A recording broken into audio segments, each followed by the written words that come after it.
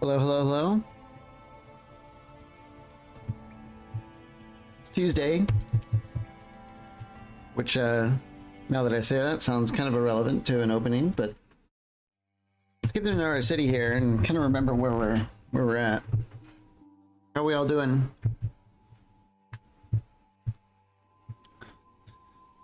Alright, we're just gonna take a look around. Let's just get it to play on normal mode while we look around and catch up. See what's going on. We're just at the 1200 mark. Pretty good. What's going on here? These guys with the red hats, they're traders. Oh, he's bringing in the fabric. That's right. We set up like a import depot just to maintain the base level of fabric so that we don't have to grow it. You know, we've got like a little pipeline. This guy brings in the fabric. The weavers come grab it, turn it into carpeting fabric stuff for our hospitals. Hospital's fully staffed and ready. We had a little trouble setting it up, but it's good to go now. We might need to figure out opiates though. Oh man, we've got a ton more innovation. I think pretty much the last thing we did yesterday was built a big laboratory. And they're just cranking through the research. Although it says not enough clay, huh?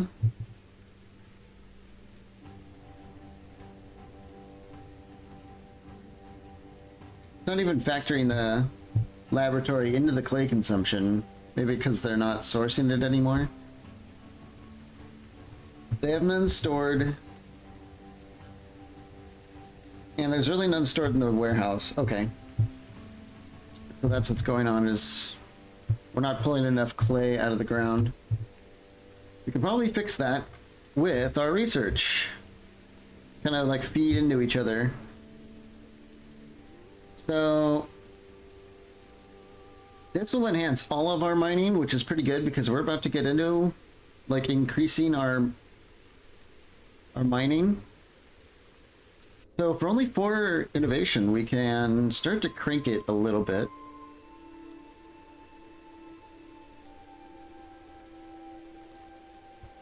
What did that do? Yeah, you can see our under nobility, we have a technology for 0.18.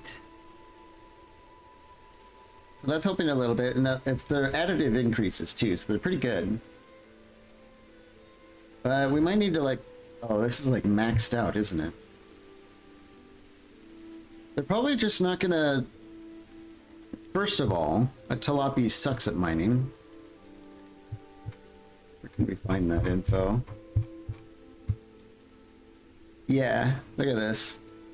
They're actually the worst miners in the game. Besides the Argonosh, which is like super special and not even worth considering when it comes to this. So not only do the Talapi absolutely hate mining, but they suck at it too. So we have the actual worst people for the job. That's why they're not doing very well. You can see the species is like a 0.75 multiplier to all income. It's brutal. So we need other people to be doing this at some point.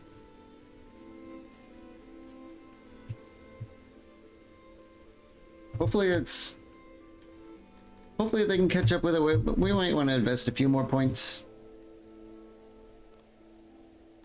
I think that's going to be okay. We'll come back to that shortly.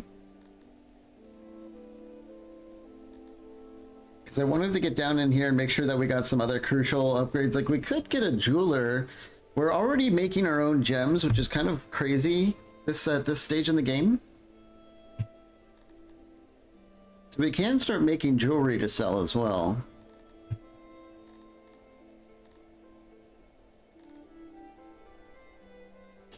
Carpentry is also extremely tempting because apparently it's a cash crop for this part of the world. Our neighbors really like it. But the reason I opened this up is I was looking at Possibly farming our own opium. At least a little bit. Just to maintain our hospitals and so that we don't have to buy it, which is crazy expensive. I think we'll do that. Good afternoon, Mr. Hero. Thanks for popping in, as always. Hopefully my audio is working this time.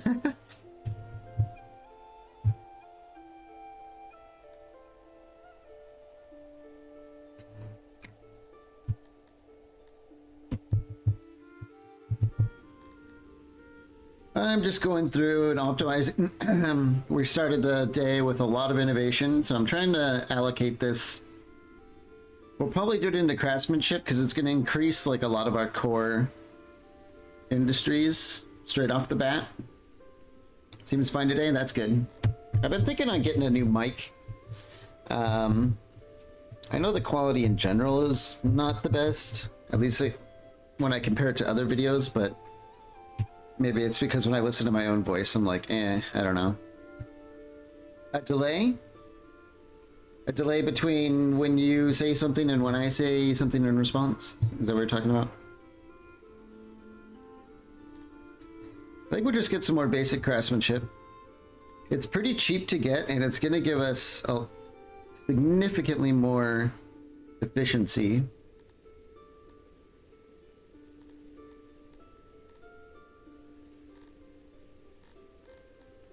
I do kind of want to get the jeweler. What does it take to build? It probably takes like metal and stuff, so yeah, we would need cut stone, furniture, and metal. That's pretty advanced. I think we'll skip that for now. But the boost to our carpentry and our pottery and stuff like that probably can't be understated. How much pottery do we have, by the way? Pretty good amount. I don't think we need this many people here, especially when we're already struggling with the clay production. But we might need to start looking into getting some help on the farm. Yeah, okay. How long would you say it takes? Sometimes I'm not looking at usually I'm really on top of the comments, but I might miss them for a second while I'm looking at colors and numbers.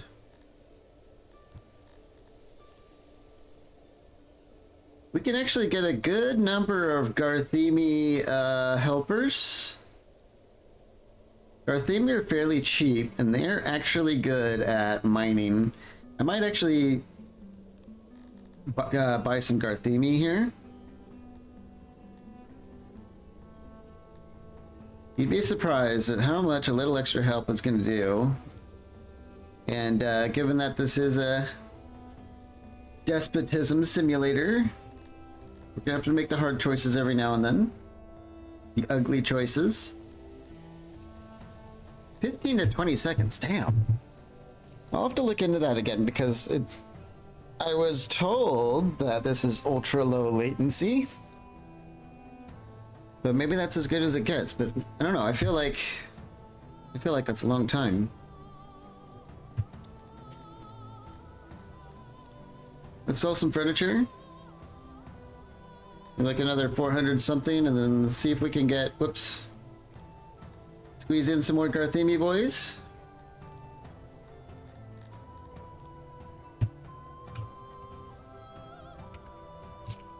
Boom. We'll get 40 Garthemi, and we're gonna send them a bunch of money and some furniture. Alright. So when the Garthemi arrive, we'll put them all in the clay pit. And we're gonna see a huge swing in our clay income. Because little bug boys, they love crawling around in the clay pits. No one knows why. It was fine on Menace. I don't know if something happens when you change games with that or not. Alright. I'll have to look into it probably after this stream. I don't know if I want to be clicking around and stuff. Break it while it's kind of working at least now is, I don't know. Let me know if it gets worse or something. And I also wanted to mess around with logistics, I think, and build a hauler. this has changed recently, and I kind of wanted to test it out and compare it to how it performs against like our loading and unloading stations. So I'm gonna build a hauler here, and we'll just try it out. I'm not sure how it works, to be very honest, but I can usually figure things out in this game if I've been playing it long enough. All right, let's start to speed things up again. Now that we kind of have a grip on what's going on here. Looks like we're gonna need some more housing. Yes, in fact, we do have we have 9 people without a home. We'll just go through them here and see where they are.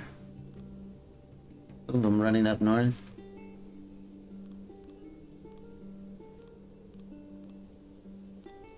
Yeah, they're kind of all over, but a lot of them seem to be down here. And now that I look at all of our housing, that's pretty much all full. So I think we need to figure out more housing for everyone. Maybe we put it in here. Get some, like, another big block of it. I love my blocked housing. Doesn't look very pretty, but we'll beautify it a little bit, and then we're probably going to end up building more parks and stuff on this side once we start expanding even more. But having a nice dense urban area is pretty good because you can try and at least keep them close to all these services that they're always using.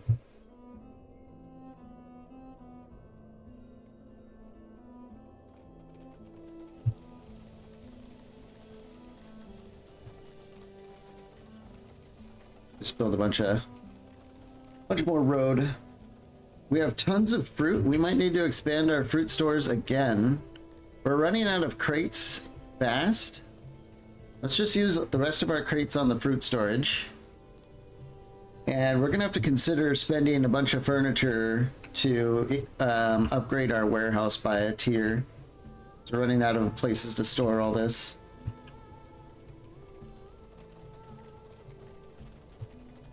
Our law is taking a major dive. Why is that?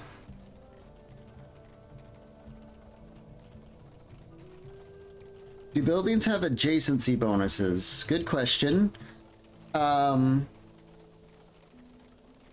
in the way that I suspect you're thinking. Like if I build a, you know, a carpenter right next to a woodcutter, do they get some sort of bonus? No, not naturally. The bonus you get is just efficiency from them being nearby. Like there's wood right here for them, so they don't have to walk far. So that is like kind of an adjacency bonus, but probably not in the way you're asking. But with how much logistics takes a spotlight in this game, building a bunch of things near each other that are related is usually a good idea. So the hauler can only have one resource. Interesting. Okay. So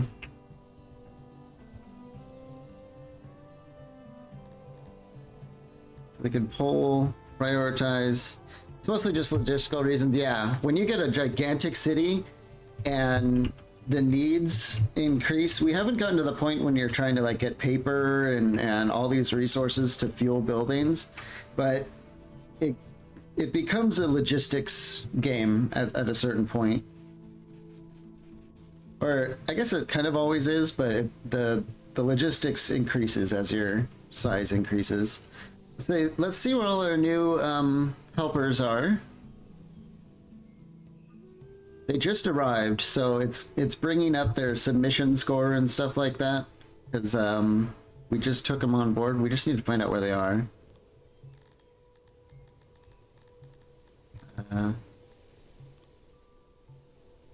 Arthemi, where are they? They're masoning, gem mining. I see. Okay.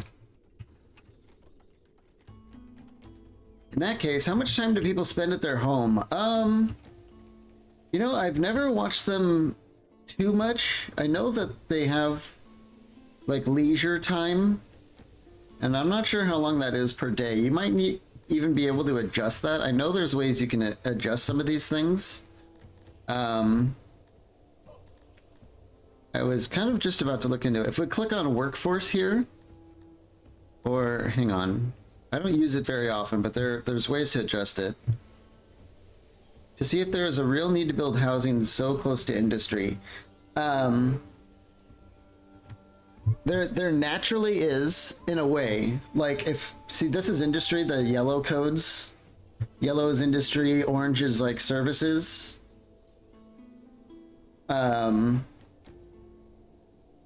Blue is usually like support and stuff like that, or I mean, you kind of get a feel for what's going on. But yellow is definitely industry, right? So if I have industry here and then I like, oh, I'll just build my housing way over here, that won't work because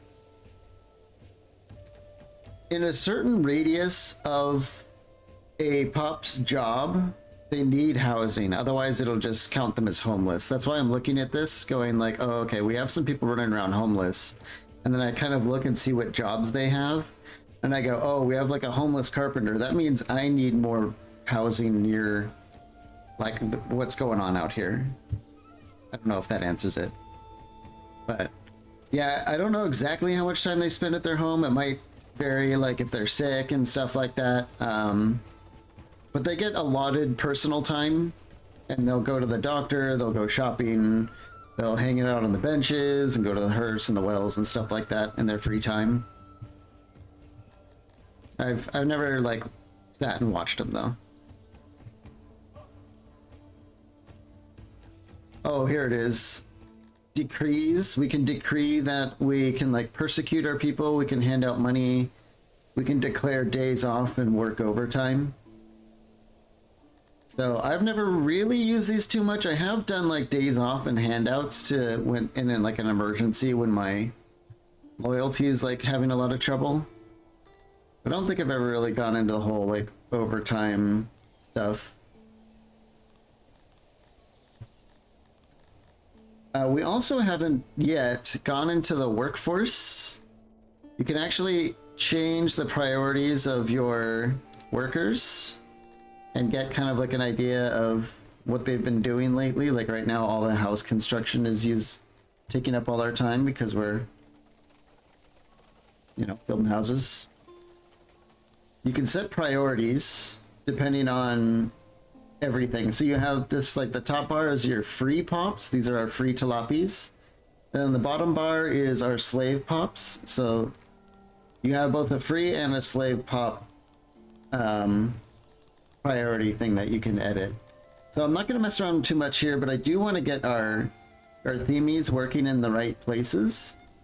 So we don't want them to do any of the cannibal stuff, and we want them to be mining basically. I want them mostly in the clay pits. They're also extremely good at masonry. So I want them in masonry, like maybe we'll make it a 50-50 between them and the mines. We'll just bump it up a little bit for the mines. They should get reassigned shortly. And I don't want them touching the agriculture. I don't think I want them touching our services and stuff. I'll leave that for other pops to do. And I don't think we need them involved in our government stuff. So I have them basically set up to prioritize clay pits and masonries. So we should see it shift a little bit when I speed it up. We really want that clay going. Let's see if they pop over here. Here's the list of all the workers. It might take a while.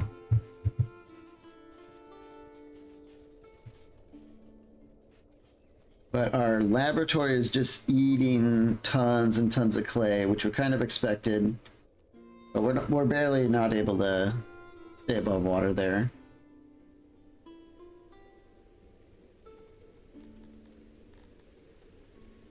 So the only homeless people are 10 nobles. I know we've got like real early gem income. We might even be able to build some chambers. Yeah, we actually can. How much does it take? 40 cut stone, 60 furniture, 50 fabric, 20 gems, and 100 wood. That's not too bad. Maybe we'll build like a little noble quarter with like an arrangement. Maybe we some oceanfront or riverfront property. Kind of sounds fun. As far as I'm like looking at our resources on the right, trying to figure out how we're gonna get all this. I don't think we're gonna be able to build it all at the same time. But we could do a few at a time every now and then, start getting our nobles nice and cozy. Maybe we start with 3. Yeah. We'll build something fancy, because our nobles are all viewers and stuff like that, although we still have some names left. I think we have 5, actually. 4 or 5.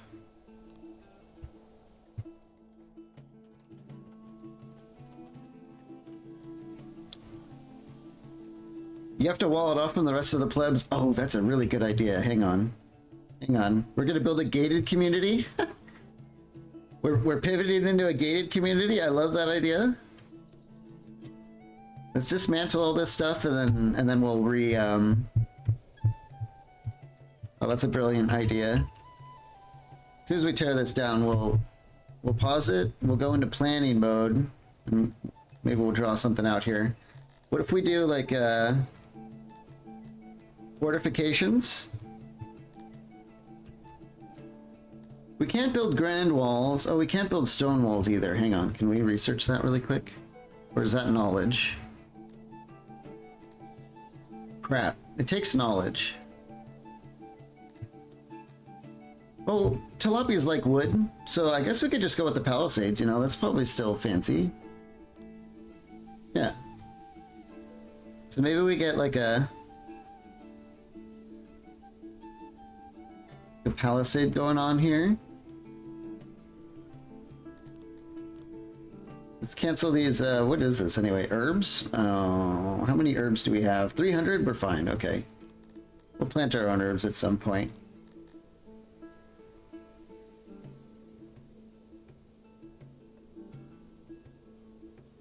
What if we like, we want to include like a part of the river, right? For like their skinny dipping and stuff like that, maybe? Although, I don't know, it feels like maybe the plebs could sneak in if we do that. Maybe we don't.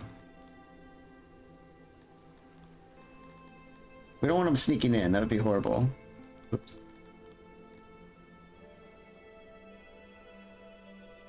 There we go. That should be more than enough to like build a noble quarter going on in here, I think. We'll keep planning it out in a second. And then I think there's a like a gatehouse building. It's not in there. Where is it? I've seen it before. Is it something I have to... Administration, law... Gatehouse?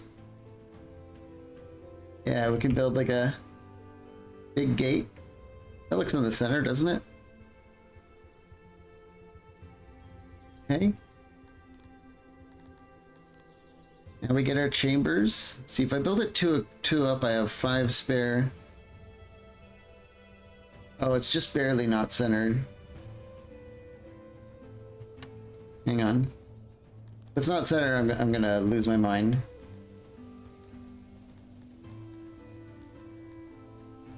I think it needed to be...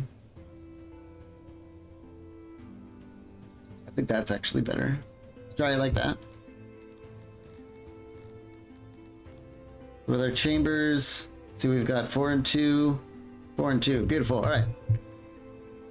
So 1. You can only have 10 nobles, so we'll plan for 10 chambers, right?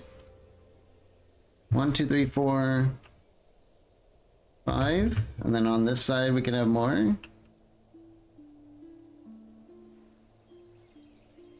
And in the middle we can have a whole bunch of amenities and beauty and stuff like that. We can continue it up here, like gardens and stuff.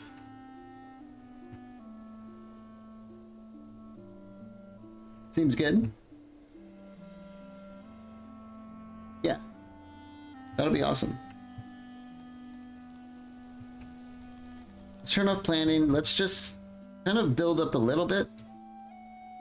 A little bit at a time. It's gonna take a lot of time and resources to get this going, so... You know, even the nobility can't just get everything they want right away. Okay.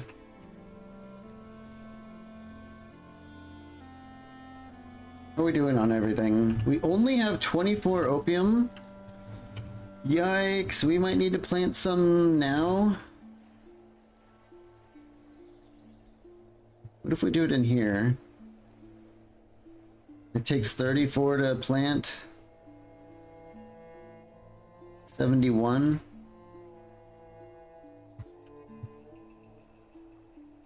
Seems like an efficient use of space though, where we didn't have anything building in here and there's really not much of a chance that we could.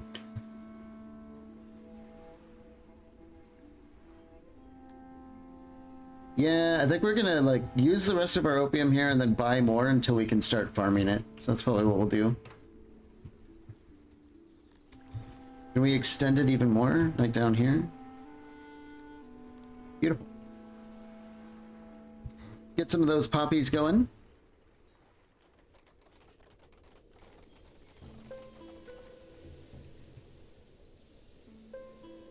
Carpentry's cranking out tons of stuff.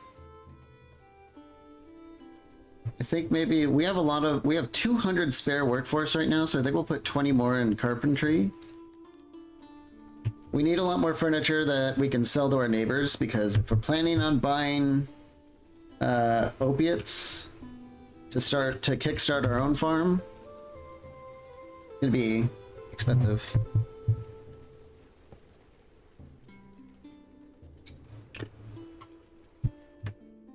Let's go up to a clay mine. Still don't see any Garthemi here. That's odd. I can see him down here working in the gem mine. This little guy, he's a Garthemi. It's kind of hard to tell what they are when you're first playing, but after a while you can recognize, you know, what these little guys are from the top down. I mean, they look very similar to each other, but after a while you kind of figure it out.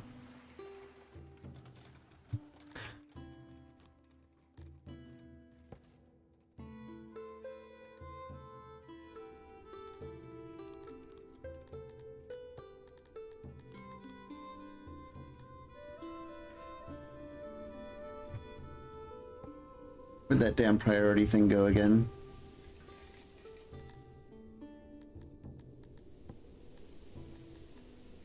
Sometimes there's so many buttons in this game that you get a little lost every now and then. Yeah.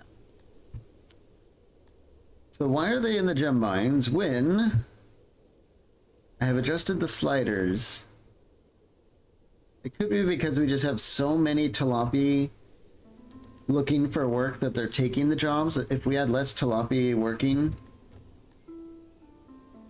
they'd probably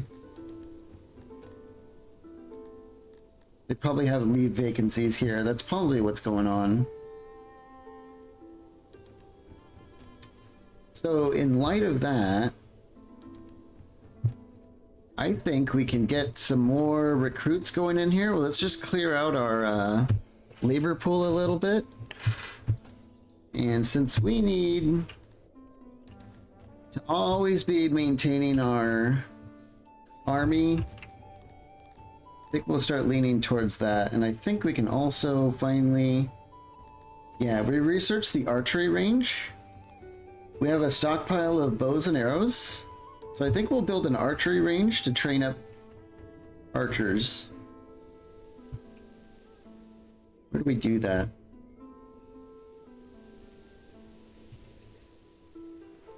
You need a lot of space for an archery range, like a lot of it. I was kind of hoping we would have room for more orchards here, but maybe orchards go somewhere else. Let's see, this is a lot of alluvium. Alluvium, yeah, this is like premium orchard real estate. Then again, there's like alluvium everywhere. Maybe we do it here because a lot of this area is infertile and not really wanted, I guess. So we might cut in a little bit to the mountain here to make room for a giga archery range. Let's just something like that. I was thinking we should also get started on cutting our way through to the ore from this side, so we don't have to go all the way around the mountain to do building and stuff. So this is kind of a long-term thing. Only 2 people at a time are going to be able to start carving at this, so the sooner we start it, the better.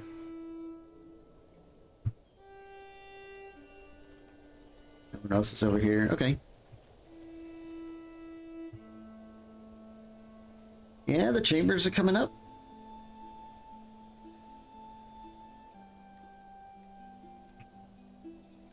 Get some of our nobles nice and cozy.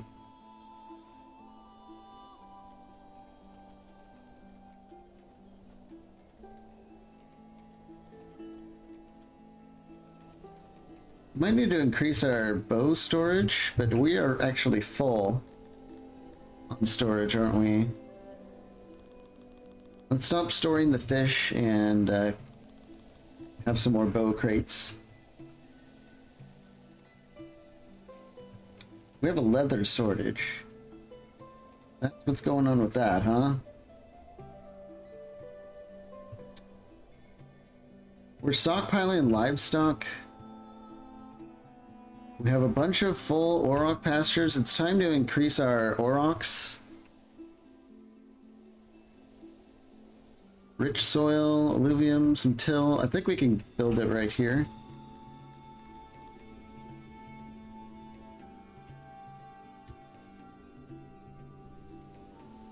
Sure.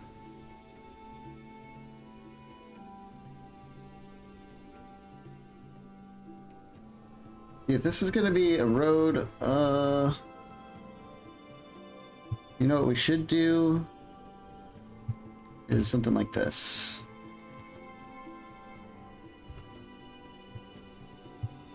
Okay. And we will cancel this tunnel. Whoops, I canceled the pasture. Oh, son of a bitch.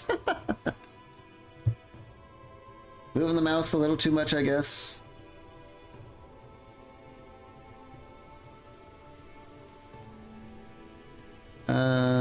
Maybe like that. That'll work.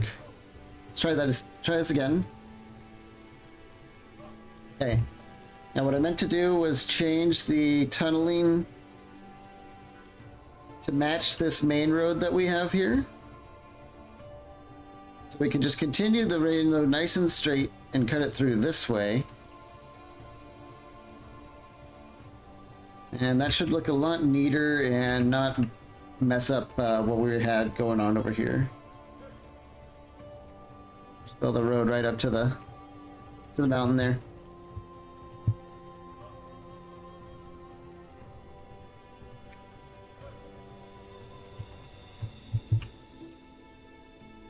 Are we making armor? Is that what's going on? Yes, we are.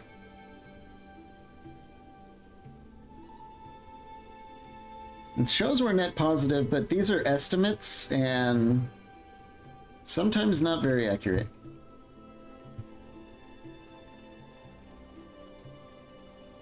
Basically what we're learning is we need more aurochs. We can use more meat. We can use more leather. We can employ more people. We have livestock kind of piling up. It's definitely Auroch time.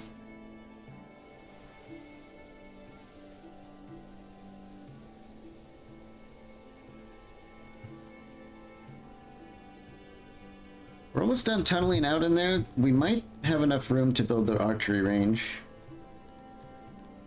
It's gonna be big. Oh, they can't do it underground anyway. Oh, well, that's good to know, isn't it? Never done tilapia in like a province with this much mountain stuff. Usually I build it in open forests, but we decided to do something different this time, and it's working out. Maybe we'll do this as the archery range. We have some more room for industry over here. Let's see how this looks. So basically you build like gigantic archery things, and they like stand here and shoot at a target.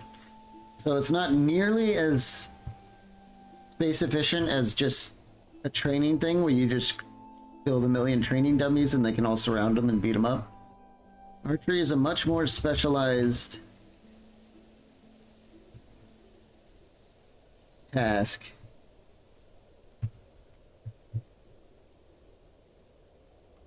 Looks like we're gonna make it work though. 100 capacity?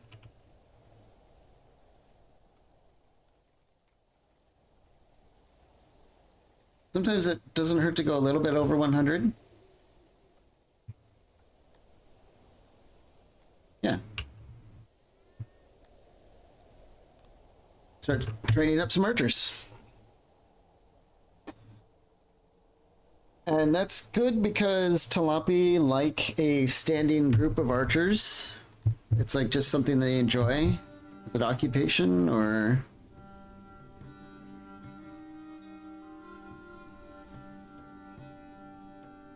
It's probably environment. Archery training. Yeah, we can get a whole 1 point of fulfillment by having trained archers, which is a lot. Like, 1 fulfillment is very good. Anytime you can get it, definitely get it. It all adds up.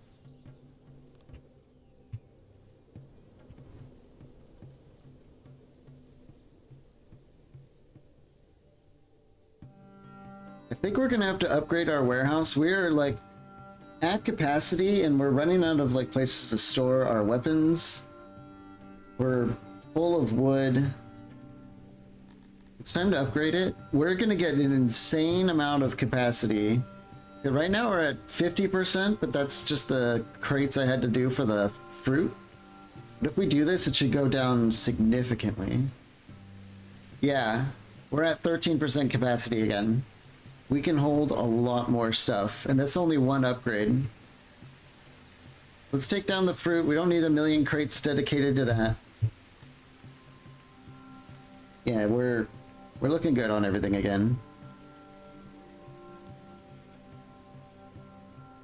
In particular, I was looking at starting to make some more spears and shields for our growing militia. Maybe we transition these guys into spears. Yeah, make some spears for a while. We're gonna need more rock to fund the making of all these spears. Oh, we're running out of rocks in our immediate vicinity. There's still plenty on the map.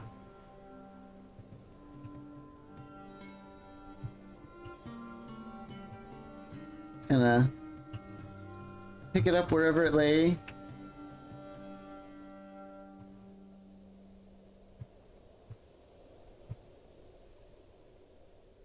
That might be enough. We're gonna blast through it crazy fast. Yeah, we're at negative 321 stone per day. We're using an inefficient recipe. You could make them out of metal and wood, but that would be very expensive. We can't afford that luxury just yet.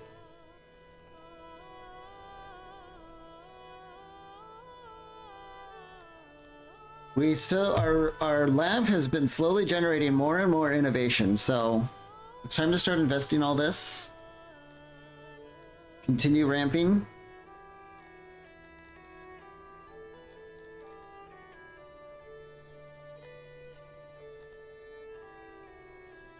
What can we put it into? I think we get the most out of our points. Yeah, each point in the craftsmanship gives us plus 9.25 workers in those fields, which is crazy high. I can't remember the rule of thumb, but I think if the rule of thumb is at least +1 or +2, then it's worth investing in. So the fact that it's 9 is very good. So let's crank that up. It's maxed out now, so we can start putting more into these other... like we can get another 0.7 out of our carpenters, but that might be actually too much. We might need to balance it out with upgrading our woodcutters too soon. I think we can stand to do our mines a little bit more, especially because we suck at it. And probably more husbandry too. Yeah, lots more points. It'll give us more meat and leather. And let's just hold on to the rest. We have 6 deranged now. It's just gonna keep growing and growing and growing. We haven't made any steps towards fixing that yet. Yeah, we need 60 knowledge to build an asylum.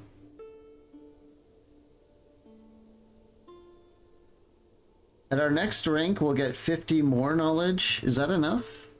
No. We're gonna have to build a library soon. Let's wait for all our current projects to kind of finish. I think it's time to speed it up. Fast mode.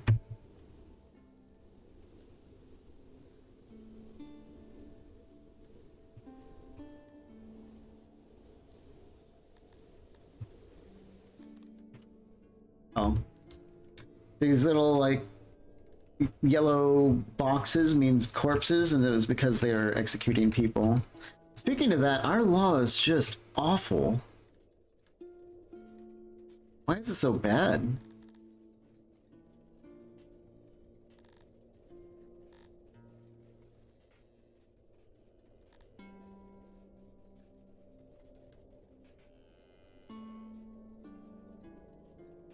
I don't know why it's so bad. We must have poor coverage or something. Yeah. We still have our original guard posts, and there's a lot of people who are completely unpatrolled. So that's probably the issue. Maybe we get a guard post here. That's definitely what the problem is.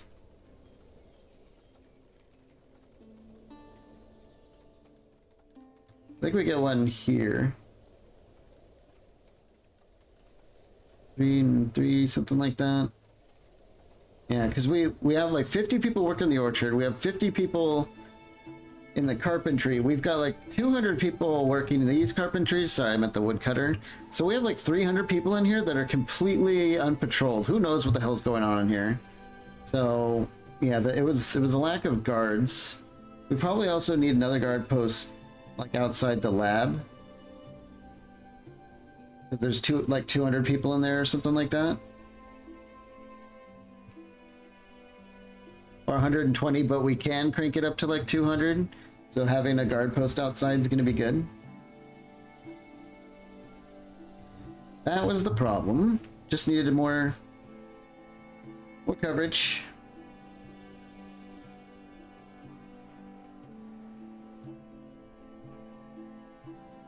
Let's speed it up again.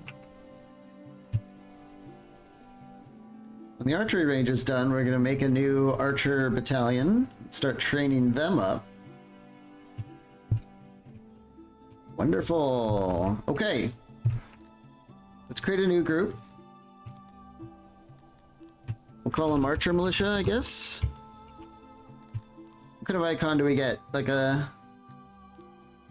arrows? I'm gonna go with like a 60% training. Give them a bunch of bows.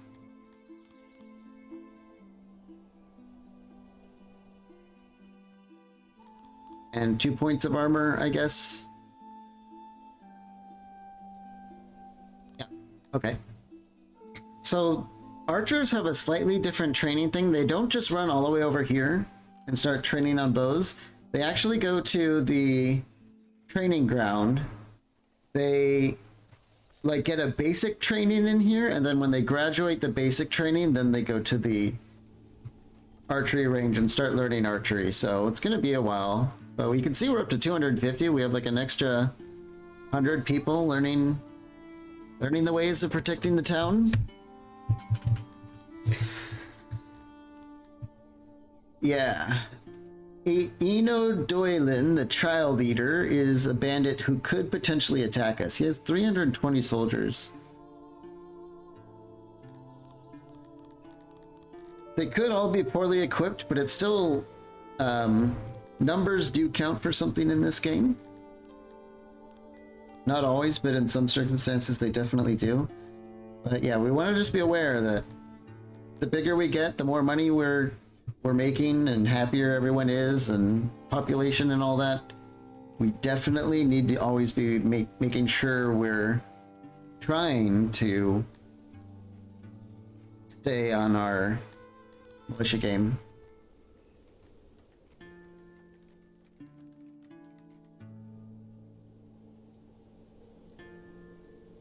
Tunneling through the mountain. We only have 120 spare workforce now.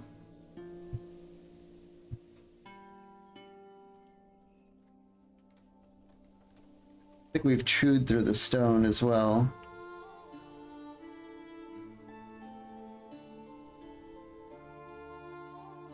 Yeah, we have no stone here. Let's see, I built the hauler up north, but I think I want to try him down here. Let's go with, I don't know how big they need to be, but let's do like, try something like that and see what happens.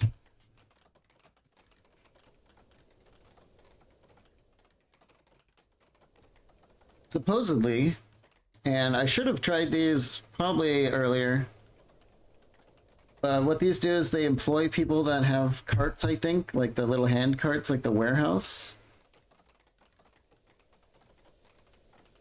And they go around fetching stuff and bringing it to the little haul station, and then the warehouse workers can come grab it out of the station.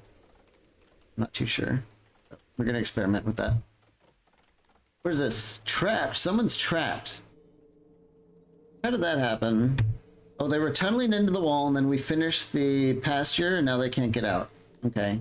It's very rare that you see this. All you gotta do is just dig out those tiles, and it'll be fine. Yeah, a very, very special set of circumstances needed to happen to trap someone.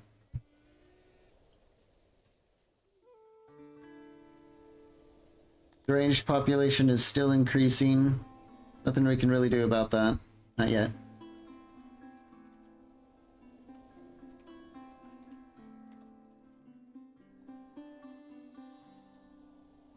Our Garthemi slaves are down here. Why is that?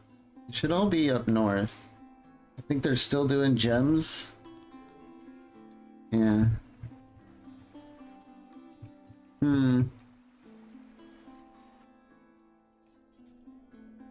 Well, that's fine. We're using gems to build our chambers and all that.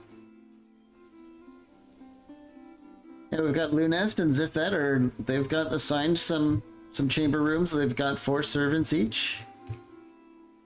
Must be nice. Must be nice. I think we've got enough to maybe activate like another 4 chambers.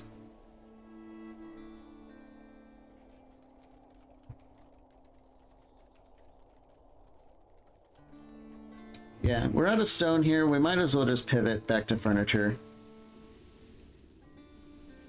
Let's see. Let's see. Go get stone. What does this do? Crates 10.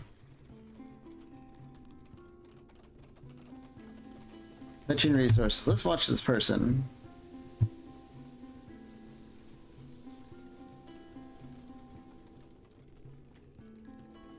Okay, they're going around. Oh, they're gathering the leftover stone that was in the carpentry. Okay. They're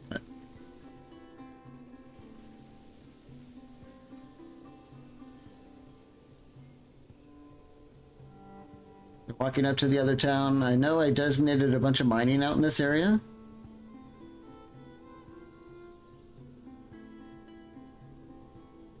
Oh, they're really going far, aren't they?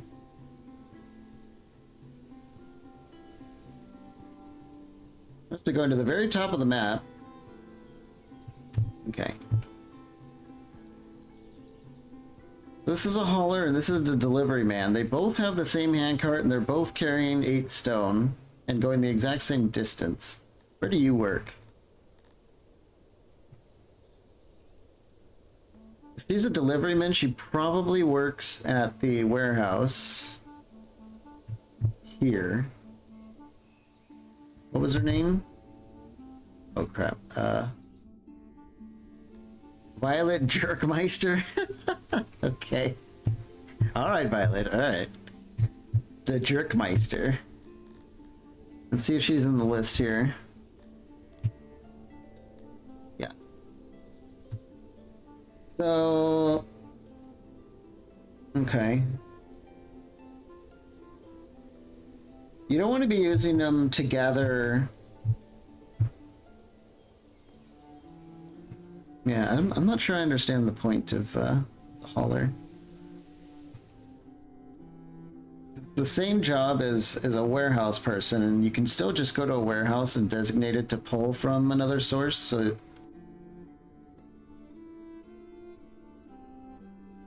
yeah.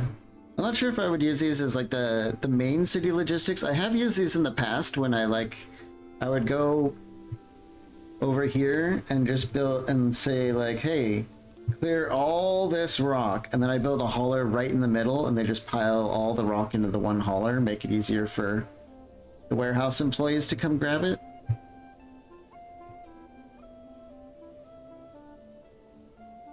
Yeah, I don't think it's particularly necessary to have these buildings for what I was thinking they might be useful for. So we'll delete them to free up the workers.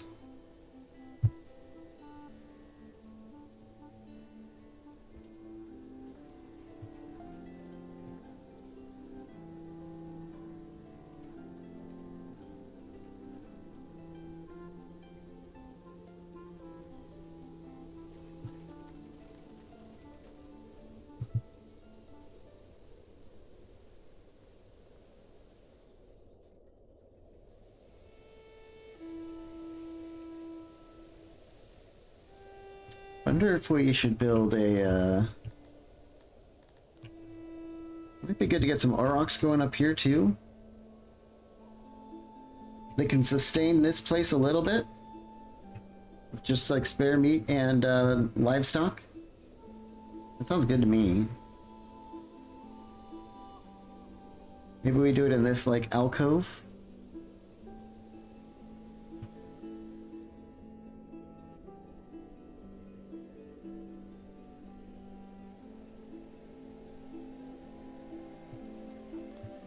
Go with that. Uh-oh. Raptors. A flight of murderous exotic birds has descended upon your city. Luckily, these are too small to hunt your subjects, preferring to target the vermin stealing from the warehouses. Okay, good. Your citizens were enamored with these avians until it dawned on them that vermin are far more ignorable when they are not being expelled at speed from above on their... oh, so now the birds are shitting on everyone? Is that what's going on? If you act quickly enough, you might be able to get rid of these birds. They seem not to be used to your subjects and may be easy to trap, since more and more subjects throw things at them in anger that will not last.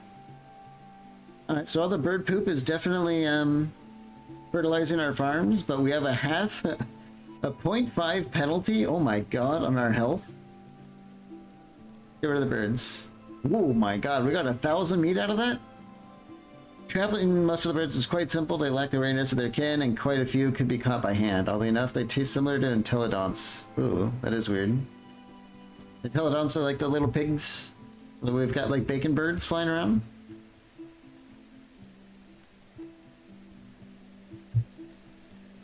We'll get an Auroch pasture up here.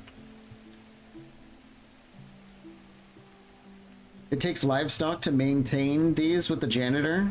So if we have like a little bit of livestock coming in, the janitor's not going to have to go very far to fetch the livestock. Means we can cancel this. Go ahead and speed it up again. None of the archers have graduated to work at the archery range yet. It's going to be a while.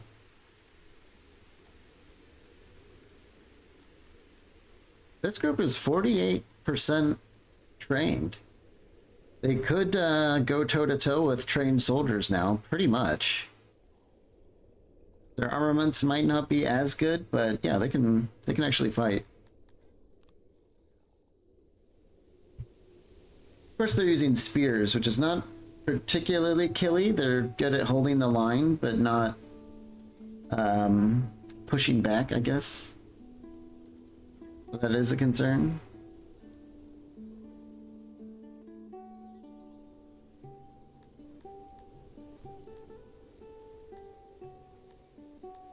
Our law has increased significantly, but is still not quite where I want it. Yeah, it's because there's like no patrols or anything going on over here. Maybe we want a guardhouse in front of our gated community? Probably? That makes sense, doesn't it? And it'll cover these houses that are lacking that coverage anyway, so should be good overall, but mostly for our gated community of nobles.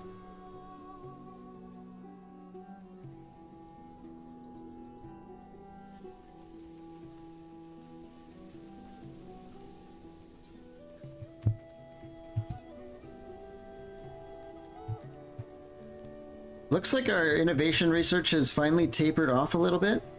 We might need to start thinking about a library. What does that take? Furniture and fabric, both of which we actually have.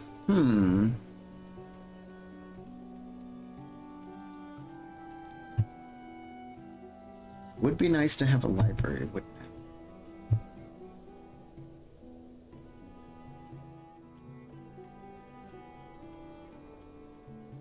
What if we built kind of like a junior library, and what if we built it like diagonally, so it was like a... Hold on, bear with me.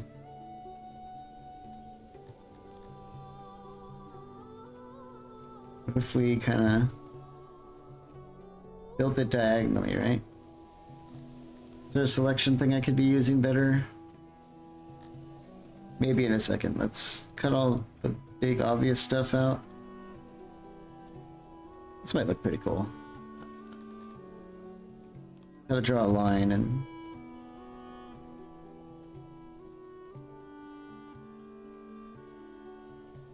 There we go.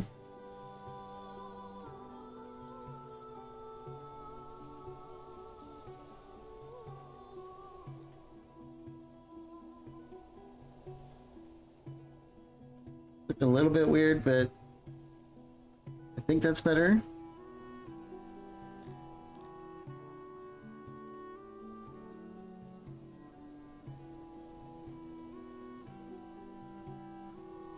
I think the roads will automatically fill in these corners when they get built, so it should actually look kind of flush. I think. Let's go back to square mode.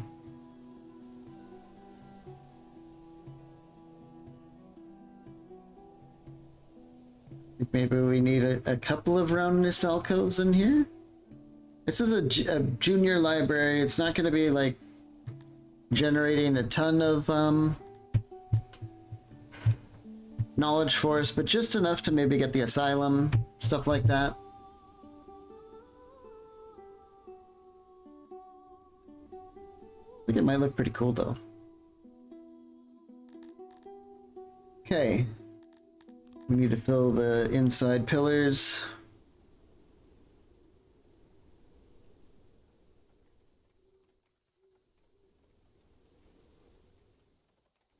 Okay.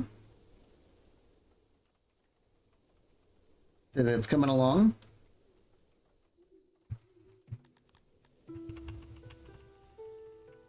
We gotta fill it with some shells for the researchers. These are like their workstations, I believe. Uh-oh, an accident has occurred. 13 subjects were injured, and going to the hospital, there was 3 deaths. That's not actually that bad. Ah, I was at the mine. Okay. This is one of our less staffed mines. I get they're all running around in panic. Go get help. One of the slaves has exploded on the spot. You can see that they've got like a purple-blue blood, while our tilapia have red blood. But they go back to work. They know what happens when they stop working. More workplace accident. So they should get picked up. The ones that are dead will get moved to the graveyard, and then the others should be taken to the hospital. Yeah, I think they're in here getting fixed up. Hopefully we don't have any more die. Sometimes they'll go to the hospital and bleed out before the surgeon can fix them, but not always.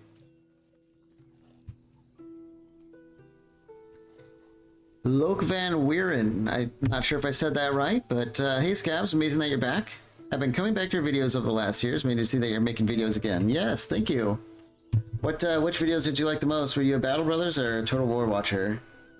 We've had a lot of the Total War watchers actually coming in and saying hi, which is kind of weird because they aren't very popular. The most fun commentary Total War vids? Yeah.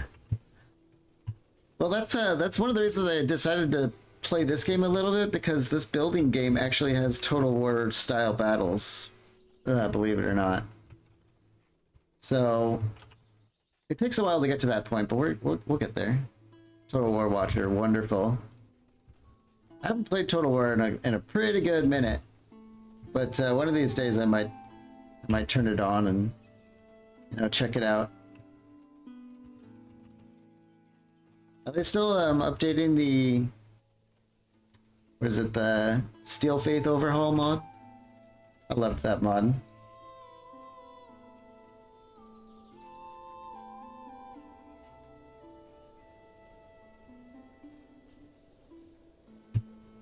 Especially with how you got yourself into those crazy situations that were hopeless and still won.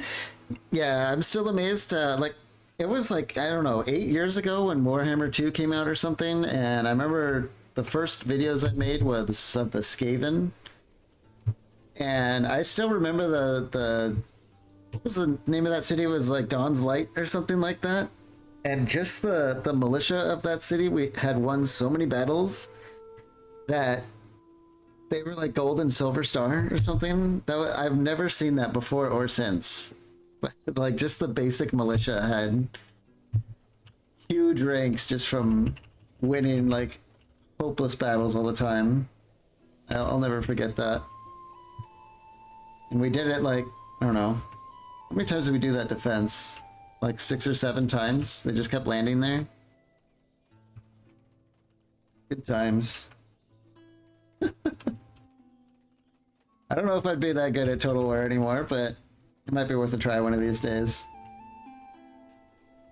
We gotta get some carpets in here to spice things up. Might be a little bit different or difficult, but we'll see.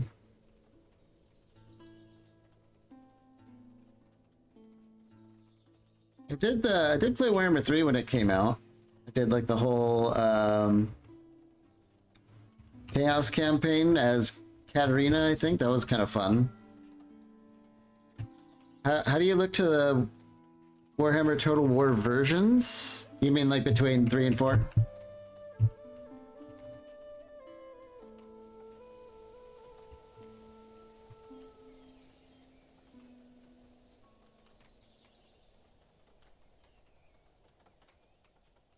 Oh, we're at max efficiency. Okay. Get some doors in here. Maybe like right here. Right there.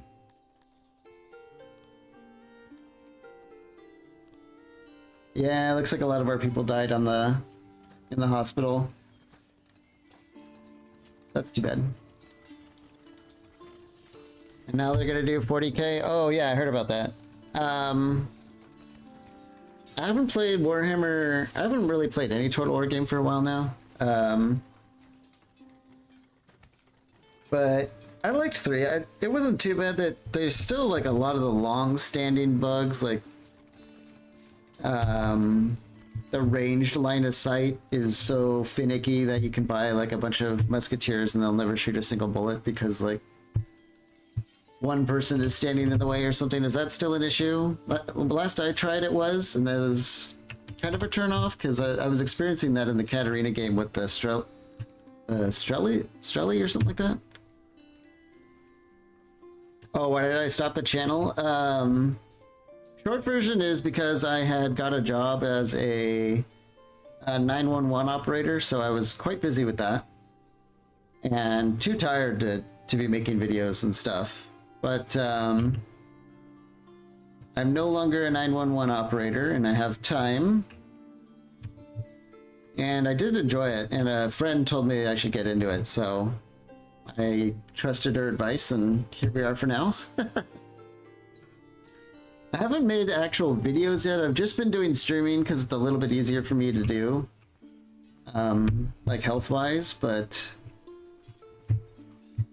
I do hope maybe one day I can kind of like go into the stream content and cut it up to make it, you know, like a shorter video.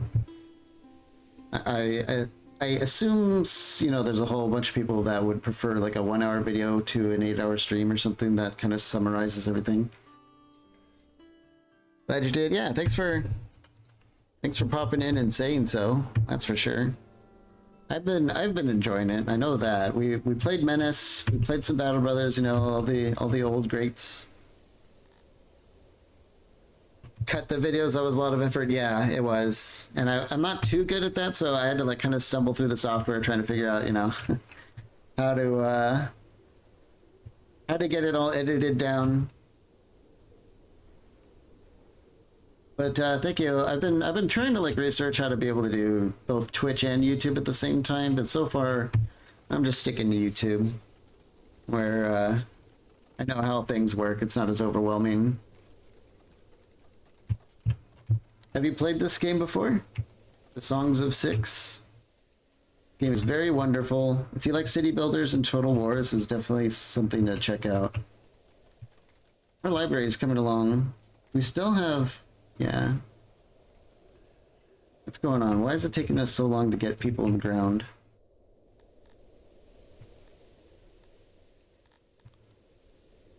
Let's see, bringing resource, fetching resource. Oh, I know what's wrong.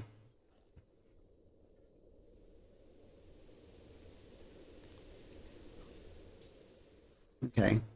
Let's employ one more cannibal. This will help clear the bodies out of the hospital, because they don't want to bury the Garthemi in graves next to our glorious Talapi, so they're just going to be there on the bed until a cannibal can come and chop them up. Oh, you haven't? Okay.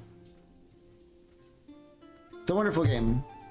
It's been in early access for many years, but it's one of those solo dev projects that just keeps growing and growing and growing over time. It's one of those things.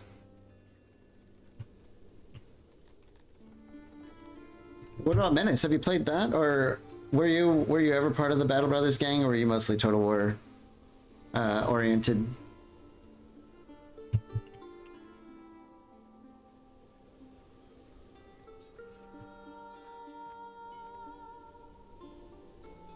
Man, that takes a lot of metal to get that upgraded. We are gonna have to start thinking about that after our library finishes. We need the knowledge really bad.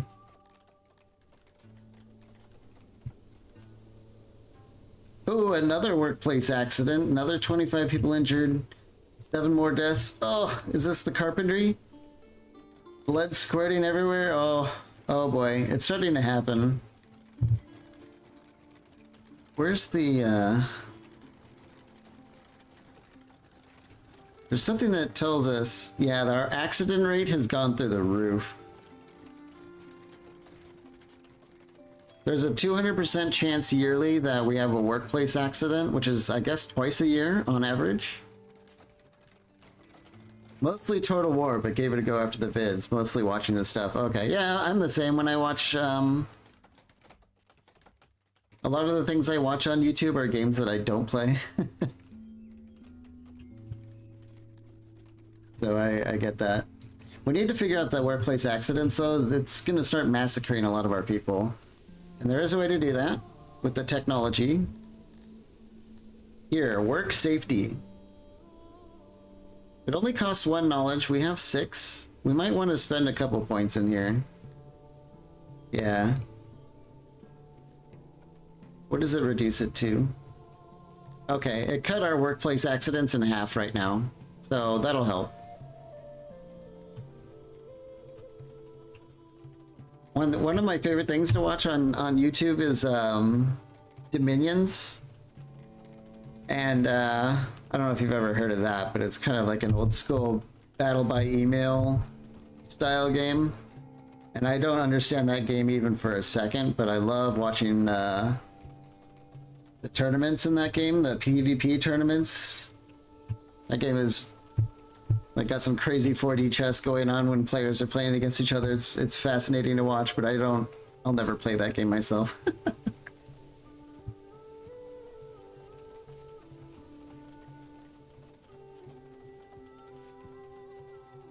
After you quit, I really tried to find another person who challenged themselves like you did, but couldn't really find anyone all that does it with the same fun vibe you do with your style. Oh.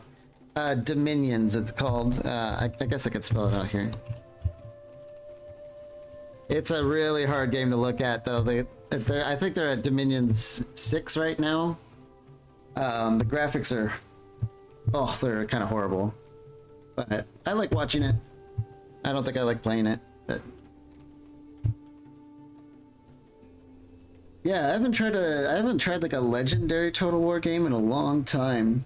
But yeah, I've heard some people say that they like the playing the game without abusing the AI type stuff. I guess it's a little bit harder to find out there. I don't know. But to be honest, I've never watched anyone play Total War. I've only just played it myself. I've never watched like a, Legend of Total War, of course, is probably the most famous example. I don't think I've ever seen his videos.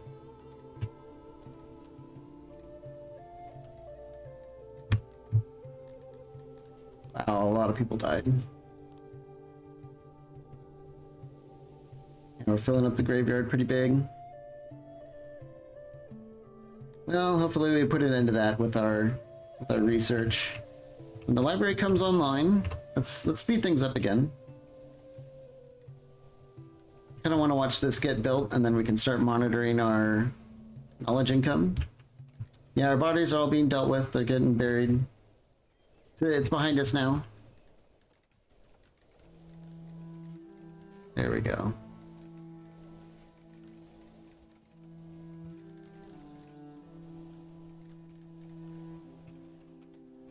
I wonder if this counts as round or straight. Or square, I should say. It's probably square, if I had to guess, but, oh no, it's actually giga round. Ooh. Yeah, they like that, going along this road here. They love that shape.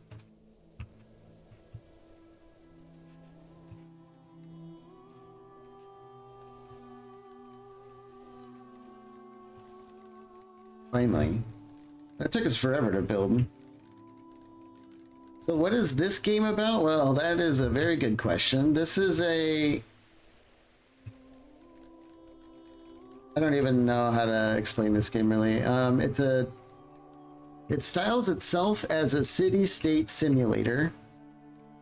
So you actually start in this world map. It's kind of like Dwarf Fortress in the beginning. You can look around at resources and kind of plant your your expedition or whatever, and you start building from there. I think we started our expedition here in like a little hut, and we had nothing. All this land was open, and we've been slowly building it up. But it's, it's kind of like a city/colony builder, somewhere in between. You start with 10 people, and then you can get a town of up to like 10 or 20,000, or not. I don't know if you can get up to 20, but as far as I know, there's no actual limit other than just how good you are at building and maintaining a city. But in any case, yeah, it's a city builder. You know, you take care of your people, you make resources, turn those resources into others. But then, when you get big enough, you can start fielding armies and then going around and attacking neighbors or making alliances and stuff like that, and bringing even more resources into your city because you don't actually have enough resources on your map to build a giga city.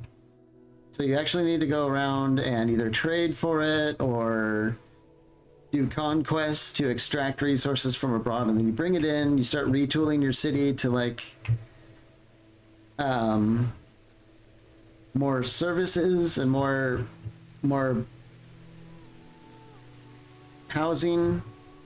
It's, I don't know, I'm kind of tripping on my words, just trying to think about how much stuff is going on in this game. But you basically build up your city and try and survive. You know, you don't want to starve. You don't want armies to come ransack your town. And that's mostly what you do is try and stop at least those things from happening, and then along the way, you're always facing new problems like health. You know, you're building wells and hearths, doctors, hospitals, trying to keep your health, keep plagues from happening, making sure you have enough food to feed everyone, clothes to keep everyone clothed. Can you turn this into Roller Coaster Tycoon? If you don't know what you're doing in this game, it could easily feel like a roller coaster. My first few playthroughs, you know, a couple years ago, you know, you hit death spirals pretty fast. Or you can anyway. I don't know if you can do that these days, but I know in the past you could. I think we'll use some of our fabric to make clothes. We're out of clothes right now. So our library is done. We are generating knowledge. It should be slower. Yeah, their target's only 80, which could be better, could be worse. We've got some homeless scribes though. You see they're sleeping on the ground. So we need more houses.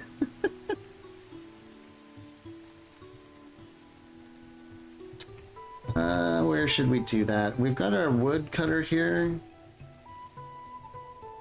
I kind of want to keep these trees intact for more woodcutters in the area. I kind of wanted to have another orchard here. Is this all alluvium? Yeah, it is. Here, I'll tell you what. Why don't we let's do planning and then copy an orchard to next door.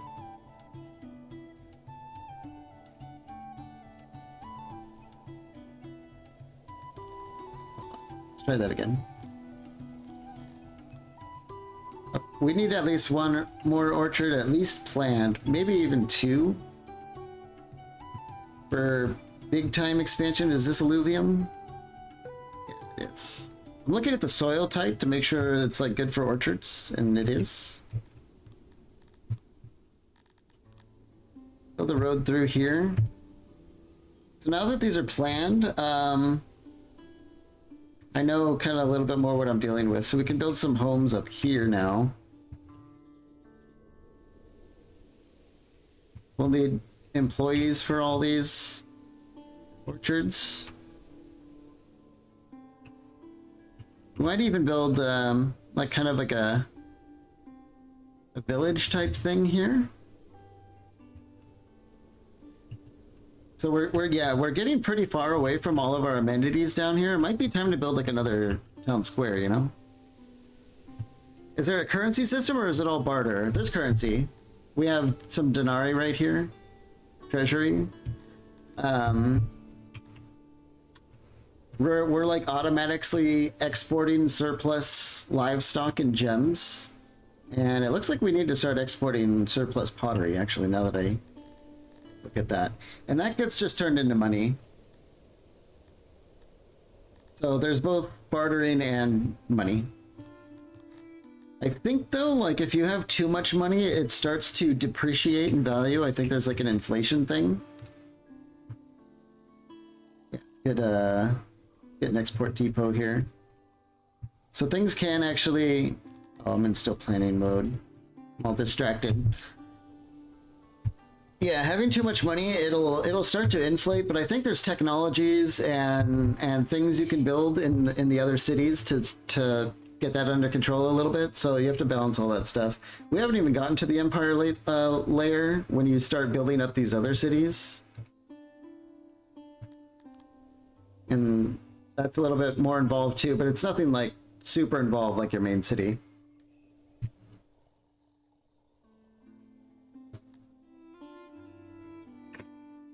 I guess we could export some of our spare wood too.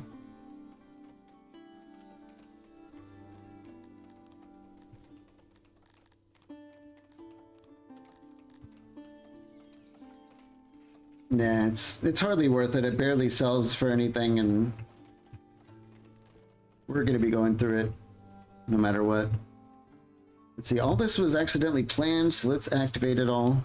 Get everyone housed, and what is this? Oh, this is where we're foraging for fruit. We don't need to do that anymore. We've got full-on orchards for that. Let's start building up like a new town square here.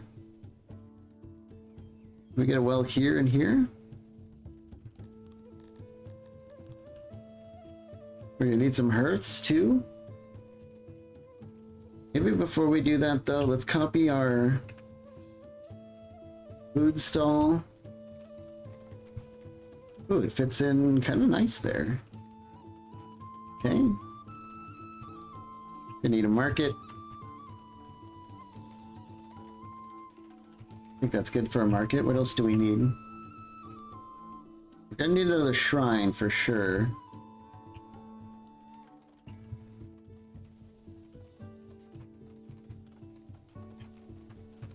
Maybe it doesn't need to be that big. Maybe we get a smaller one.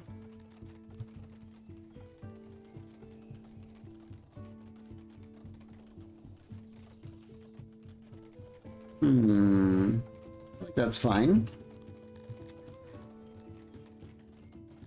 Probably need a guard post up here.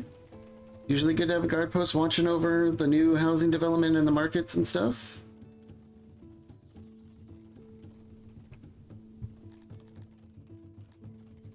What else do we need?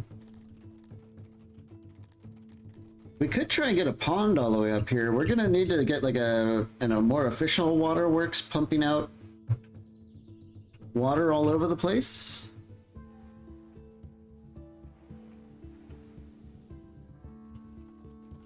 We'll think about that later. That's like a whole operation. Oh, we need entertainers, that's right. Maybe we get a...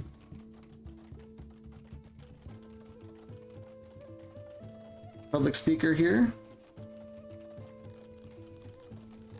The stage might be enough to cover this area.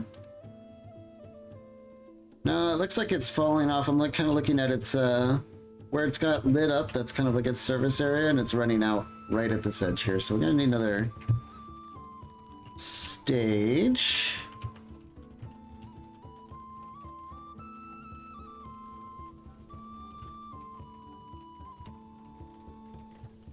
Where's this gonna work? We could have it like on the side of the road. Guess, you know, roadside stage.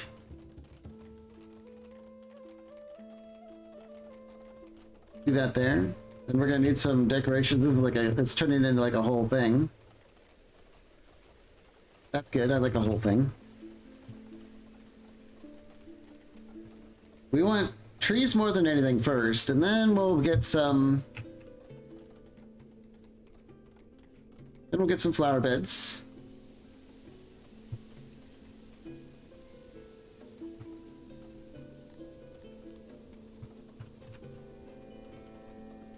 Yeah, flowers.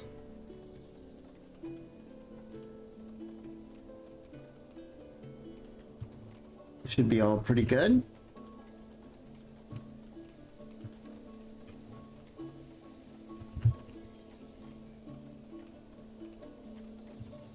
We'll leave that for now. See what it looks like when it's done. This is like a big ass project. We have 100 free workers, though. Eventually they'll get this cobbled together.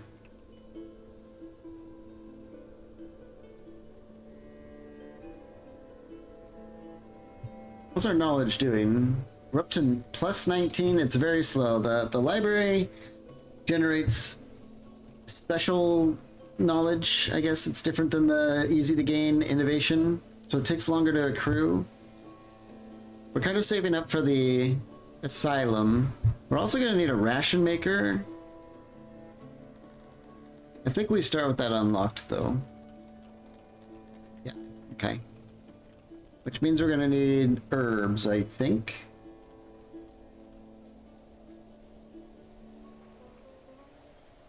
Huh.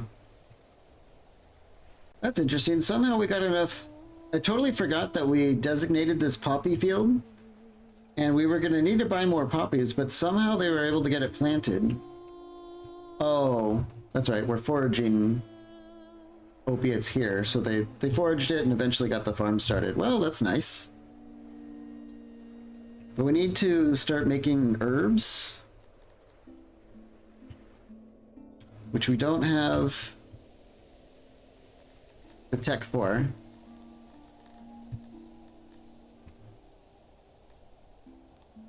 Only costs 10, so we'll get that online.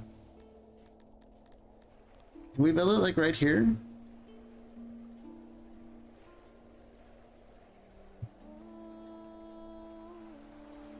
It's not going to be like the most amazing herb farm, but it will be a herb farm. So we got really nothing else to do with this tiny like little bit of waterfront property. Might as well start farming the land.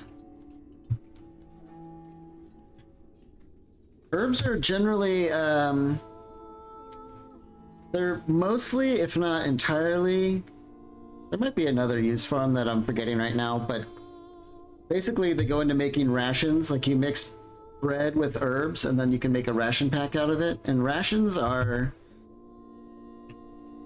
they're a whole thing. They're the number one thing that you use to feed your armies on the world map, so they're absolutely critical for that. But you also use them for the asylums to feed the I don't want to call them inmates, but I don't know what else, you know, the people undergoing treatment in the asylums need the ration packs to eat.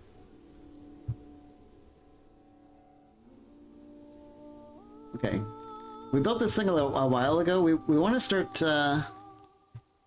exporting our extra pottery. So what we'll do is we'll set the pull limit at 80%.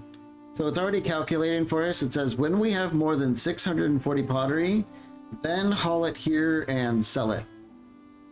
So we should see the employee come over here and start taking it out of the warehouse, because we've been maximum stock here.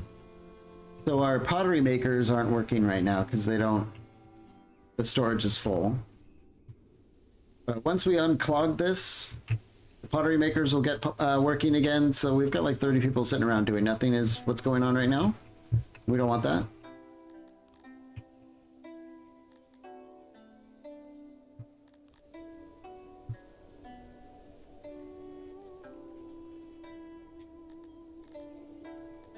Okay, our housing's finally coming online. We had a lot of homeless, but now they're all starting to get jammed in here. It's going to be real nice, especially when we get this whole new town square going. It's going to be able to kind of like launch us into like developing all this land. We are starting to run out of room a little bit. And we do have to start thinking about what to do with all this ore and coal. This is actually just straight up ready to start mining. We might want to get into doing that. But first, I think what we want to do is we want to get more helpers. Let's go down to our neighbors here and see if they have more helpers for sale. No. I only ever really want Garthemi because they actually don't mind. And they love mining. But they don't have any. But you know who sells Garthemi helpers more than anyone else? Other Garthemi. Yeah, that's more like it. We could buy like another, I don't know, 60 or something. What do they want?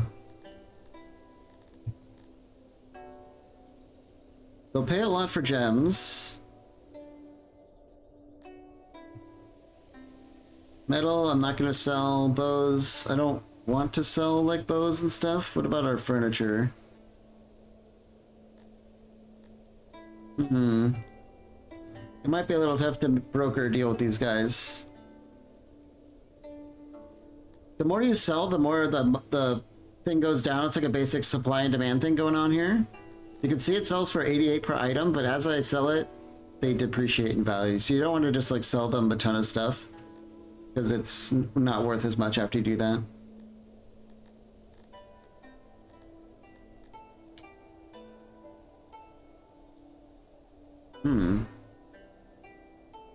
We actually don't have a whole lot to go here. I guess we could sell some of our leather armors.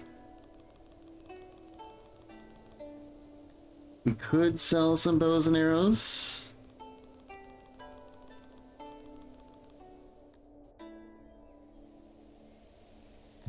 Alright, let's just... Whoops. Okay. Let's just equalize that with how many we can get. 41. We'll send them 86. Oop, 86 more bucks. Okay. That's fine.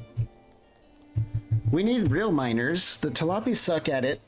For those of you joining us, we looked at earlier, the Talapi have like a 25% penalty to mining, whereas Garthemi have like a 25 to 50% bonus. So we're looking at a whole differential of like 100%.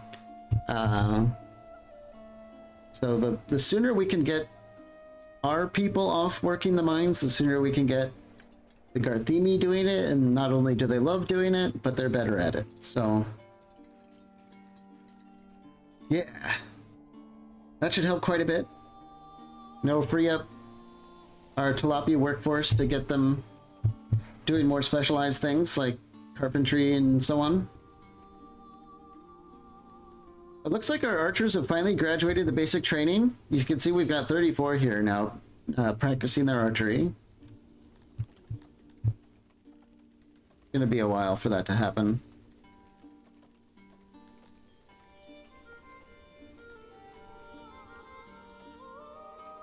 Kind of tempting to queue up another 50 because we've got some people on the way to get working in the mine, so it will free up our miners to work. So yeah, I think we always want to be mindful of having more recruits. So let's get another 50 people training in the archery.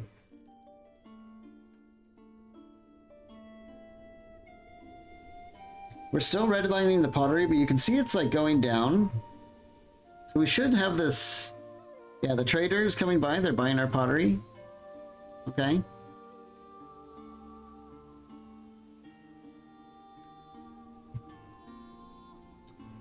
Ah, we've reached 1,500 people. Big milestone. Now we have noble promotions. This is what we really needed, because you could probably tell we're kind of hitting like a little bit of a bottleneck, I guess. But with noble promotions, we're going to be able to push through that now. And we got a lot of free tech points, which is going to help as well. So with our noble tech points, we can actually go into our noble screen, and we have 4 promotions. Basically, the short version is that a noble can only handle 50 employees. Like if you read it here, it straight tells us, boosts 50 workers in your Orog pastures with a +2 bonus, which is gigantic. Each additional rank boosts 100 more workers. So if we look down a little bit more, it says we have 50 out of 103 workers covered. So they're actually getting half the bonus. If I put a point in here, our Orog pastures are going to kick off big time again, which is huge. So we'll promote Zifet here. Now they can cover up to 150 Orog workers. So we should see our meat and leather really start to bounce back with that. EL here is our master carpenter, and the carpenters are definitely hamstrung right now by having a lot of employees, but I mean, it says right there, 50 out of 166. Even if we put a point in here, it's still not enough, but it will be. So we go from a, excuse me, a 0.6 bonus to a 1.8 bonus. That's gigantic. We're gonna start making furniture like crazy again. As far as the rest of this stuff goes, we could put a point in our clay pits. Or our woodcutters, or maybe both, probably. I don't know if we really need to get the fruit orchards going yet, but yeah, we'll put one in Mila Chudwell. So the clay pit should be able to keep up with the demand of the laboratory now. And maybe we'll keep that last promotion for something. And I just noticed that we have 2 spare nobles here, so let's figure out what to do with them.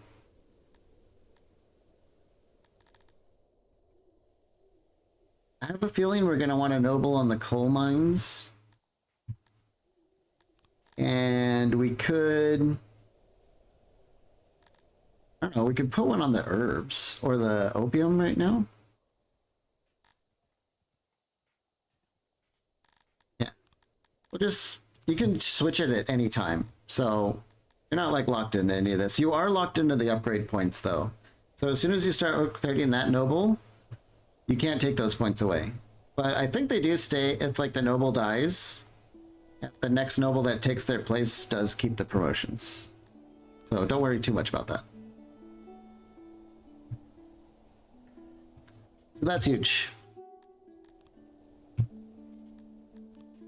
Somehow the Garthemir is still not working at this damn clay pit. Let's it might be a conflict. Let's go to the Tilapis this time and see what's going on here. Let's just reduce their preference for working in clay pits. They might start making a little bit more room for our Garthemis.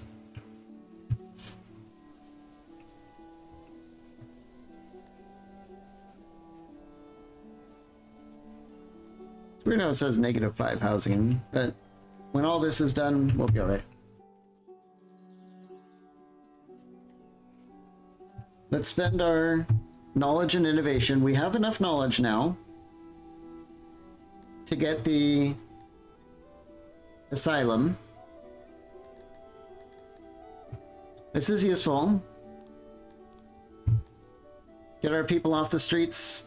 The fun and realistic thing I like about like having a population of mental ill, I guess is the short version of stating this, is that there's 2 ways to fix it that are realistic. The first is that, you know, you help them, you build facilities and have medical workers that go and help them, and the second is that you ignore it and let them die. So I don't like doing that. I like to take care of everyone. So we're gonna build an asylum, but this means we're gonna need to get ration production as well. So we're gonna look into doing that. We have another 60 innovation.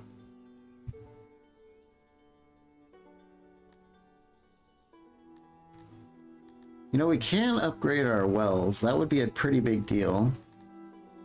Let's see what else comes along. We can start getting schools, but that would mean we have to start building reproduction facilities. We haven't done that just yet. It might be almost time for that, though. How much are we bringing in as immigration? 17 per day, that's still really good. I don't think we need to mess around with that too much. 17 per day is still okay. When that tapers off, we're gonna start making our own people.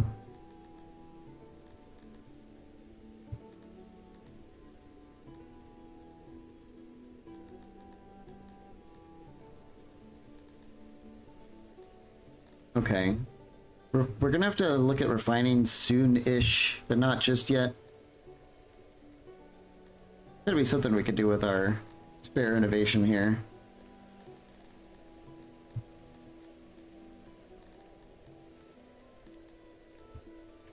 There's something huge I'm just like overlooking. I know it. I know it, but I can't prove it. Where is it?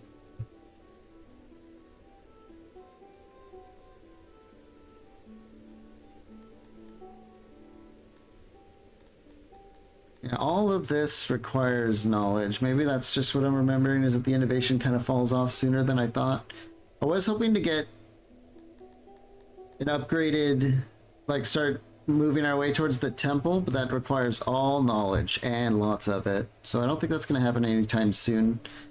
We could go for like restaurant and stuff, but yeah, all that's going to be knowledge. So with the innovation, I think we should pump up the numbers that are going to get us to more knowledge, which is Aurochs, believe it or not. Yeah. Let's finish leveling up our basic husbandry here. And when we have 150 Auroch pasture workers, then we're gonna be able to pump more points into that. And I think with the rest of our points, we'll just unlock some of these basic buildings, the smithy, and the jeweler, and the paper maker. We're not gonna use them yet, but when we get around to it, I'll probably be happy that I spent the points before forgetting about it or something.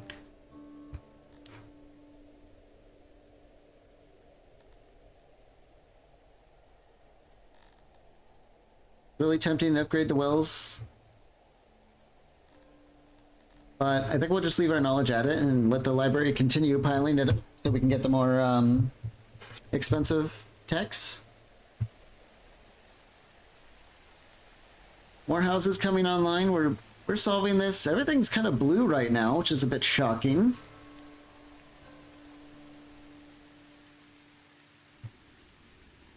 Let's figure out the rations, though, so we can build our asylum.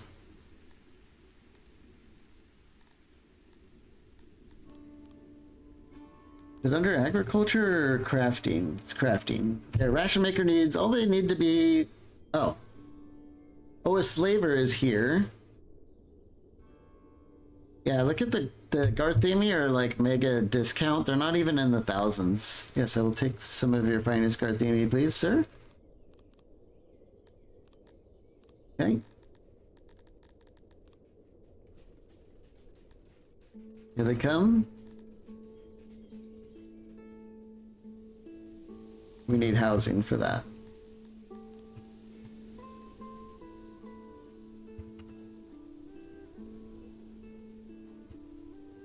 Get some housing up here. Get them all housed up. We're trying to cram in. We're going to have a huge... This is probably going to turn into its own city at some point. Once we get the coal going.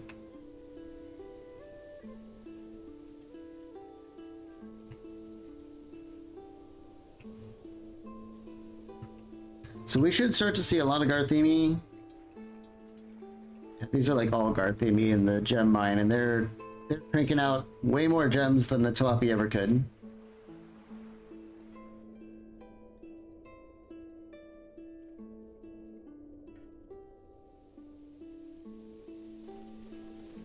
Taking forever to build all this, but they have to, like, when you have like these big thick trees that have been growing for a while, it takes a long time to cut them down,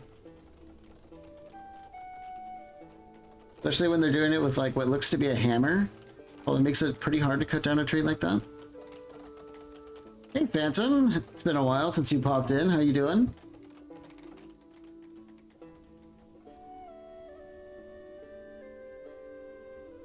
Oh, what is this? Got like a whole exodus of people with... Oh, they're... What are they doing? They all have furniture? Where are they taking that? What on earth?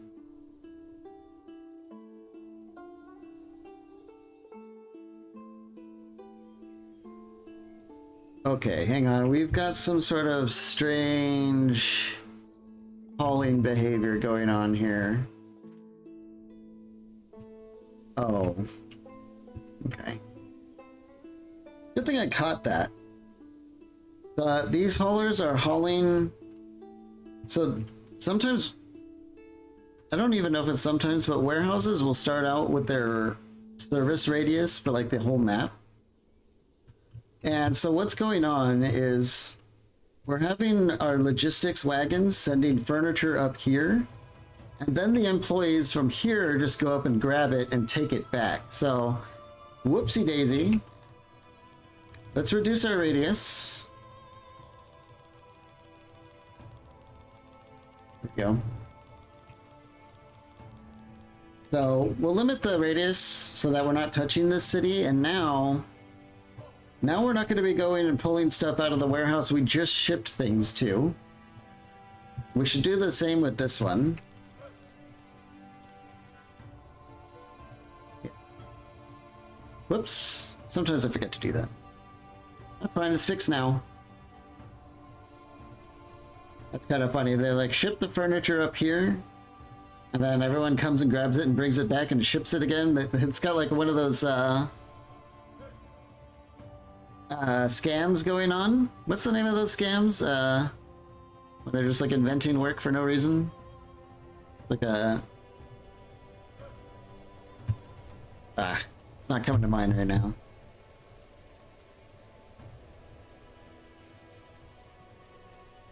Okay, finally our Garthemi are in the clay pit, and look at this. We went from like 300 to 400 just by having some Garthemi in here working away. So we're cranking out the clay now. The laboratory has enough.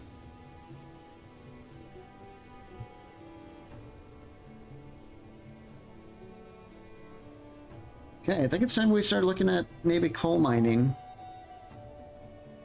and combining it with ore from over here.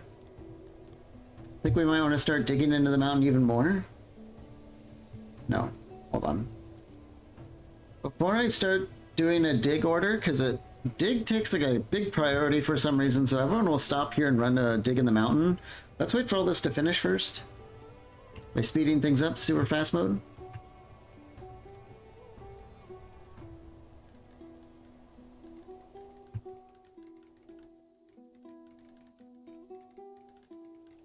Shrines coming online, the wells are almost done. We've got the guard post. People working at the stage again. The food stall's nearly done. This is going to go a long way to sustaining the next bit of our population here.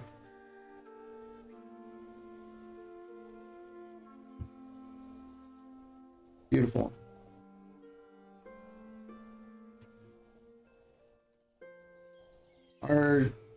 Our stone situation is super bad, though. Our roads are going to start falling apart because we don't have enough stone to maintain them. Need to figure out a way around that.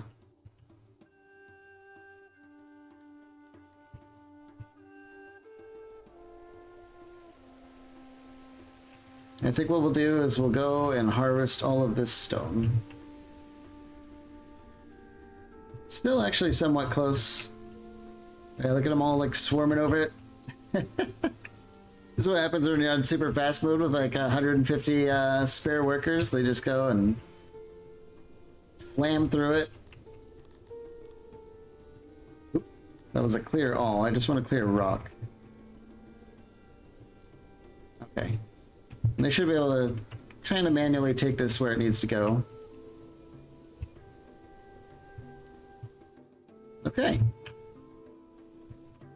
That'll help. We were running out of stone for maintenance. We have an insane amount of maintenance upkeep.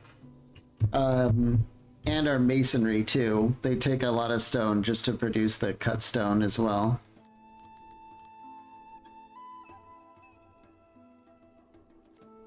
Oh. We are not, what's our next stage here? Decory, we need 2,200 people for the next rank. So let's set our immigration to 2,200. And now we're actually starting to hit loyalty and happiness penalties because of our population size. This is when things start to get a little bit more complicated. And we'll want to be more closely examining like the food preferences and services and all that stuff.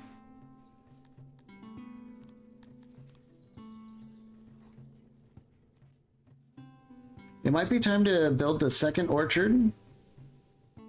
In fact, I think it's definitely time to build a second orchard. It's not that we don't have enough fruit now, we have so much food, but one of the best ways that you can make your people happier is to feed them more. You get an insane amount of fulfillment by adjusting the amount of food servings people are getting. And since it's gonna be like 60 days for this thing to not only be... It's gonna take like 60 or 70 days just to chop everything down, plant all the trees, and for the trees to grow up. So it's probably time that we... activate that.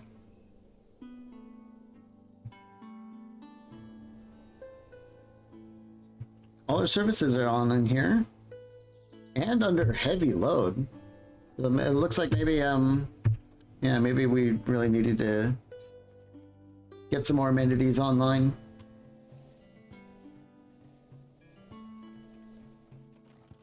I'm going to be going through chopping up the forest here to replace it with another forest that grows only fruit.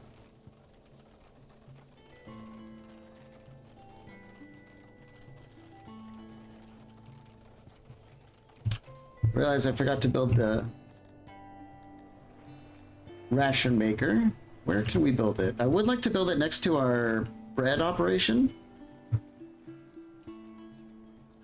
because more than likely we're going to be making rations out of bread.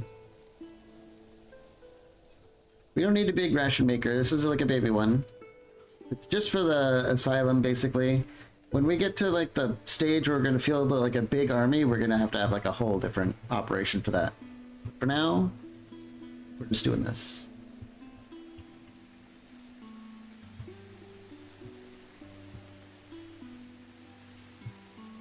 Auxiliary stations.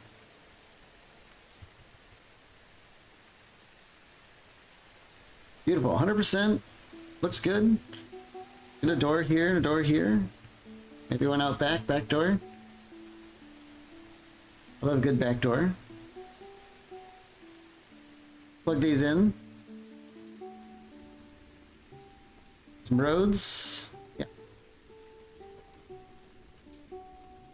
We've been accumulating quite a bit of bread, and a lot of it's probably being lost to decay. Is there... I wonder if there's a way I can find out.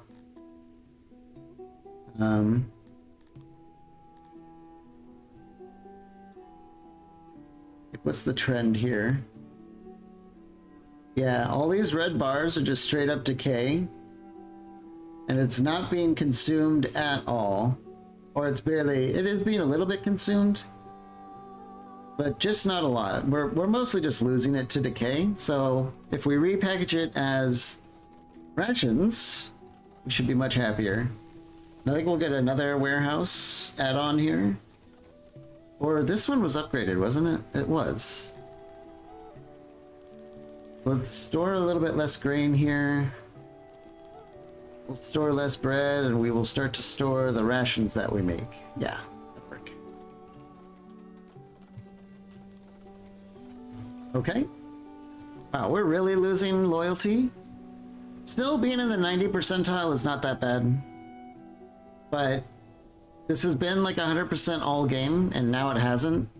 So I'm just trying to highlight that it is going to be a problem from now on. Or maybe not a problem, but something to monitor.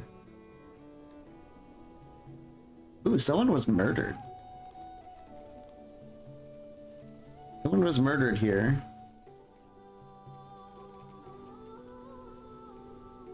And it looks like it's because we don't have a lot of good guard coverage out here, huh?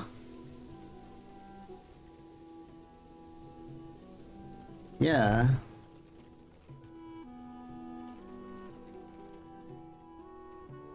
How do we fix that? Someone was like murdered in the orchard, you know, like a game of Clue.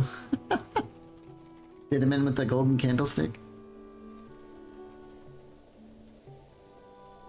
I think what we might have to do is cut out a part of our orchard here before we build it. Just refurbish it a little bit and make room for like a guard post in the middle of the orchards. Keep an eye on everyone. So let's see if I What would that take? Like a 4x4 spot? That's not bad.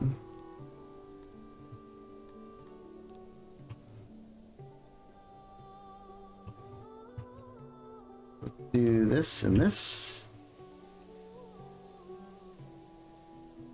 It's not gonna work.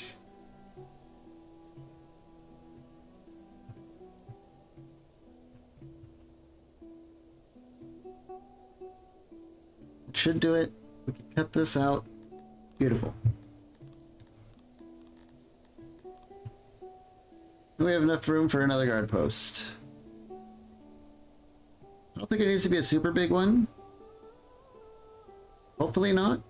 So we'll just build the medium-sized one instead. We can put a couple decorations in there or something, you know?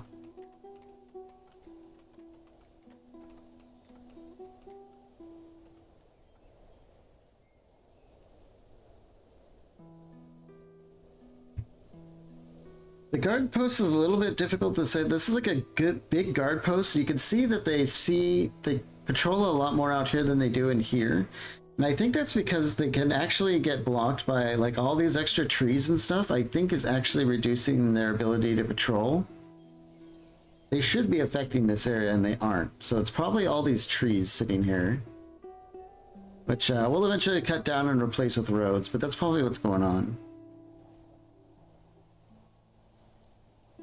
It's probably also why it's really difficult to patrol into the orchard, is because it's full of trees. So this might be just like an ideal spot to murder people.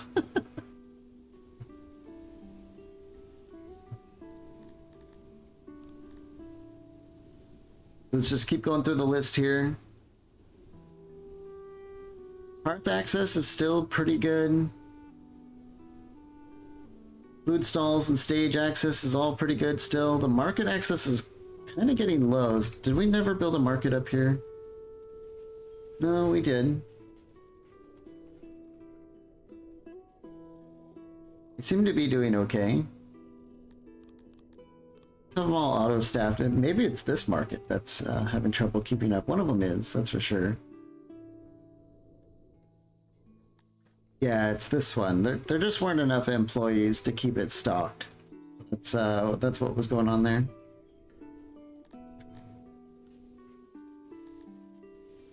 Oh, we're full on leather now because our research in the Auroch pastures and then compounded with upgrading one of our nobles. I think Zeph is our Auroch manager, has giga boosted the leather, and we're gonna start. I'm gonna toggle it on for the library. They use leather, and it should double their output. So we're getting twice as much out of our employees here.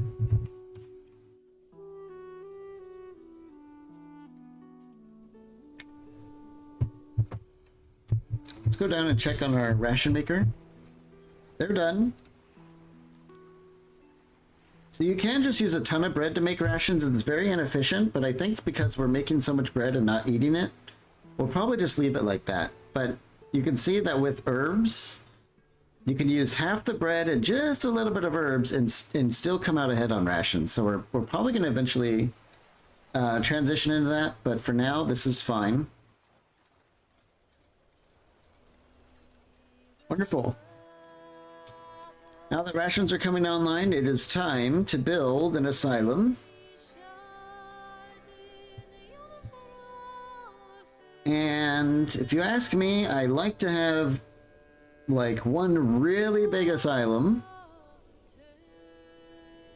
like a giga asylum, because these don't really have a service area. It'll serve your entire city. So if you have like crazy people running around over here, they will still get picked up and taken to care here. So I just like to have one, and then once that gets overloaded, I just build another. It's just easier to do, in my opinion. So we'll build it here. Oops, sorry about that, my alarm went off. We're going to start with rounding the corners as usual, and then I think we still have to beautify it a little bit, because when you're building really big stuff, you end up with these really big straight straightaways here, and because our Talapi love those sexy curves on our buildings, we want to make sure that we're doing that a little bit. So that should exude some more roundness.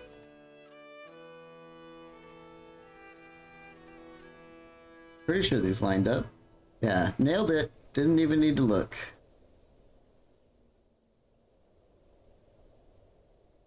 Something like that, and then I think we might build like a bit of a more posh entrance. You know, this is going to be a place to care for our people. We can build some decorations in the entrance here and all that stuff. Okay, now we have to fill it up with pillars. Building an asylum is kind of a pain. Totally worth it. It keeps your people from dying. Makes them a little bit happier. All that. But it's going to be very organized in here, as I guess asylums tend to be. I don't know. Has anyone been to an asylum? Can anyone comment on that?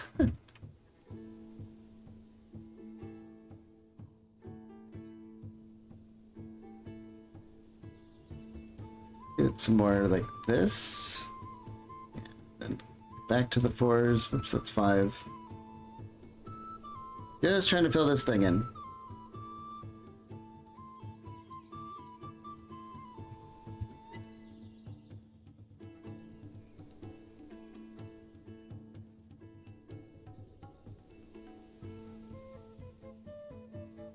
There we go. Now we fill it with cells. What's the design without padded cells?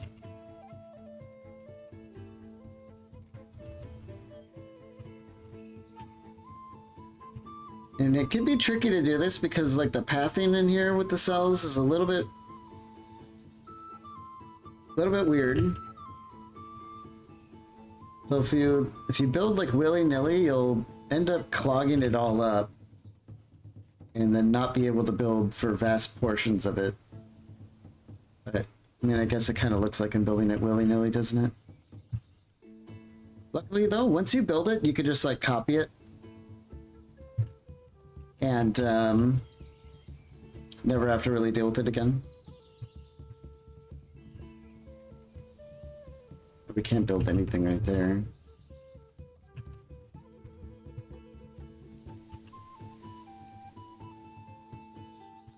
Okay.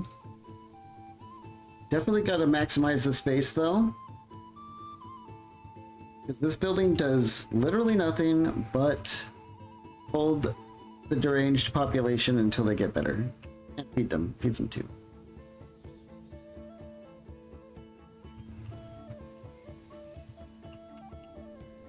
It's gonna look like a, well, I guess it'll look like an insane asylum when I'm done.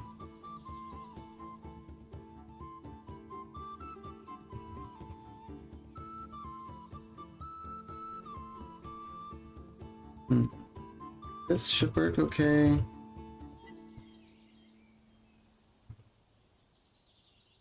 Probably gonna take a lot of resources to build this too.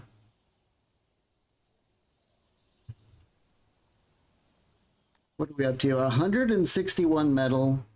This is by far the most expensive part of it. And we're not even, I mean, we're kind of like halfway there. So we're gonna need to buy a whole lot of metal. Get this thing built up.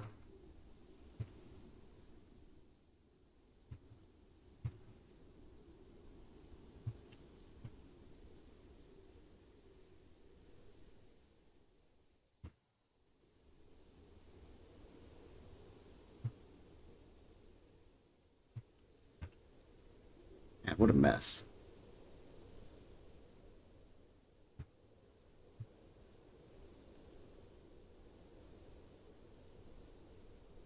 Probably not the most entertaining part of the stream, but I guess neither is this game really. I don't know. Has anyone ever watched a stream of this game before? I know they're out there. Get one right there.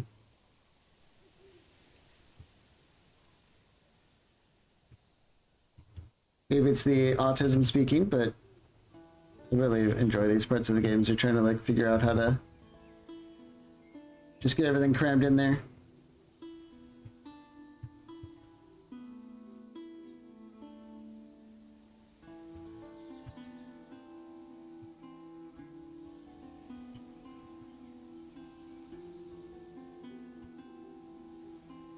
There we go.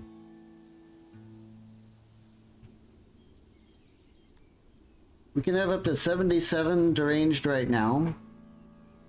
And we have 20, but it scales with your population. The more people you have, the more of them have a chance to become deranged. And believe it or not, this place will fill up at some point, and we will have to build another.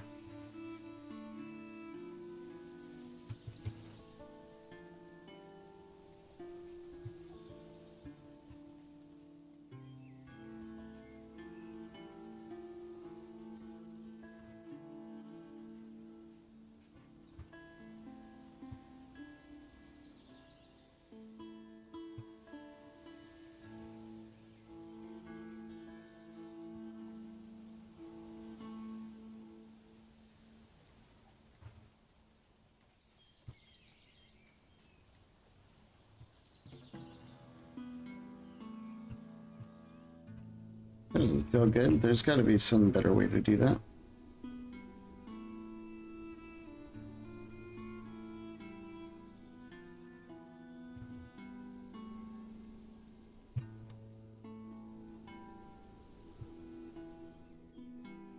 Alright. Good enough. Barely over 100 people can fit in here, which works for me. We'll get one entrance. 400 metal. This is going to be a big project. Lock it in.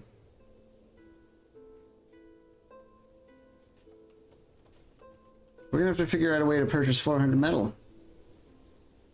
Hold on, what's wrong with this person?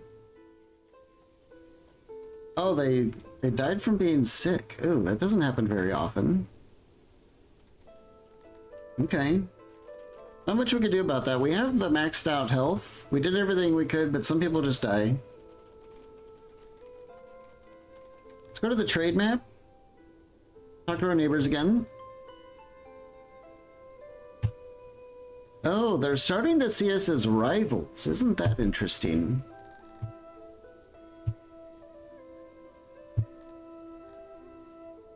Wonder if we could fight them soon. We might actually be able to. Anyway, we want their metal. Holy cow. Is there anyone else who sells metal for better? Not really.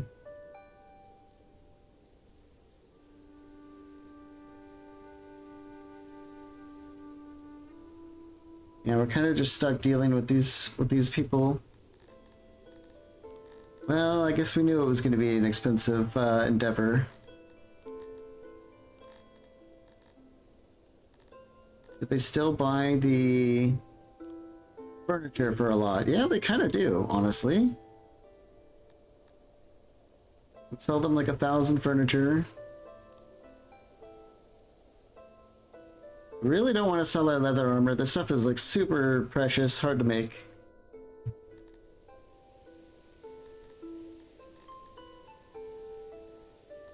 Here we saw a little bit of cut stone. Couple bits of opium. Merbs, maybe? How are we doing? Oh yeah, we're just about there.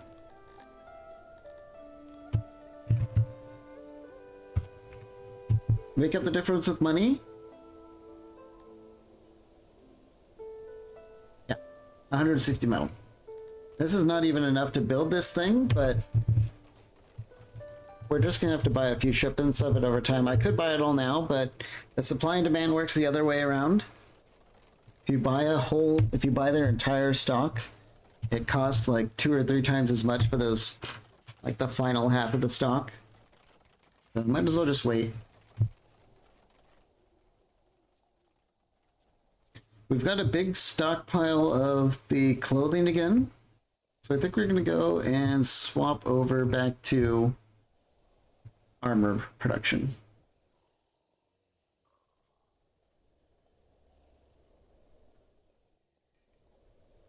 We are using the leather, aren't we? Yeah, we're just making so much leather that we can't process it all, but I think I know of a way to do it. Let's go to our carpenter and swap over to shields. It's going to take wood and leather. But we've been needing more shields. A lot of them have been rotting away over time. But with how many soldiers we have now, it's time to do like a good run of shields. Get tons of these things. Yeah, we don't even have enough to outfit our normal guys, so that'll be very, very helpful.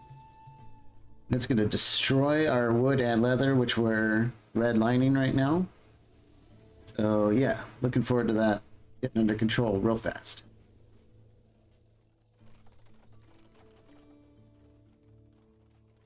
Stone situation is just not good.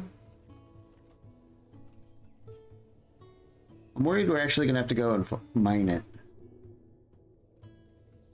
But nah, we don't want to do that.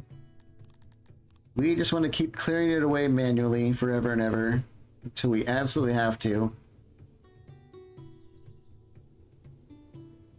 But we will get to a point when we ask our very generous post-conquered neighbors to get stone for us.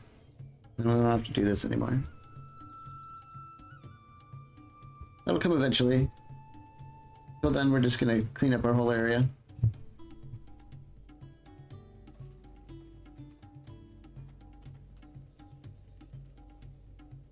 Uh-oh. Aha! Okay.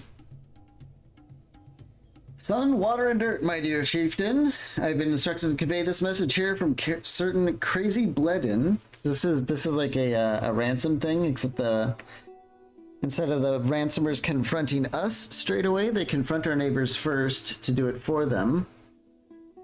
So he says, I quote, "Give me my stuff, you ugly, terrible person, or I'll come over there and make a hat out of your genitals."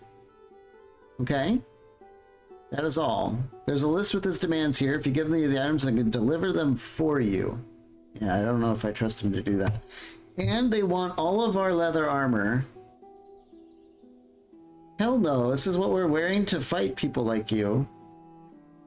So, one thing that people don't realize you can do is you can decline to do any of these buttons yet. If I close this, we should have like a few days to respond. So sometimes I just save it first just in case.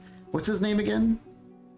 Crazy Bledin. So if we go to the rating button, Crazy Bledin, here he is. He's got like a nice little hat on. He has 69 soldiers that are 188 power. We can actually look at his loadout. So they've got a group of 45 Kryptonians with armor and bows. Actually kind of dangerous. They've got 53% archery training and 67% experience. And then they're backed up by these two, looks like elite groups of Talapi soldiers. There's 12 in each group with maximum full plate and warhammers.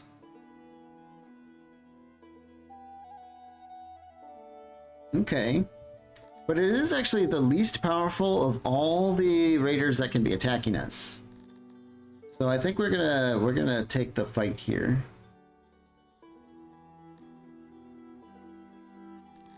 Or he might still decline it if we talk crap to him back, but we're not gonna go with those demands. I think we'll decline. Bring it on, bro. We have 300 people. Our archers are not particularly well trained, but we outnumber them by a lot. Hopefully they don't end up winning. If they do, we're in major trouble. His hat isn't all that? Is that what we send right back? Bitch, what's that hat made out of? Human leather?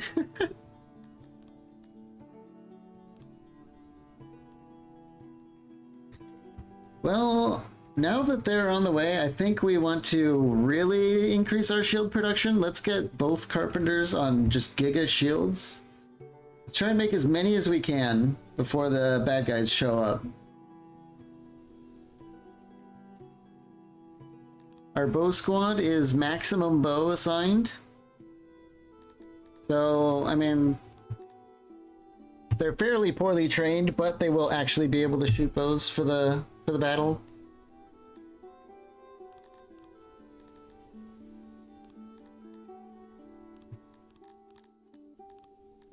I think we'll have to kind of adjust our armor and a little bit. I want more armor and shields on our front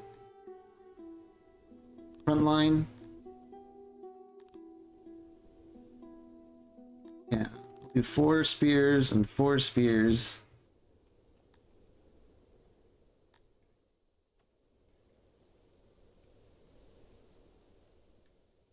Let's have these ones transition into making. I want 800 spears at least.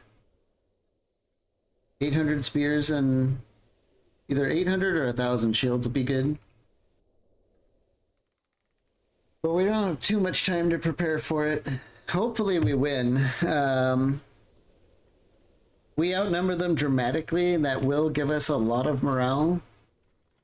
But we don't really have, like, killy squads. These aren't trained enough. They still might be able to do some serious damage, because Talapi archers are, like, the strongest archers by far.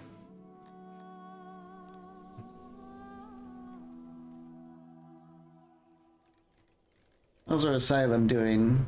Well, we've cleared the whole land. They're building the ceiling now.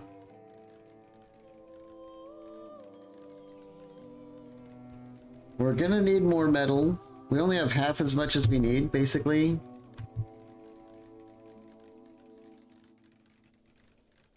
We might need more weavers. Or we can't have more weavers, can we?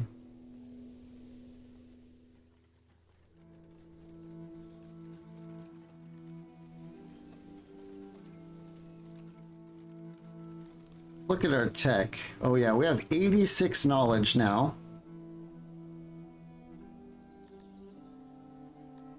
What can we do with that?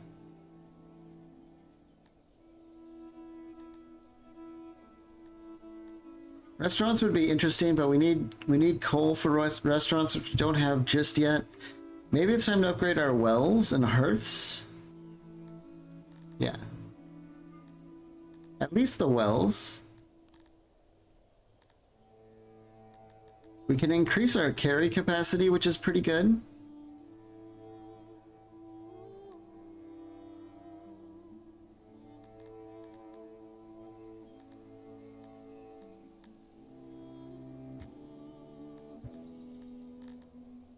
Innovation's not looking so hot, though.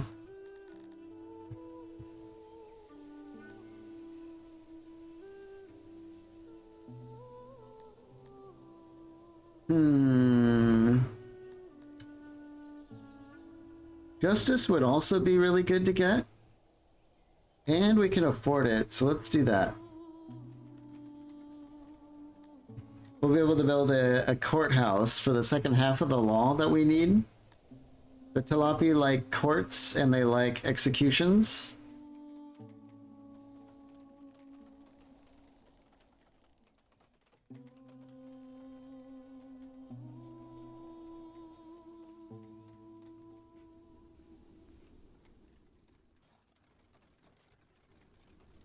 Where's our spears and stuff showing up?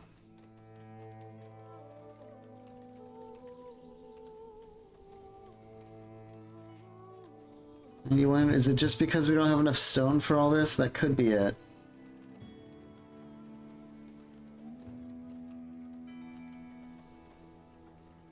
I don't see the output. Oh yeah. Since we didn't pay our neighbor, they have now allowed for free passage for crazy bled into our lands. Muster the men. Here they come.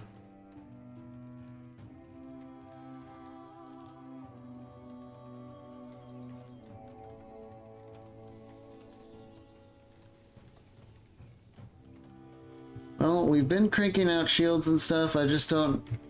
It might not be enough when they get here, but yeah, we've got a lot more armor and shields and stuff.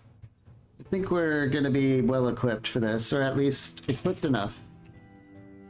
Why don't we build our courthouse? I was thinking, why don't we should probably have our courthouse like in our noble complex so we can pass judgment on all the plebs.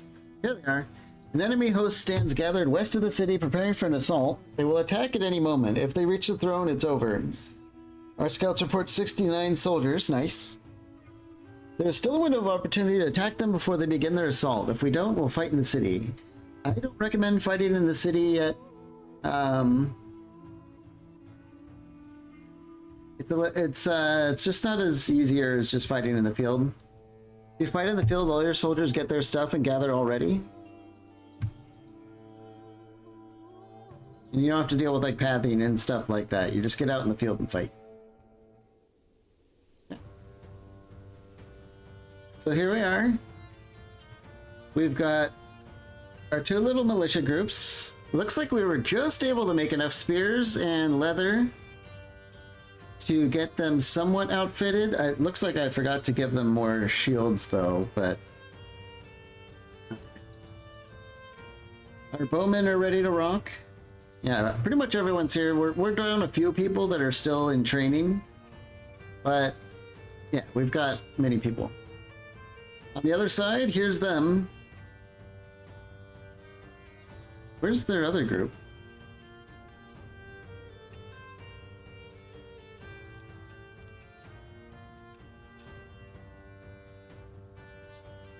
There was supposed to be two group of Talapi with the Warhammers and armor, but I only see one. And then this other group is archers. Alright. Let's select our people and get in a line. We'll have our archers kind of in the back here. You can see we're holding our little spears.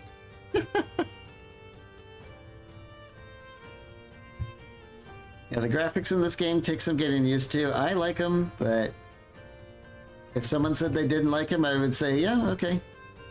I don't think I'd bother even trying to argue that. Okay. Let's start.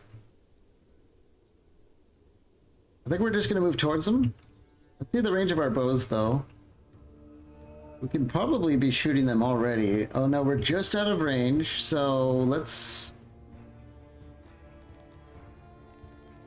Oops. It's been a while since I played here. Yeah, let's get a little bit closer. Look at this, they're carrying like banners and stuff. They got their little banners up, ready to fight. Oh, they're okay. Both of them are here now. Oh my god, those guys are scary. There's only 12 of them, but they're Talapis, which are... I know they're like elfy people, but do not underestimate the ferocity of Talapis. I think we're going to try and shoot one of their heavy armor groups here.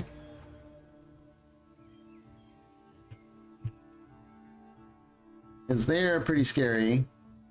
And they're wearing maximum armor against our poorly trained archers, so I'm not too sure how effective this is going to be. Archers are so poorly trained because they haven't had enough time that... Oh, we got some injuries there.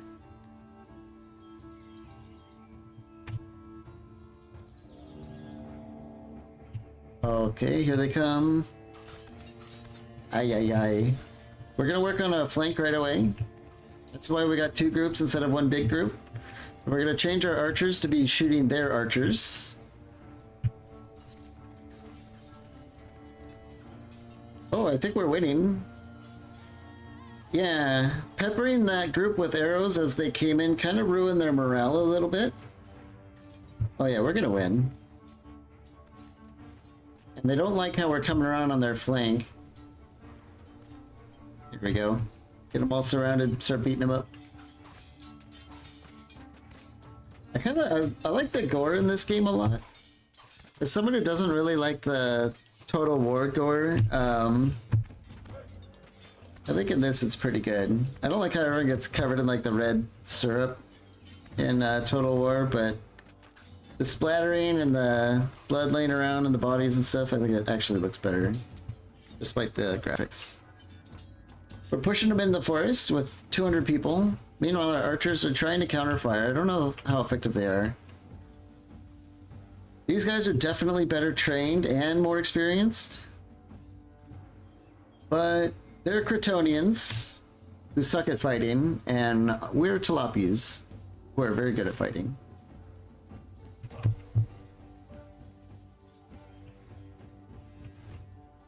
It would probably be a lot more showy if we had enough training to fire more than every 20 seconds. But it's going. Have we won over here yet? No. Yeah, this other group is really putting up a fight. Can we... Let's turn off guard mode and just go at it. Hard to see what's going on in there now.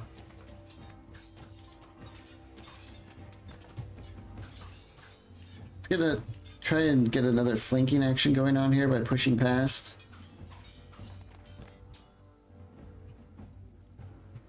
Yeah, we're starting to get through their archer battalion here. Ooh, that guy exploded. Got chunks of Kryptonian everywhere. Get wrecked, sir. Okay, here we go. Now we've got these guys in another pincer. I don't know if we're going to be able to kill them, but we can get them to run eventually by wearing them down and outnumbering them. You can see their portraits flashing red when I highlight over them. That's that poor thing. There's so few in number, it's hard to mouse over. Yeah, we've killed a few, injured a bunch, and you can see, or if I pause it, it's not going to keep jumping around. You can see that at the bottom there's exhaustion, numbers, and the more red it is, the more it's affecting their morale. So they're very tired. The exhaustion is quite red. The numbers is super red because there's 9 of them being outnumbered by 180. That's like, what is that? 20 to 1 or something? They're taking casualties, which is affecting them a little bit. They're feeling outmatched. However, some good things is like that barely green is supplied and battle weariness. So they're still not quite tired yet. But with the, or I'm not sure what battle weariness is. That might be faction wide actually, kind of like a war weariness ticker. But we're definitely winning is the bottom line, I think, because we outnumber them and we're kind of taking them down a little bit. Over here, what are we looking at? Yeah, see, they have a good green number from their formation being intact, but they're worried about being outnumbered. They're feeling outmatched now because they're fighting like twice their number in archers, and our archers are, despite the lack of training, holding their own.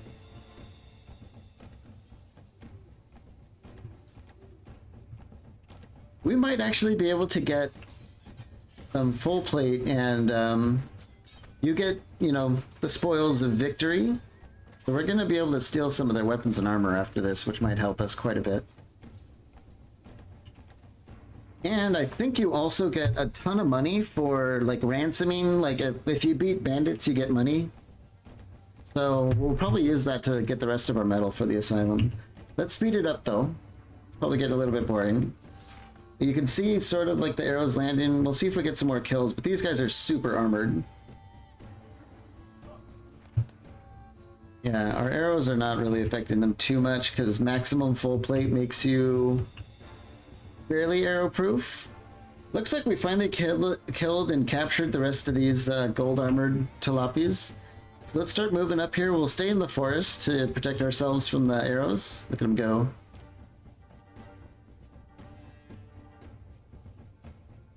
How are our squads doing? How are we feeling? Pretty good. I don't see any big red numbers, but they are starting to get a little bit more tired.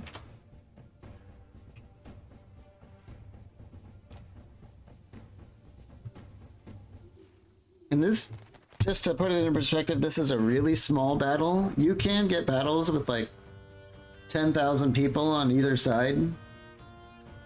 And they are an absolute mess. It's so hard to figure out what the hell's going on.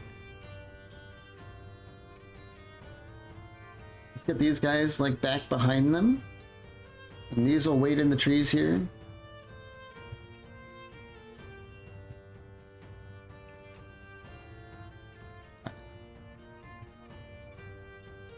We'll try and get them surrounded before we charge in there. Let's charge with these ones. I think this is the button, right? Charge. Oh, they're already trying to run away. No, get them. Okay. And we win. We lost 5, but they lost 69. I'd say we did pretty nicely. Cool. But that was the least powerful bandit that could attack us. I think we got a little bit lucky with that. And we have been mindful on our training and weaponry, making sure that we are actually ready for something like this, because a little group like that could definitely roll over you if you're not paying attention. Okay, we got 63 plate armor, some more bows, some more hammers, and looks like some captures. Okay. Yeah. I'll definitely take free plate armor.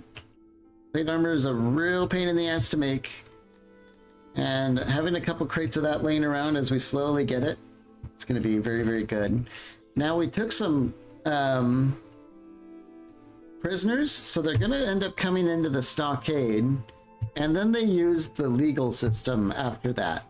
So right now we have tilapis on maximum executions. So all the tilapis that we just captured, they're going to go in here and immediately be executed. So the real question is, what do we do with the Crotonians that were captured as well? And the answer is usually free labor.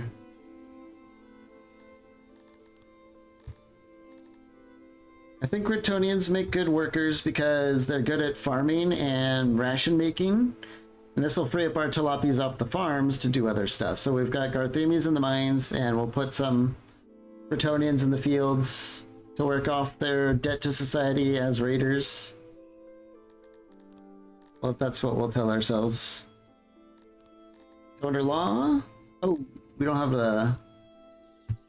We gotta buy it.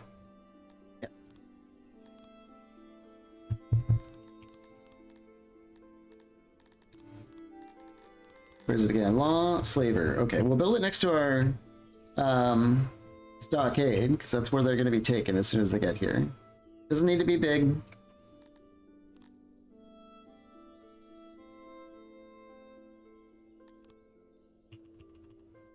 Okay. Sure, we can service 20 clients in here, which is fine. It doesn't take long. A little bit of metal. Yeah.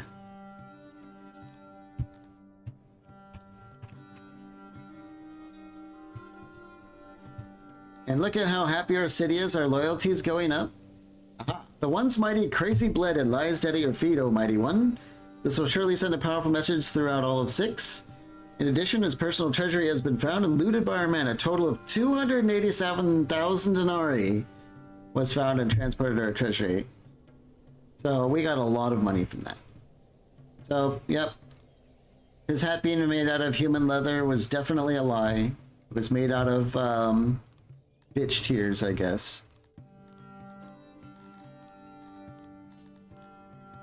Get some road around our slaver thing. All of our prisoners are going to arrive soon. Yeah, here they come.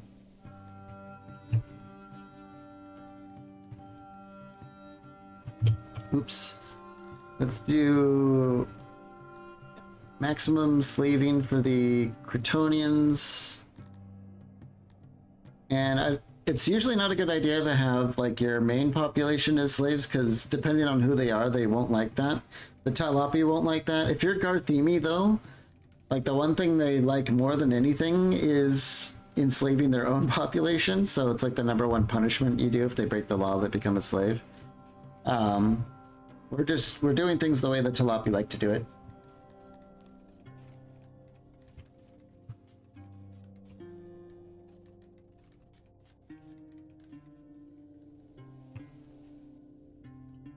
Where are they? They're probably coming in from the edge of the map. Ah, here they are. The war captives are arriving. Okay. They just have to be brought in. We're out of metal though, because of the asylum. Yeah, so we need like another 2 or 300 metal, so we're gonna actually use our massive treasury that we got to do this. More metal, please. Your finest metal bars. That's expensive, but we do have the money now. And the one thing you should be doing with money is using it. How much does it cost? 105,000? 33? Boom. That might be enough to get us started. I think it will.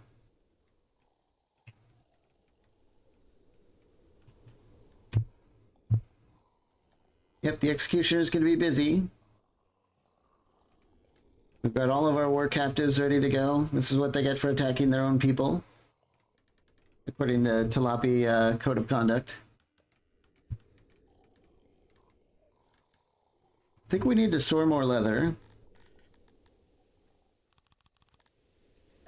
We've been redlighting on that a lot, and having a good leather storage is going to be fine.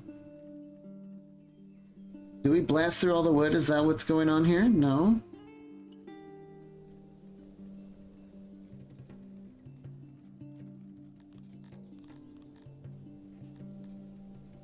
$100.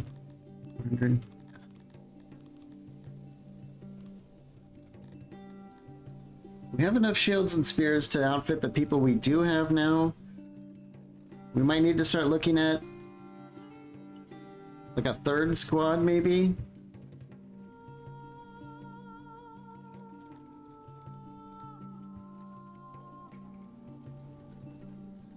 I have 129 people in the barracks training. Yeah, it might be time for a third squad. Especially because this guy had some nasty soldiers in his group and he was the least strong. I mean, this was 69 people, but this guy is like 285, 90 that probably are very well armed and equipped. So I think we're gonna want to get another group of militia here. Make them consistent. The pink shield guys are gonna be our melee guys. We'll make them 100 straight away. We'll go for the 60 training. And this is the best we can do on the... We still can't do any other weapons just yet. But numbers count for a lot. Gets more people to work.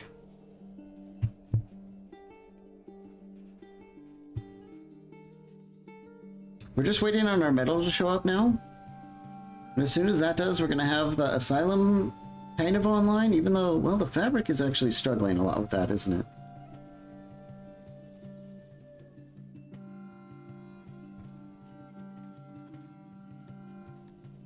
Yeah, it's just like a big bump. What's going on here? There's like a little bottleneck in the hauling, but mostly it's just that we're not very good at this.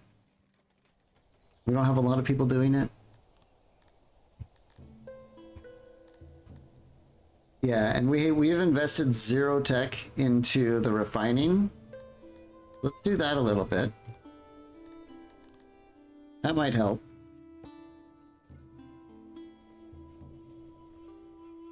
Okay. What we could do more is we still have a huge population of workforce ready to work. Why does it say unavailable clay? What's going on?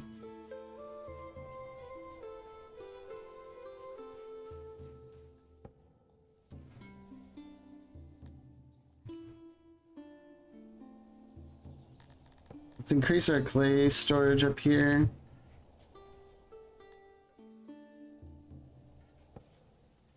Apparently we're going through it faster than I would like.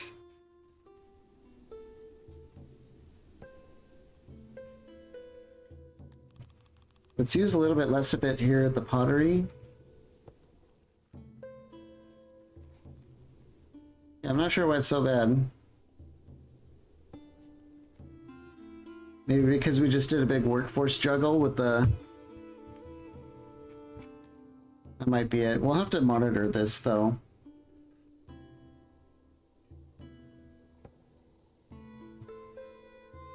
I don't know where all the clay went. Is it all here in our storage? Yeah. Okay. Now that it's full here, it should start to stockpile up at the At the main warehouse? Did I not? Maybe I need to set a limit. Is this our... Yeah, that's what happened. Only pull when we exceed like 80%. There we go. That's what's going on. So let's cancel it and go back on the clay. We'll make sure we're doing the 80% there. We just freed up a ton of it for the lab to get their hands on. Okay. Just bungled that up a little bit, I guess. No big deal.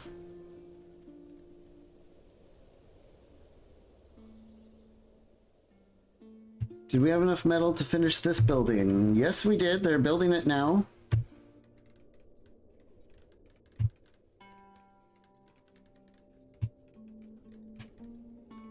And we should be getting these guys prepped up and all that to get them out into the fields that they absolutely love doing. They're like little pig people. They just love farming.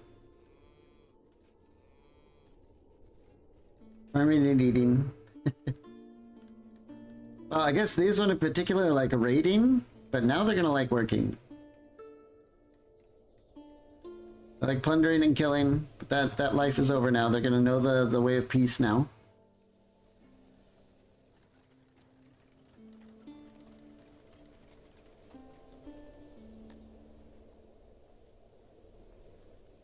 We're still bringing in quite a few immigrants per day. A little bit shocking, but... Oh my god, the stone. It's because of the spears. Let's stop making spears. Go back to furniture. Yeah, we need to figure out stone again.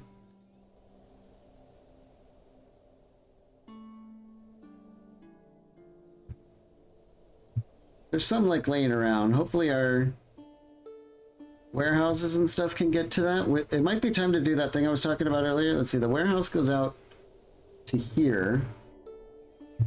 So I think what we'll do is we'll get a hauler here. So we'll have a local hauler pile up all the stone on here, and that way the warehouse, all they have to do is just come out here and take it from the central spot here. That should make trucking the stone into town a little bit easier to do.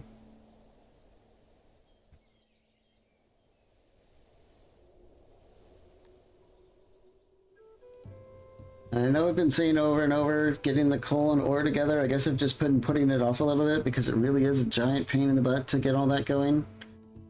But we are going to have to do it soon.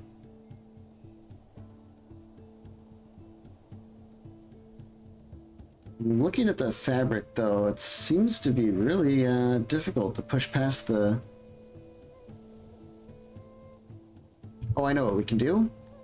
I know exactly what we could do. Instead of being a master of a coal mine we do not have, why don't we become a master of the weavers? And now we're churning out tons of fabric. So that'll handle our problem for the immediate future.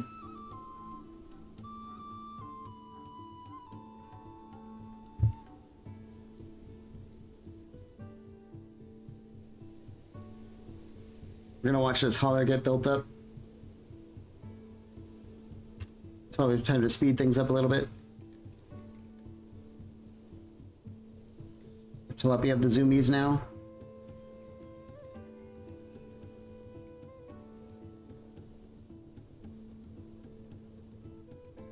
Just want to control this building. There we go. All right, it's done. So let's assign it to fetch stone. Do we need to do it for the whole map? No. We just want to do it for kind of like our local area here that we're going to be harvesting stone from. In fact, let's just keep clearing more and more out. We need a lot of stone. The thing is, like, we're spending 87 stone a day just maintaining the roads that we've been building everywhere. That's where it's all going. And then it's also being taken by our masonry, which is producing the cut stone that we need for kind of our more advanced buildings. And when we had spears being made, it was taking up a ton of stone there too. So that's where it was all going. If we get this hauler employed, let's have like 5 people doing it. And then what we'll do is we'll set a pull order from our warehouse to the hauler. We'll say pull, just pull this, all the stone. So anytime they get stone here and anytime we have a free delivery man, they're gonna go up there and grab the stone that's been already piled up for them. So it should be a little bit easier. Instead of running around to all these different piles grabbing it, it'll just be a little bit easier for them. We got a few people doing that around the clock.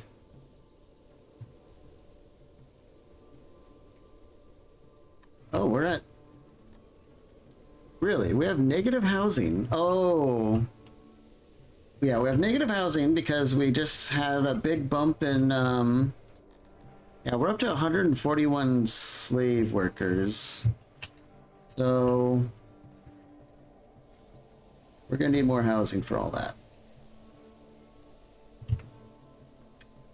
Maybe... where can we fit that? Probably up here where we've built this whole thing going on. The whole thing being, you know, the marketplace.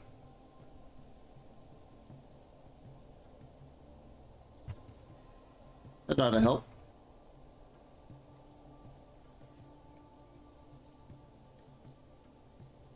Oh yeah, we're cranking out the fabric now. This is almost done and ready to be actually finished.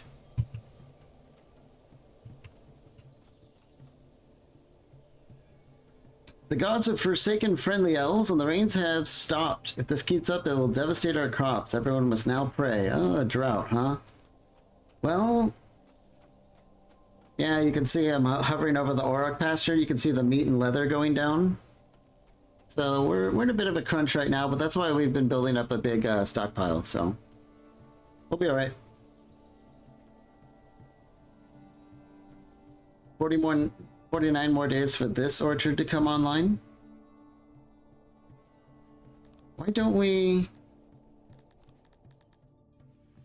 since we have the spare metal and stuff now, what does it take? Metal, stone, wood... okay. Let's activate this, the gated part of our gated community. Oh, that's right, we were going to be able to judge when the bad guys came after us. So maybe we get like a court here?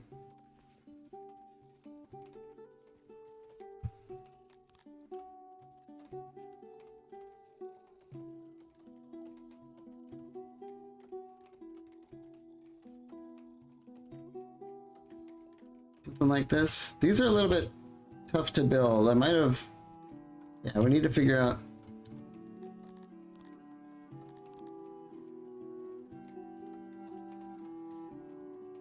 okay, we get a court there. Let's see, let's clear these out and then try it again.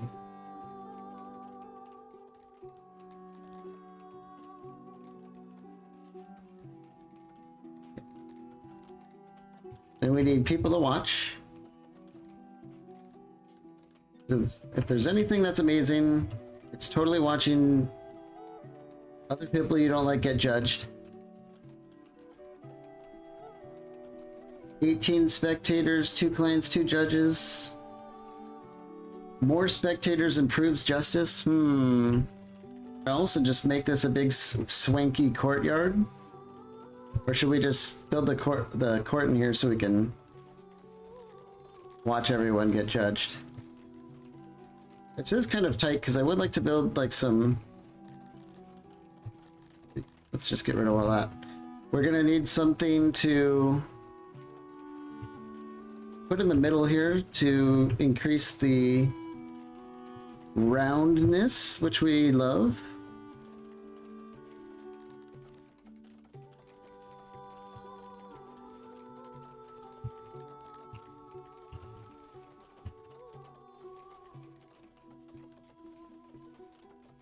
One here and one here, and then we can just have like a million spectators everywhere else. Maybe that'll work.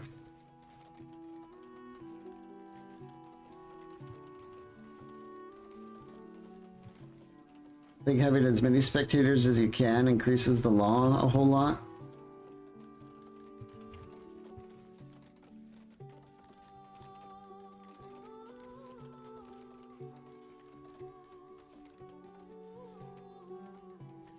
Okay. This is looking like it might work.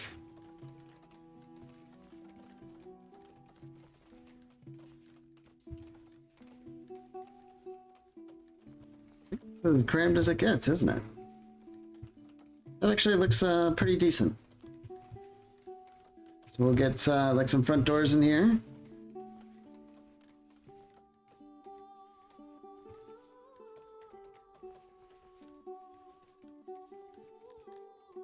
$39 gems, some furniture, some wood. It's not too hard to build. But this should put a pretty good impact on our law, which is only temporarily this high because everyone's so happy that we executed like a bunch of the raiders that came after us. Do we need more metal? Pretty much. I think we also need some tools for maintenance. Let's get, I don't know, not too much. 200 tools or something like that. That should be just fine. I think we'll just pay with cash since we have so much. Boom. Yeah, we haven't had any tools for a while, and I'm willing to bet that our physician, if we click on our janitor, yeah, the physician definitely needs some tool maintenance.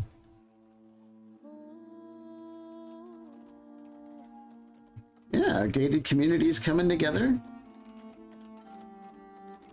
We get some decorations up in here. Trees. Some flowers.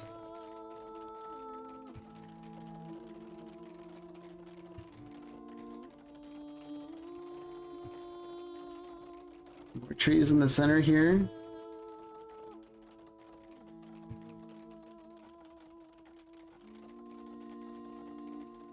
Yeah. Maybe we even want to build some torches, but the Tilapia don't really care about lights. In fact, they're the only race that doesn't care at all. Maybe they see in the dark. Maybe that's what it is. They've got some of that primo elven dark vision. For all you D&D enjoyers out there. Wow, the food is just tanking. Oh, that's because of the drought, right? Okay, that's fine.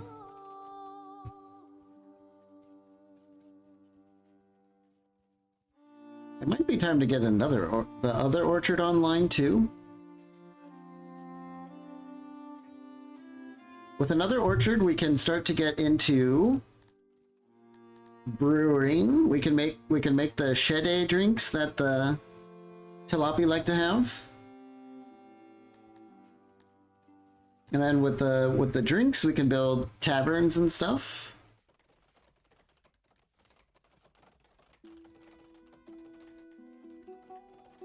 Oh, our stone is still horrible. What's going on here? They're piling it up.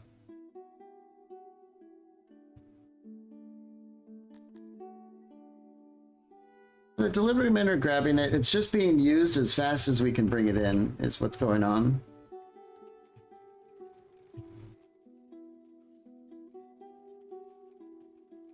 We're also out of bread. It's being all turned into rations.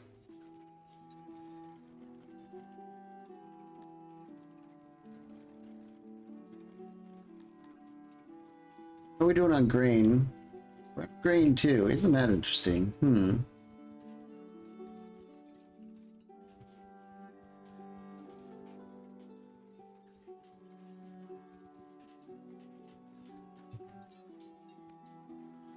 We might have to figure out some plan to fix that.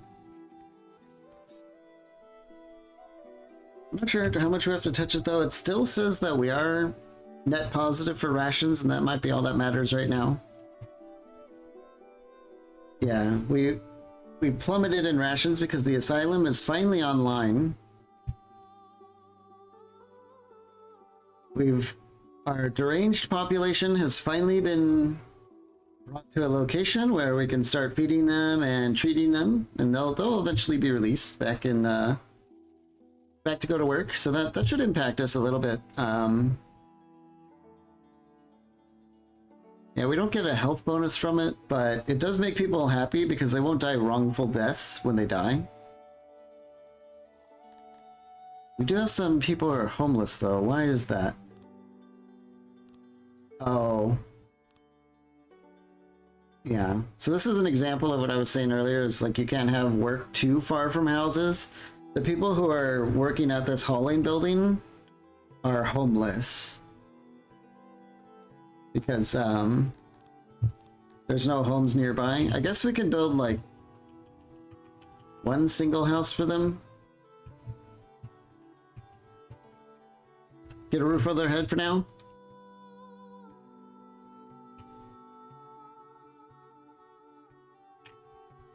We've gone through all the leather, but now we have 2,000 shields.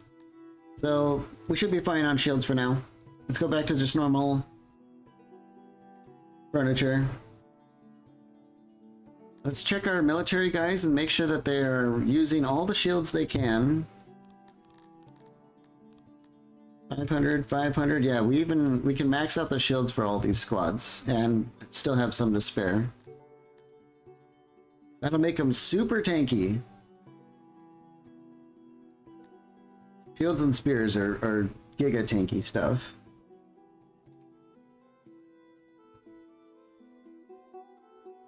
We'll have to watch the rations though. Hopefully the bread thing is keeping up just fine. I don't really care about having a positive amount of bread because it mostly just rots and our tilapia don't really like eating it anyway. It's pretty much going straight into ration making.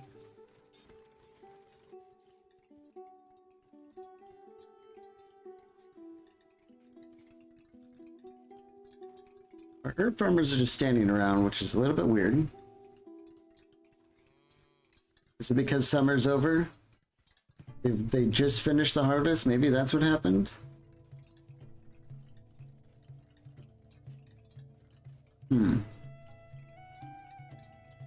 Hopefully. The courthouse is going to be done soon.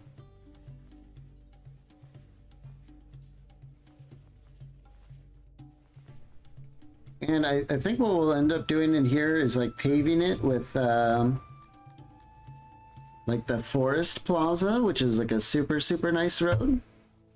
They don't get a speed bonus on it, so you kind of want to build it in places that aren't super walked on. You still want your main roads to be like the cobblestone, but in parks and stuff using the Forest Plaza. So we'll just build a bunch in here. It's gonna look really swanky, but that's a little bit out of our reach for now. Speed it up a little bit. I want to see this thing finished.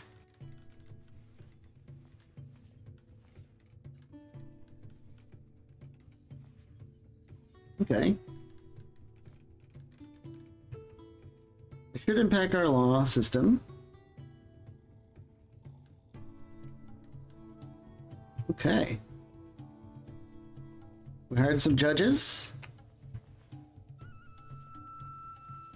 Yeah, people are hanging around in here, waiting for the next exciting trial.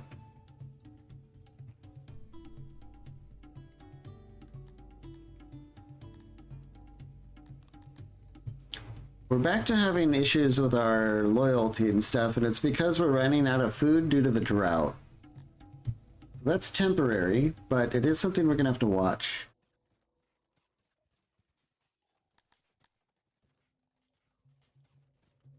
As far as services go, I'm pretty sure...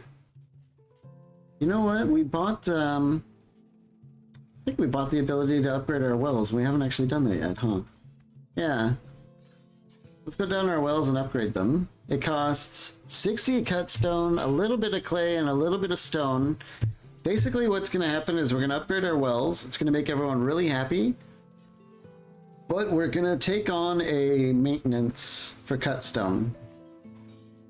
So if we upgrade this, our maintenance is currently 1.66. Now it's 2.3, so that's a pretty significant amount of maintenance, but this is our most popular well in town, and people are going to be much happier with that. I think this is our second most popular well in town, so we'll upgrade that too. We might just do these for now. You can see they like tile around it now. It's not just dirt. They've got a nice spritzy fountain thing going on.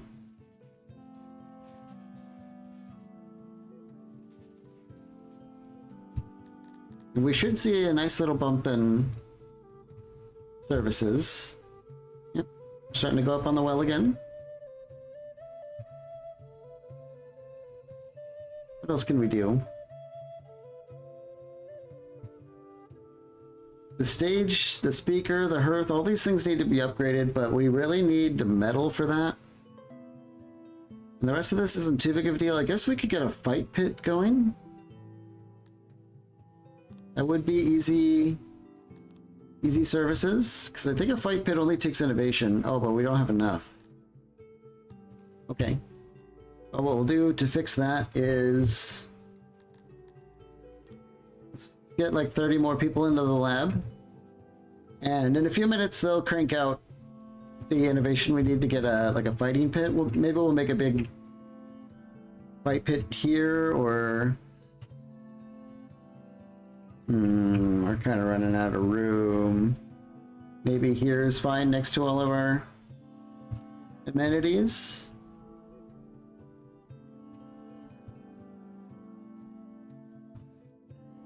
Okay, yeah, we've got the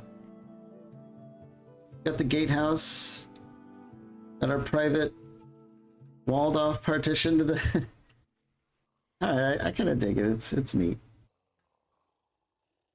We just don't have the stone to be getting crazy on setting it up. Okay, they're finally taking away a lot of this stone that's been stored up here. We still have way more laying on the ground. There's got to be like 1,000 stone here, if not more. And no one's homeless now.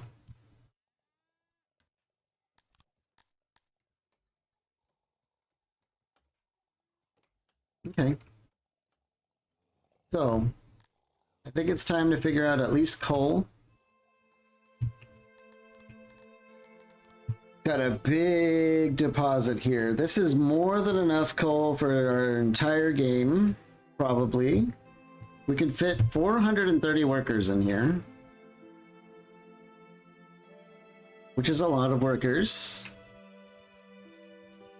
I don't think we're ever going to get to that limit though, so what we might do is like cut out half of it. We can always expand it later. We'll get storage and auxiliaries. The thing is like if you have, I'll show you here in a second. Let's get the auxiliary up to 100%.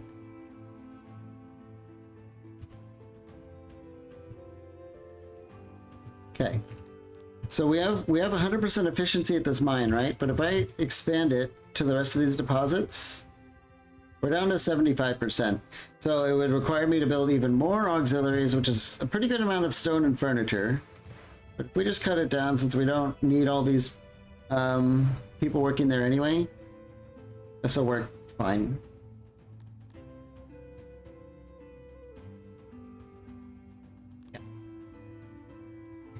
Big coal mine.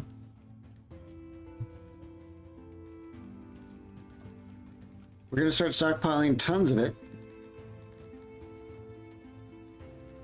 Yeah, let's get like, I don't know, 30 crates of the stuff in here.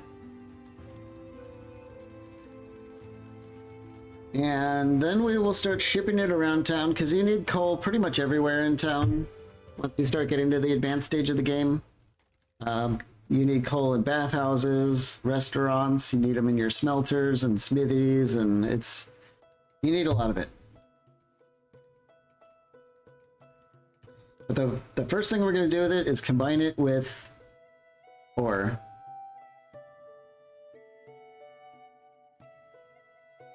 And it looks like we might be able to figure out some way to be just mining it and bringing it to our central warehouse here, and then maybe we can get smithies nearby, but I don't know. It's actually quite a distance. We're gonna need to build up like a whole satellite village here. Disaster has struck someone else for once. Freakish Beckish, in particular, was devastated by unfortunate events.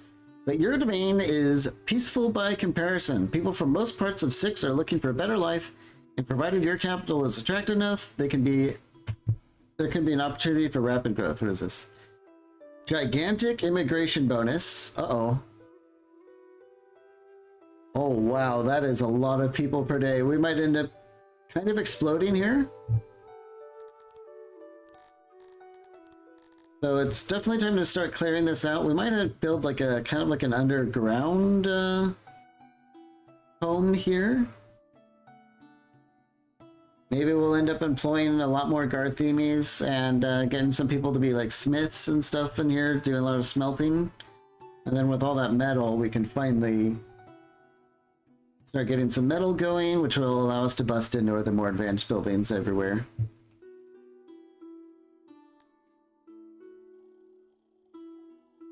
It's gonna take a little while to set all that up, though. We're gonna need logistics and a lot of people. We have 200 people who are unemployed, but it's gonna take more than 200 people to get a whole metal business going.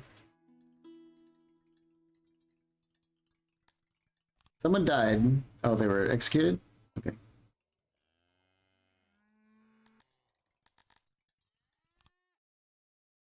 The knowledge is starting to go up, so is the innovation. Let's get our fighting pit. For some reason, the tilapias don't care too much about a fighting pit. You just get like a little bit of happiness out of it. But a little bit is always better than not much. Question is, where do we want it? Right here?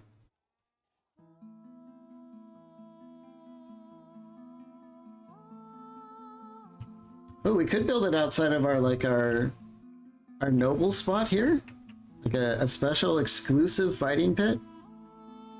Then we can build some decorations out in front for all the attendees. I kind of like that idea. Yeah.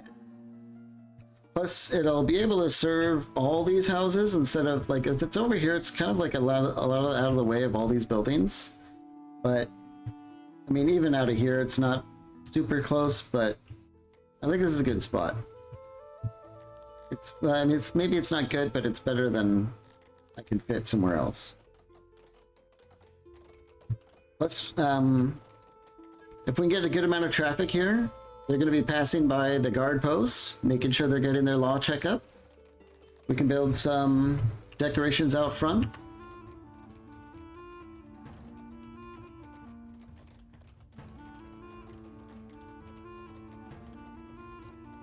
Something like this, get some flowers.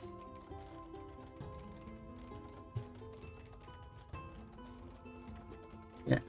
Maybe we'll squeeze in some benches, you know, for people waiting for the next bout.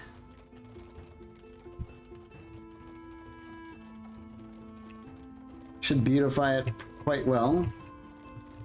Maybe get some more trees up in here. So many trees. We love trees.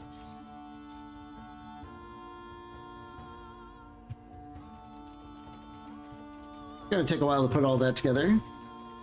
We gotta like dig out some of the water and all that stuff.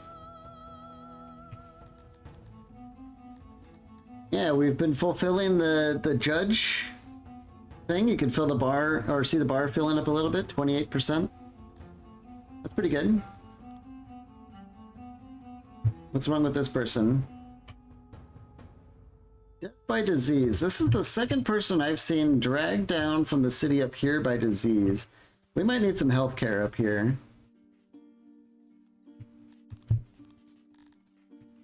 And by might, I mean we probably very much do.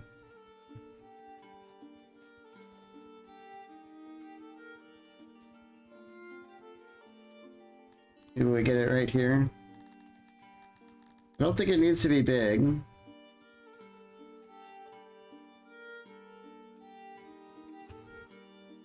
Or actually it might need to be. Now that I think about it, we've got a lot of mines here. And they're going to be filled with a lot of employees. So the workplace accidents are going to be enormous. And having a hospital nearby and ready to take on like a ton of people at once, probably good. Yeah.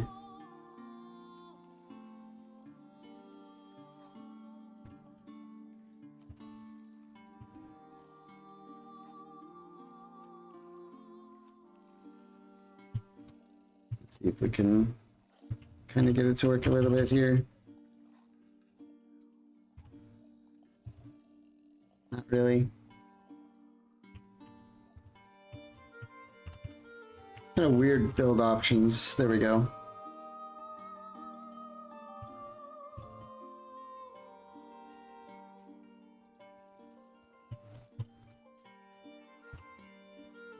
There we go. 58, that's probably pretty good.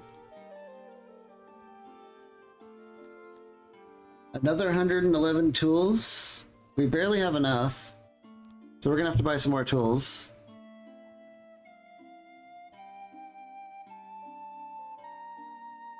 If I had to guess, we're already kind of stretched thin on the housing situation up here, so we're gonna need to do that.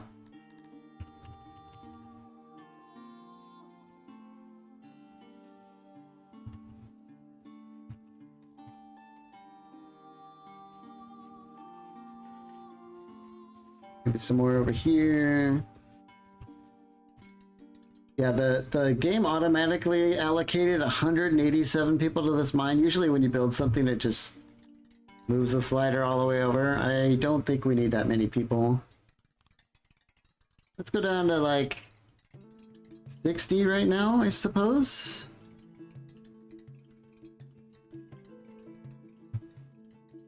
Let them crack away in there, getting that coal. I want a lot of builders to be doing all these projects, cutting down the trees and all that stuff. You need a ton of people to build in forested areas.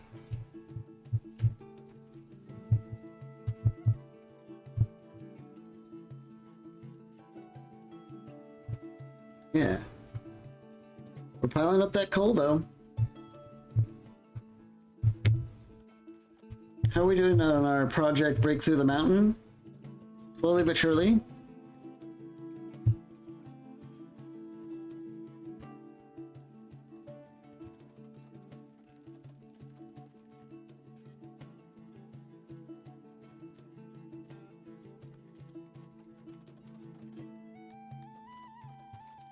Wonder if we should start importing grain. How much does that cost?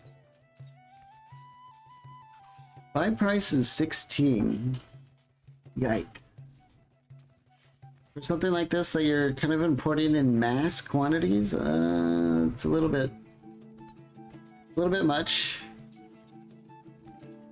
But I was kind of looking at the rations, because if we can get enough rations to feed like an army for a couple of weeks, we can rally and attack our neighbors. As you can see here that they produce stone and coal. We can totally make these guys give us stone and coal, which would be very nice. For free, of course. Or for a negligible cost. But they have 291... Ooh, they've expanded their militia, haven't they?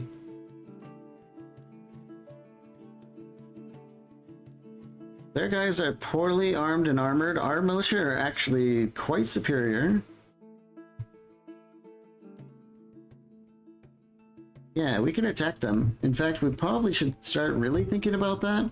The only problem is the logistical issue of the rations. Temperature is rising to an extreme level today. Make sure you have a way for subjects to cool down. Uh-oh.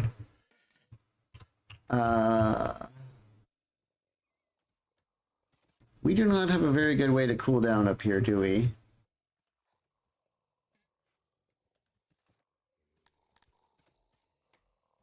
I think we're gonna have to work on getting like a pool. Yep. Well, we're starting to dream about conquest, but we always have to be dealing with the current matters as well. Let's get a big water pump. Let's do it in reverse, actually. Let's build a... Yeah, all right, we're going to build a pond here.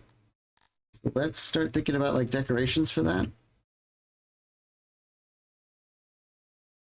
Get some trees. Get some flowers. Trees and flowers, and then we will do the pond.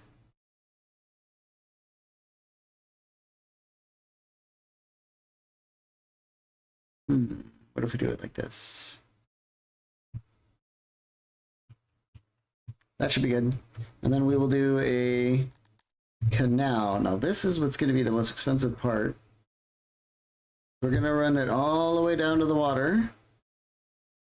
I guess we could run it over here, but pump employees are going to find it a lot easier to get here because we've got houses right over here. So we'll run it all the way down here. It's going to cost 1,000 stone or 1,300 stone. It's crazy expensive, but once it's built, I don't even think you have to maintain it. It's just a whole thing. And then we will build the water pump here. Might be able to save a little bit of stone by building it up. Needs to be a big one. Here we go. Yeah, it's quite a ways to pump it, but we will need a way to cool down all of our miners. We're going to have a lot of people mining up here and working. Without a ways to cool them off, like these heat waves can actually slaughter people. Oh, someone died in a brawl. Who died? One of our Kryptonian slaves was killed in a brawl. This is an example of like the races not getting along. Every now and then, like the different slaves, like the Garthemi kind of hate everyone, and then sort of the Talapi. So these peaceful Kryptonians in the city, slave or not, ends up getting killed every now and then because someone just hates them.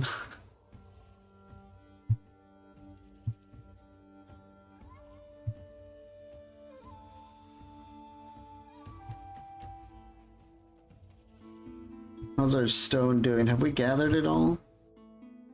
No, it's still just sitting in an enormous pile here. Let's go down to like 3.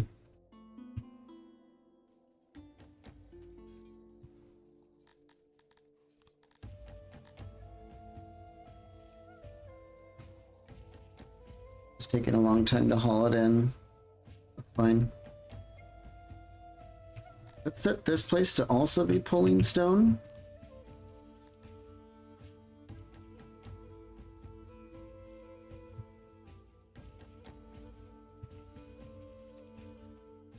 We're working on the canal now. Speed things up.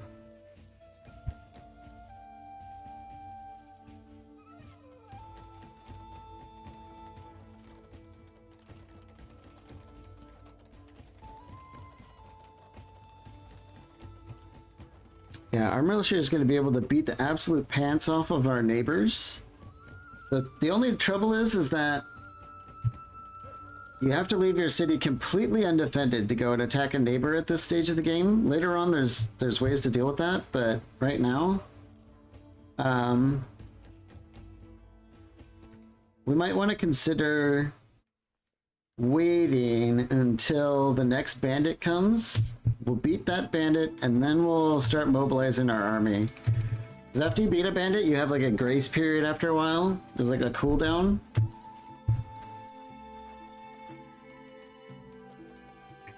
So if we go to all the trouble of preparing all of our rations and everything to leave and go siege this city, and then we get attacked and have to walk back, we will... That will not be something we can easily recover from. It takes a lot of resources to have an army in the field. Like, a lot.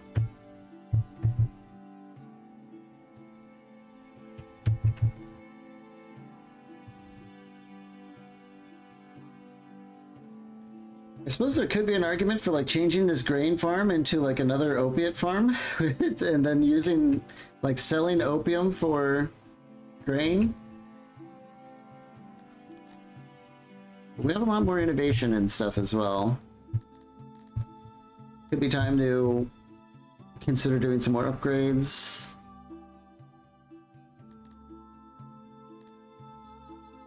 Particularly in our cash crop businesses. The refining, yeah, the mines. It's like tempting to invest in that, but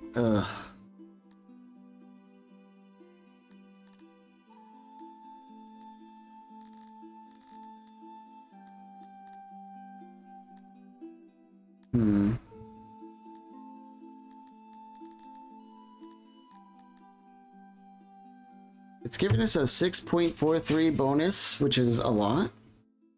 That's kind of the only reason why it's like super tempting. I think maybe we should just go into refining, because as our city develops, we are going to be increasing our refinery stuff. But then again, let's do orchards.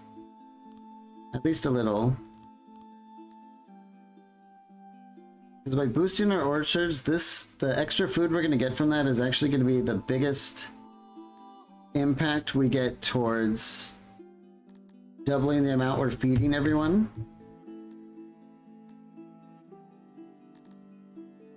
And with our last innovation, I think what we'll do is we'll increase our soldiering.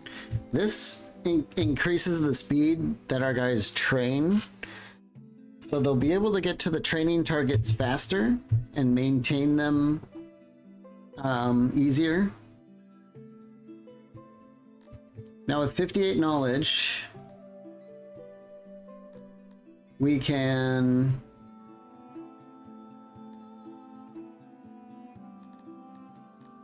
it's tempting to get like upgrade the basement. You can actually upgrade your housing so that there's like basements and then second stories.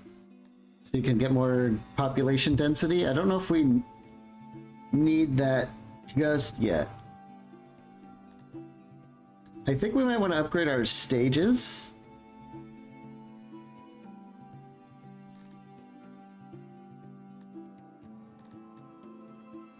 No, let's just wait. We're having like a whole stone issue, and I don't want to be leaning more into using stone. It makes things feel a bit more real for random assaults to happen. Yeah, you never quite know what's gonna happen. But I do know that there's like some kind of cooldown after a bandit attacks you and loses. But I don't know how long it is. Oh yeah, our fighting pit's done and our people are loving it. The workload is very high. But maybe after everyone gets their fill of the blood fighting, it'll kind of peter out. We'll see. But yeah, that the fight pit thing's going up.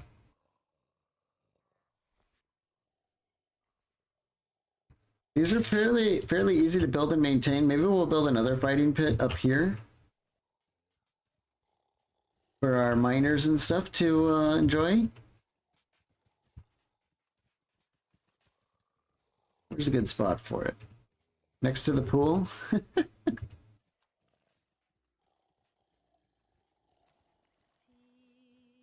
Right there? Yeah. Fight pits are really cheap. It only takes a little bit of stone and wood. The upgraded ones are a different matter, but we'll just go with the basics for now. We have no water there. What's going on? Let's go down our canal. There's still a few spots that we haven't filled in yet. But we're almost done.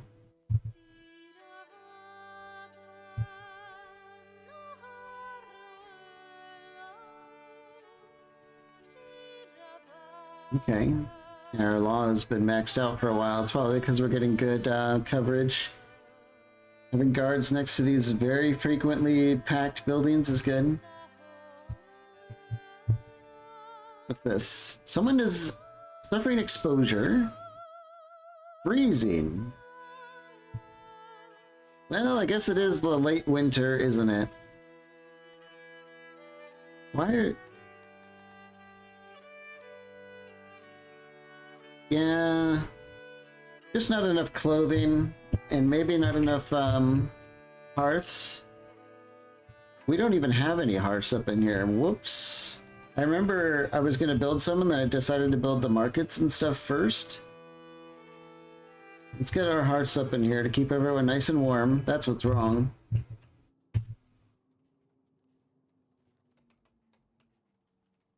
That'll solve that problem. I hope, anyway.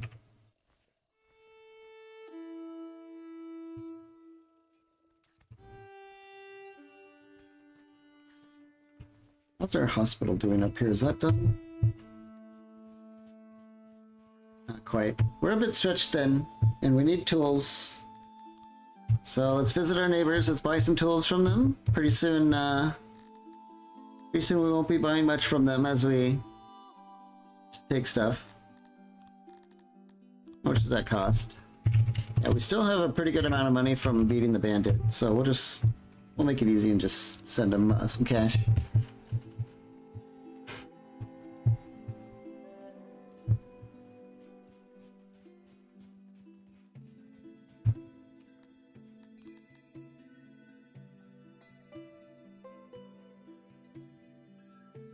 Shrine coverage is not the best. The load is... It's okay there. Where are we missing a shrine? Is it this one is just not big enough? No, that one's fine.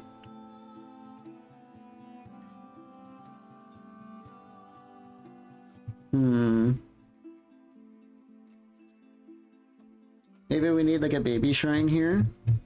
A way shrine next to the highway? Yeah. Next to our woodcutters, you know, they do a little bit of praying before they go work on the tree cutting.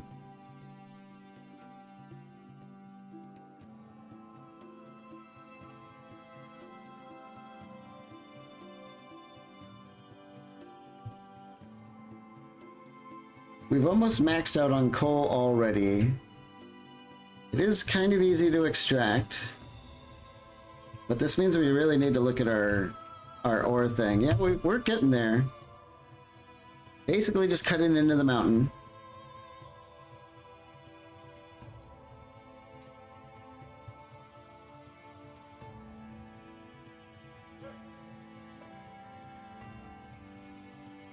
We might need some more auroch pastures.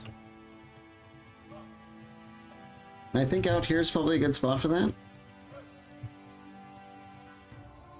What's with this guy? Well, he's laying around being sick.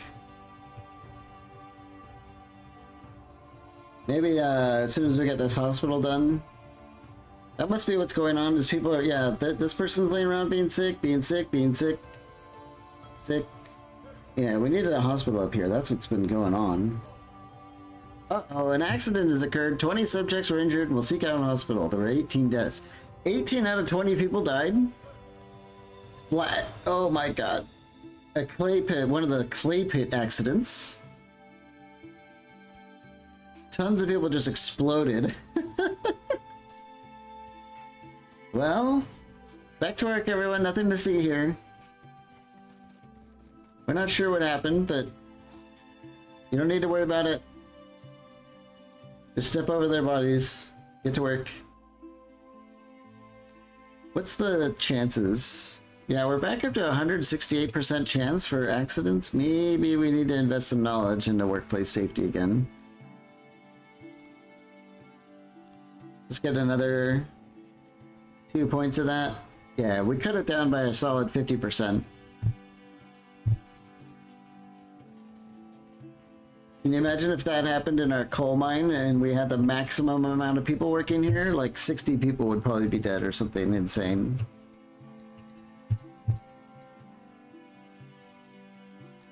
Anyway, I think we were thinking about aurochs, weren't we? Another big auroch pasture up here. You know we love our cows. That'll do it.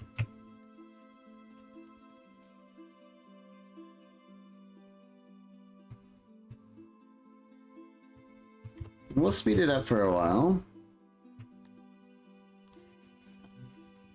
I'm sure pretty much everyone is going to die in this accident. The hospital just wasn't ready in time. The thought was there, but we didn't quite lock it in for it, did we? I think we want to build an export depot here for the extra coal that we're bringing in. We'll sell it for now until we start using it.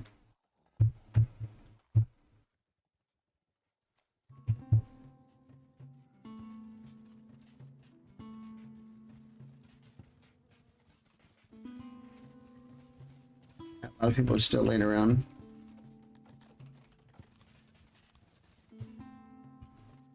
We might need a graveyard up here. These people aren't being buried. So we're out of range of our graveyard over here. We don't need all that employment. So let's build one over here.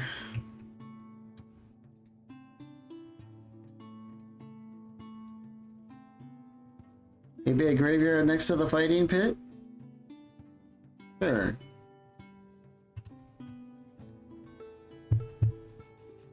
With all this mining going on up here, we're definitely going to be incurring some losses.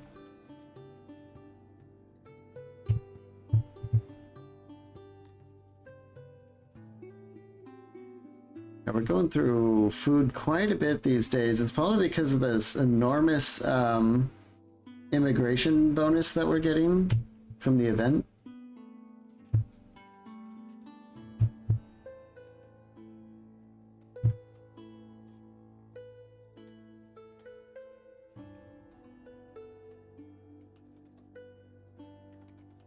Finally working on the graveyard. That'll get these bodies out of here. Bodies create a major health debuff if they're not being put in the ground or otherwise dealt with.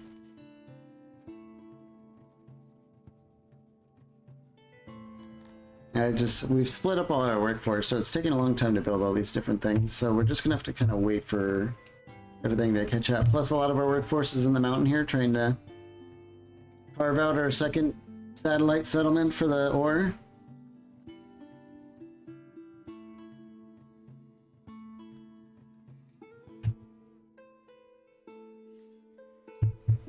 Did we ever get the water pump going? We sure did. And they're barely able to keep enough pressure because we're pumping it all the way across the land here, but it is enough.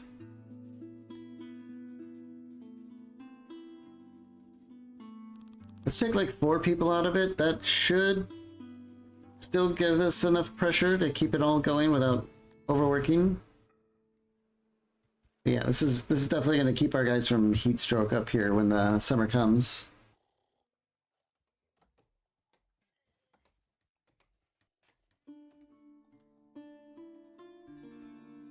Yeah, we're still cranking out leather armor too. That's good.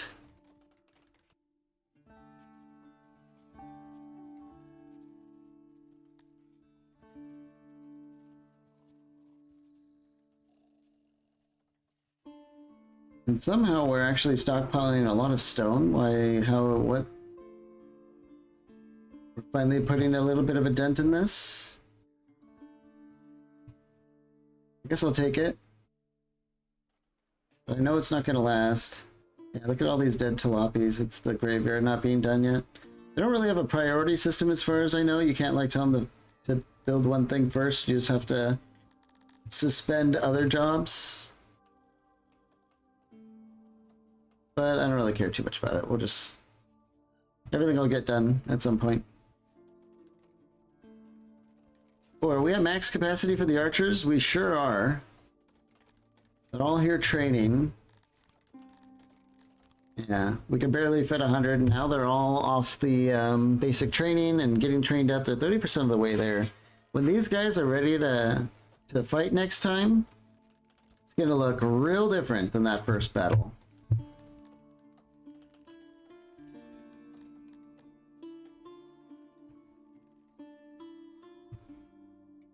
I think we can finally get thinking about how we're going to deal with this settlement.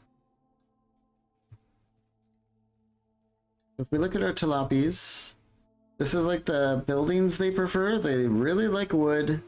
They really like being outdoors. And they're okay with granite and stone, not much so. But mountains, no plus arrows for mountains. So when we build our houses, we don't want them in the mountain.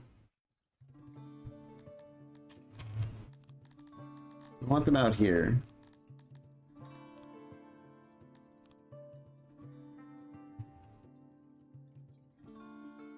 We probably want to get housing here and then have some like amenities in the center here, and then the work will go on down there. We might have to build some industries in the mountains. Something like that.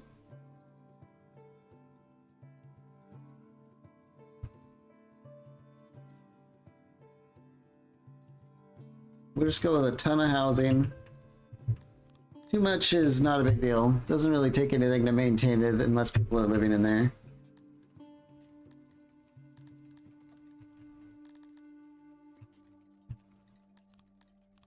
Let's start thinking about how we're going to mine all this out.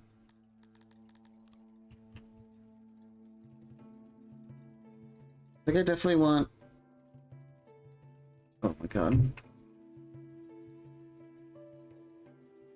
I don't usually build mountain fortresses. This is kind of crazy how much ore we actually get out here. It is a lot. If we were Garthemi, we'd be all over this. It'd be a lot easier to be getting all this. We'll go with storage there, and we'll build the auxiliary buildings inside the mountains.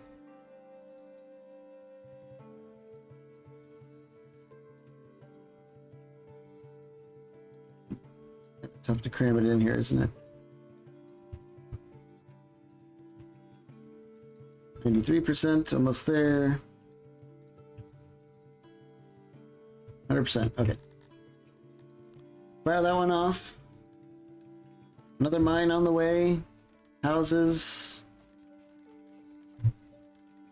We're almost done carving into this big square into the mountain. Pretty sure these will all be emanating like squareness, right? Oh yeah, they hate that. Well, hopefully they don't have to be mining it themselves forever. Whoops, stop doing that. Graveyard's online, so they're finally getting all these bodies cleaned up. Yeah, if I... Yep. So I cleaned through them all, it's right here. Where's our graveyard person? Okay. What is she doing? Hello? Why are you not...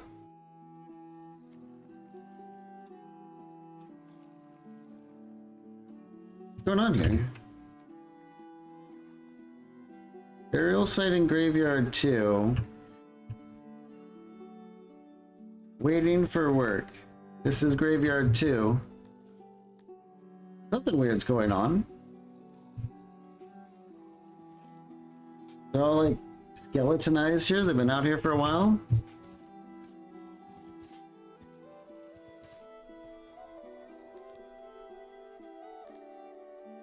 Why are you just standing around when there's people assigned to the graveyard? Is there something I'm overlooking here?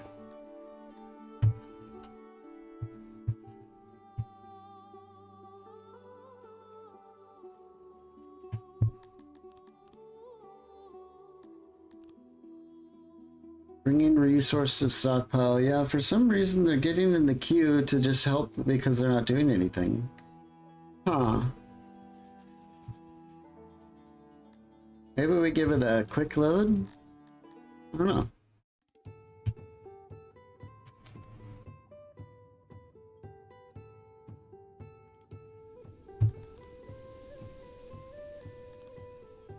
Now they're on leisure time, but we'll watch and see if yeah, they're gonna go watch the play instead of dealing with the bodies. Now they're gonna go eat. Now they're just hanging out on the benches, watching the play again.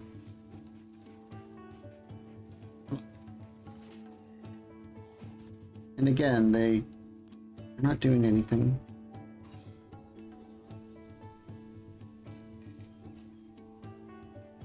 Hmm.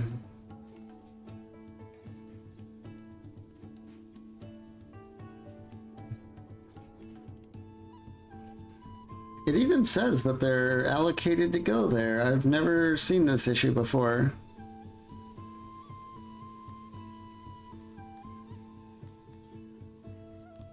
Turn it off and on again.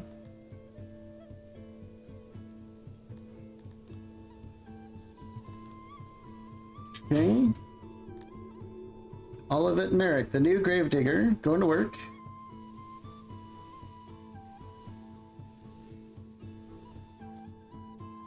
And goes back to not doing anything. What, I wonder if... Are they like too rotted or something?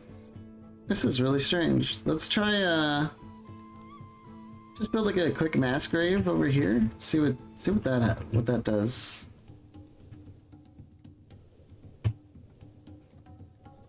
Maybe they needed to be grabbed earlier and now it's too late.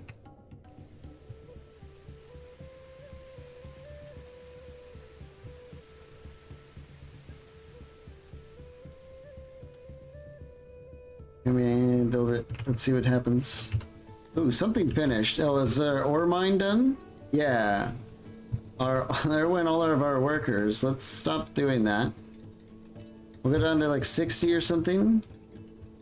Everyone can go back to work. Okay. Now we have actual workers. Build this up and see if they use this.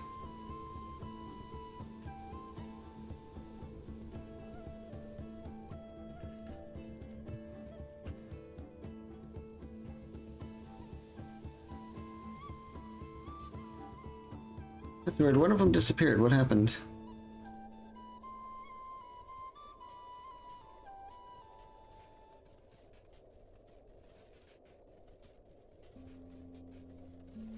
I don't know. I'm a little bit stumped. Oh, did they bring someone in here? It says available services is 14 out of 15. The end of the woodpile. They in queue to be brought here? Hmm.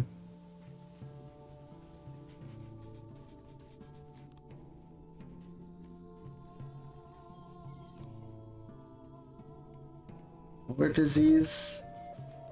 Something is wrong with this graveyard. This person is also queued to be brought there, and they're just not being taken here.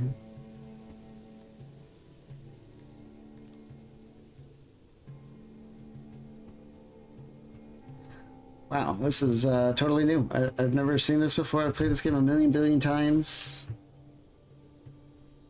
There just has to be something I'm not... Something very obvious that's stopping them from doing that.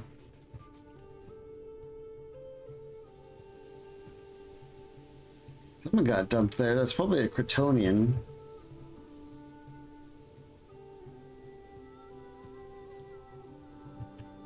Well, we'll come back to that. I'm noticing that our clothing has run out. So let's get off the armor making for now and start churning out clothes again.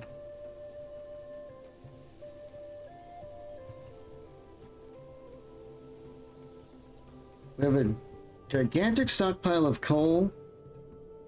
And I think it's time... So the question is, do we ship the ore to a place where it needs to be smithed? Or do we ship the coal down to the ore? So basically, do we move this up here? Or send coal down here? I think sending the coal is easier because we are going to be sending coal anyway with lots of loading stations. In fact, might as well have these guys start loading it up. Maintain a minimum. Yeah. The coal mine is going to be shipping coal all over our settlement, and this is only one of the destinations, so I think we're going to do that. So let's get a warehouse.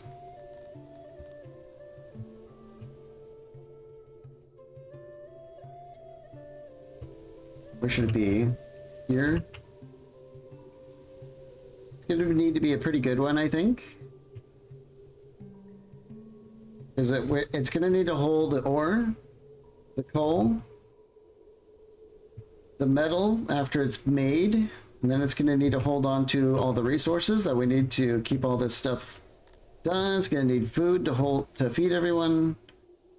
Hopefully this is big enough. It might not actually be, but we'll see.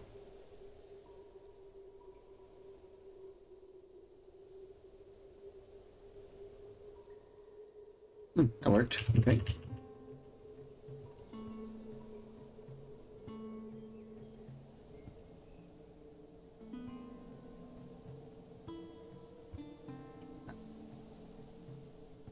A little bit tough to cram everything in here.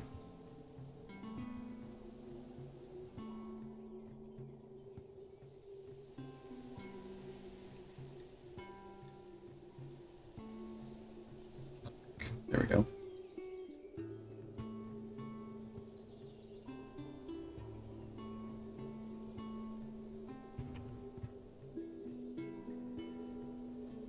Big warehouse. We definitely want a door straight to the ore. The door for the workers to get into. That'll do.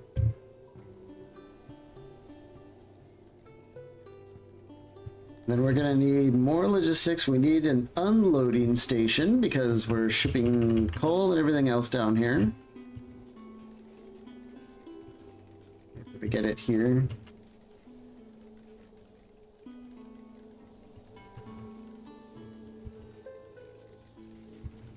Yeah, we're redlining on a bunch of stuff. Maybe we do an agreement with our neighbors. Whoops, that's the right button. How do I stop that? There we go.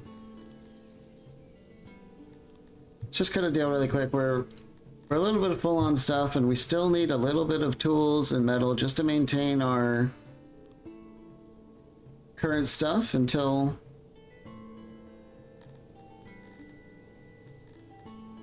we get our next bases online and then go on the offense, which is probably not going to happen today, but it might happen tomorrow.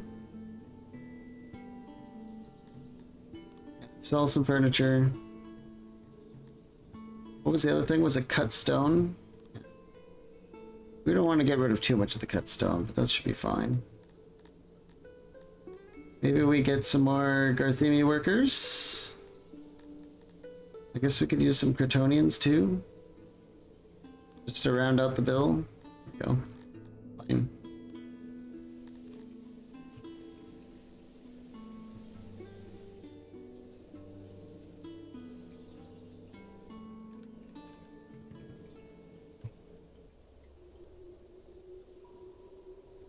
Beautiful.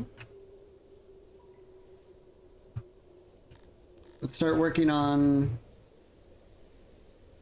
all the amenities that we're going to need to keep our population fed and all that.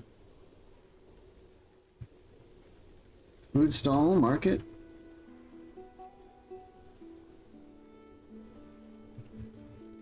How about...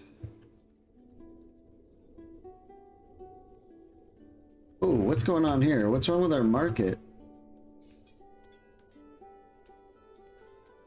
I mean, it looks like crap, but something's going on. Let's look at the janitor.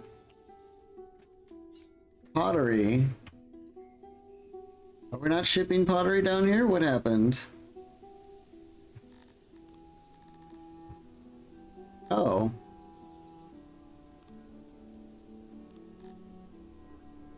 Apparently we're not sending any pottery down south. We're sending clay. But we never figured out the whole pottery thing, I guess. How is our clay doing? Barely able to maintain, so let's increase the pottery a little bit, and then we're gonna have to build a loading station to send pottery around town. This clay mine is not nearly enough for our whole city. Clay is difficult to keep up with. We might need to turn it off for the lab, which is a little not good because we're depending on the lab's current level of research. We could fill it with way more people working and turn off the clay, and that might equalize. Not sure I like that idea though. Let's just get a bunch of people working on pottery and we'll see if we can get it to make parity here. We might fully employ the Garthemi at the clay pit. If we have to.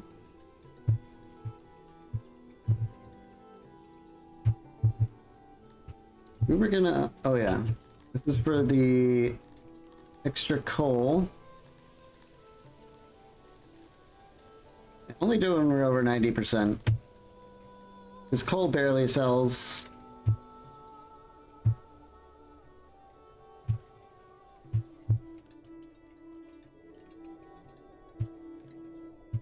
Okay. Wait, did we build a loading thing for the coal, right? Yeah, they're ready to start shipping this out. So, as soon as our unloading station's done here.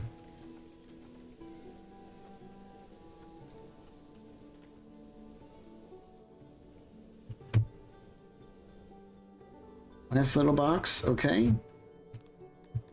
Let's start bringing in that coal. I guess we're gonna need pottery here too. We're gonna need pottery at all our unloading stations.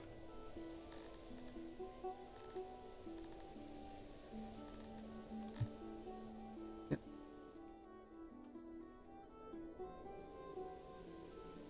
To maintain our new standard of food stalls and markets, they need pottery to work. Speaking of that, is our janitor in range? No, we're gonna need a janitor over here.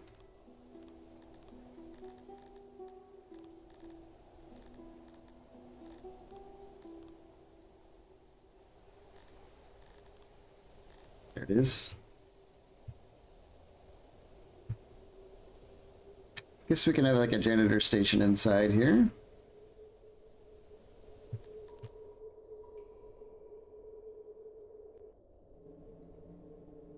Okay.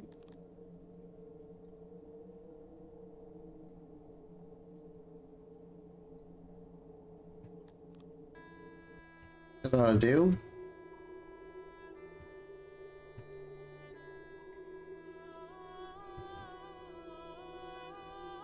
I think. Are we going to be able to do this? Let's see.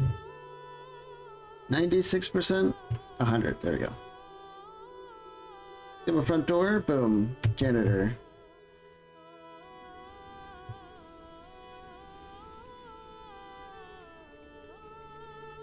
The warehouse is finally done by the look of it. And we're definitely going to be storing lots of ore. Do like 20 ore, 20 coal. It's a metal. Yeah. Okay, now they're bringing it all in here. We're going to be getting that smelting operation going soon-ish.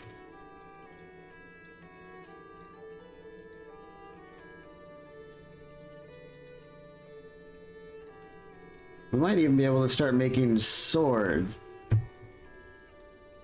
Like the falcatos, I think they call them. Yeah. The old sword and board in this game is tried and true. It works just really good. Keeps your people alive and they have a weapon to kill with. The spears aren't super good at killing, but the falcatos definitely are. Nice, we've already gotten our first coal shipment, so we should have both coal and ore in here. Yeah, we're almost ready to get a smithy.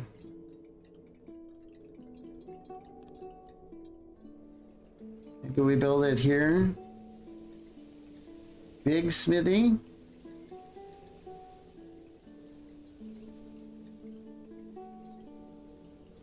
Like that. Wait, a metal smelter, not a smithy, a smelter.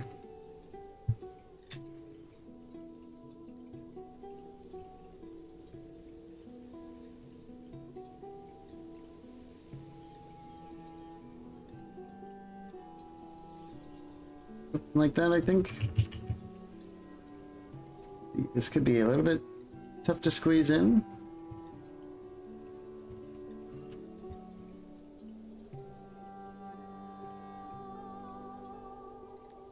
We can get 60 people in here. That's okay, but a metal smelter is like one of those places that scale. You need more and more and more of them as the game goes. That might be as good as it gets, especially because we still need the storage.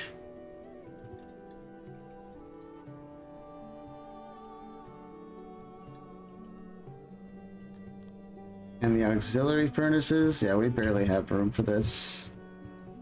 Might not fit like I wanted it to. 58%.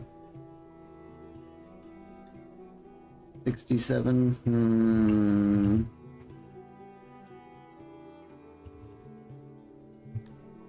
85. I mean, we're getting there.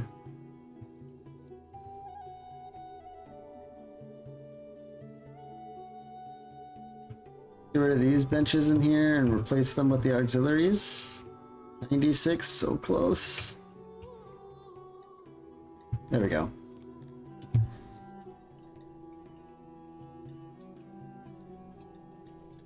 Get some doors. Boom. What's going on here? We still have some deaths.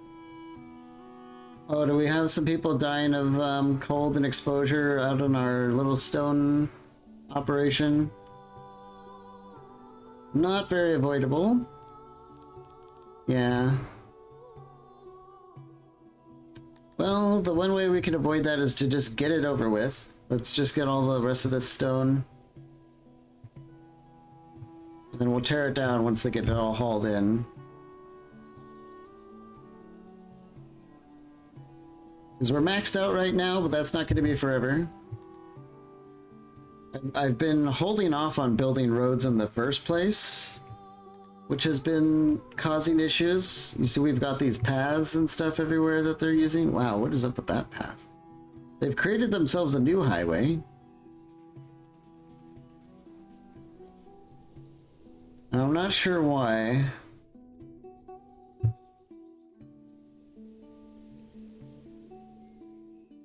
They're probably just taking some furniture and stuff down from the top warehouse for some reason. We know we need a road here, though. That could be the main problem, is this is not roaded and they're going real slow through here, so let's polish this up a little bit.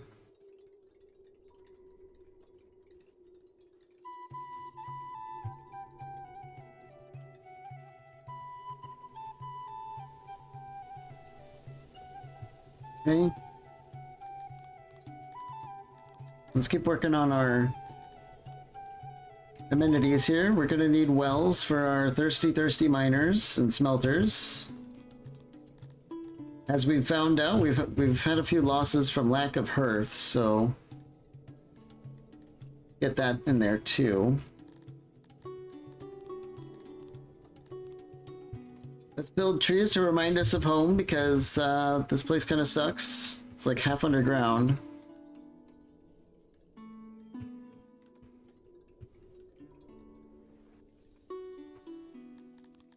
I think that'll have to work for now.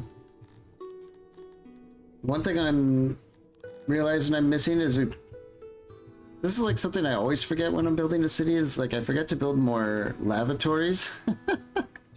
This one is still doing okay, but yeah. We don't have a single lavatory up here, so they're not happy about that. I think it's time to build a few more of these things.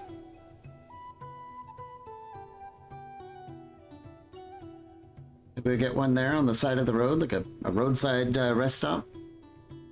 And another one over here.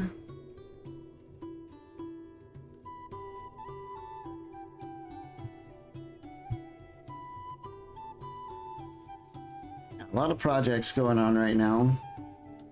We're almost up to 2,000 people, though.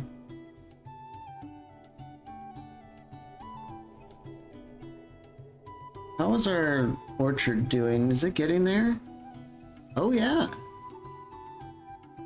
It's nearly there. Just in time, because we're starting to be a little bit worse for wear on the food. As soon as this one's done, we'll probably start the third one.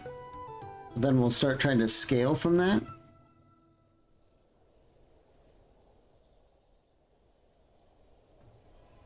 The pottery situation is still a situation though, isn't it? Where is it?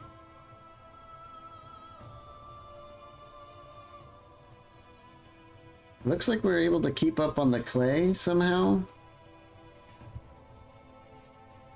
Let's see what our Garthemi are doing. Ore miners, gem miners. Yeah, for some reason they're doing everything but clay, and that's not good.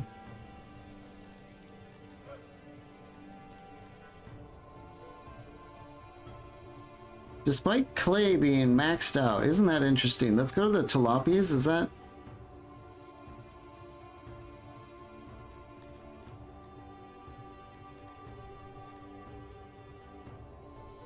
Yeah, I'm not too sure. It might be organizing them by their efficiency, because they're really good at gems and ores and clay. Maybe we'll turn them down from... God, they're so good at mining, though. Oh, wait, no, they really like gem mining. I don't care about that. Let's get them off the gem mining. Yeah, they moved into the coal. And yeah, I'm trying to move them into the damn clay mines. That'll work. Okay. So finally, this should be mostly Garthemi. At least soon. And that'll make it so that we can increase our pottery. Because Garthemi are way, way, way better at this.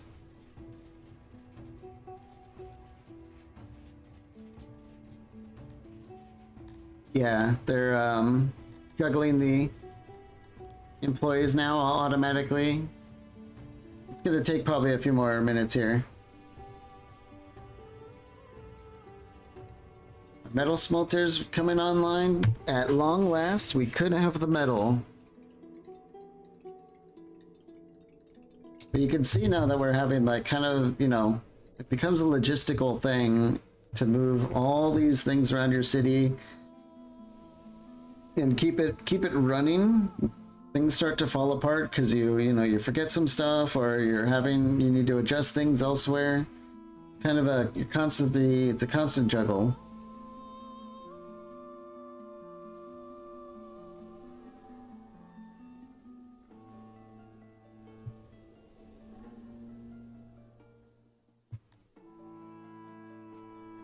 Is our hospital done up here?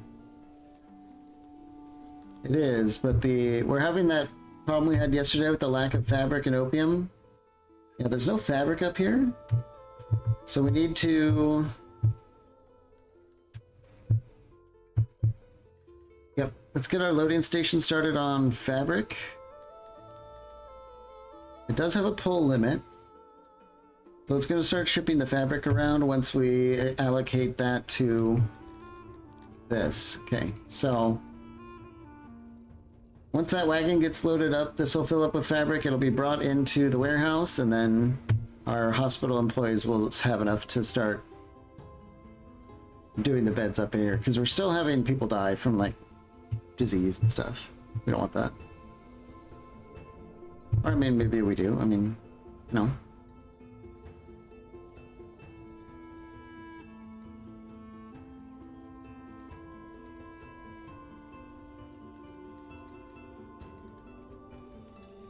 Speed it up. Wait, the smelter's almost done.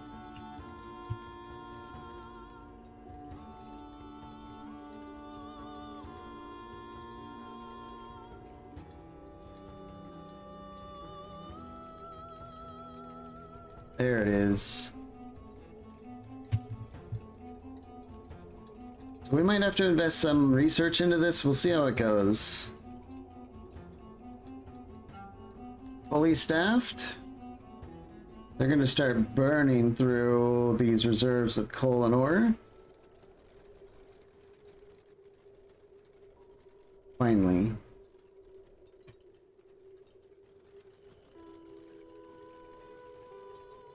Really needed that.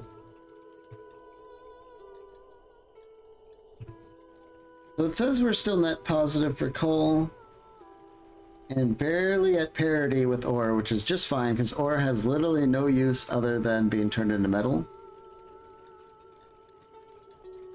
Maybe we'll just leave it like this for now. Any kind of metal income is going to be just fine to maintain our stuff, because we're not paying much for maintenance.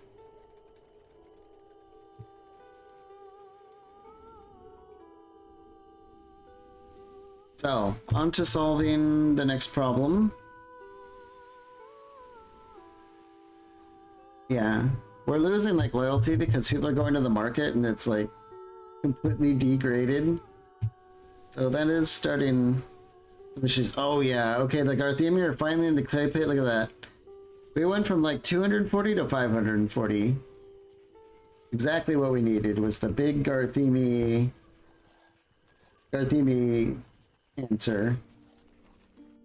We're maxed out on clothes too, so it's time to go down to the tailor and swap back to armor. I only build clothes in waves. This is more than enough to just sit and use for a while.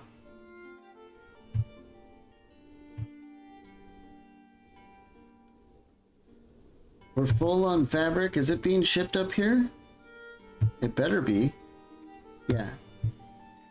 Okay, the first shipment came in. The hospital is already making the beds and people are flooding in to get treated because we have a bunch of sick people up here who haven't been getting taken care of. So that's a big deal.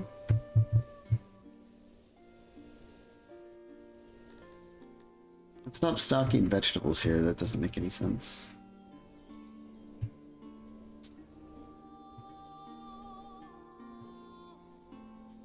Well, now that we have metal going...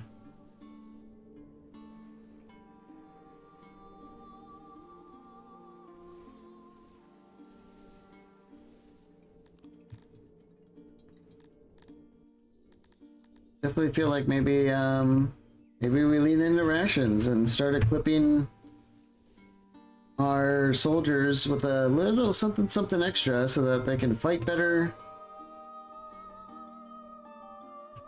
and conquer better. We're gonna need way more rations than this, which means we need more bread, which means we need more grain.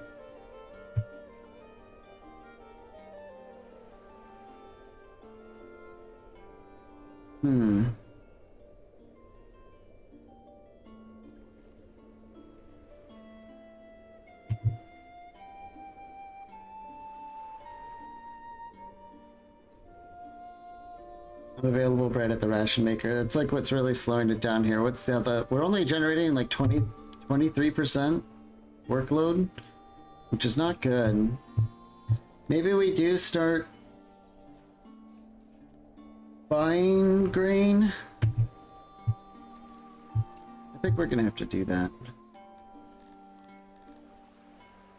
I don't want to invest any research into growing grain because that would fall off really soon. We're already like kind of past the window where that would have been helpful.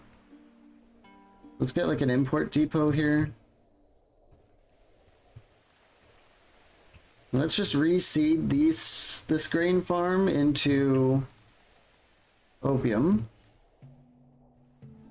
We can at least cash crop it, if nothing else. No. Let's, crap, it's too late now, isn't it?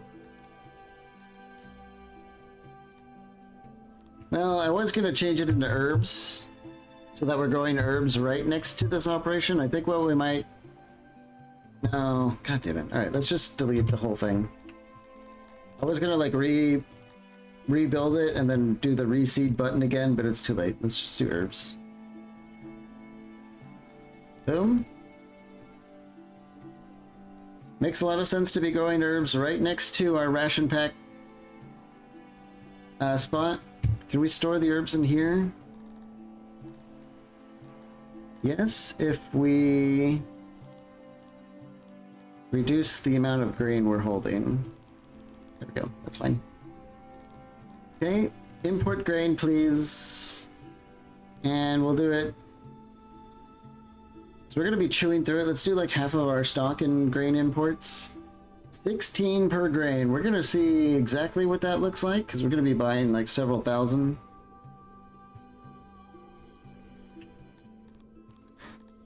We need some more export depots. We're redlining fabric, furniture, and stone.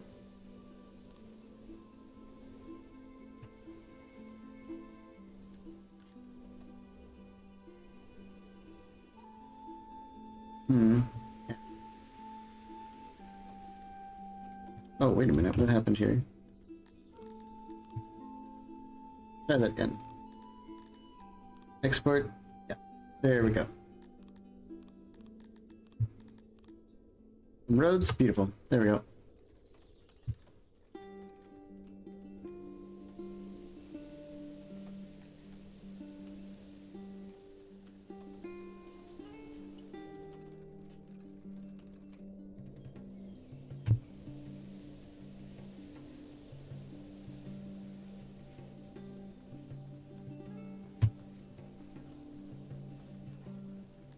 This should have a pretty good impact on our health. It's not going to say it here, but it's mostly because we're not accumulating so many sick people. You can see there's a lot less people in here after that initial wave of treatment. We blasted through our herbs, but now that we have like a real herb farm, maybe we change this one to opiates. That's a really tiny herb farm and it's kind of far from where we want it to be. This giant farm should be enough. Okay, we're buying the grain now. Where do I see the... We spent 16K on grain.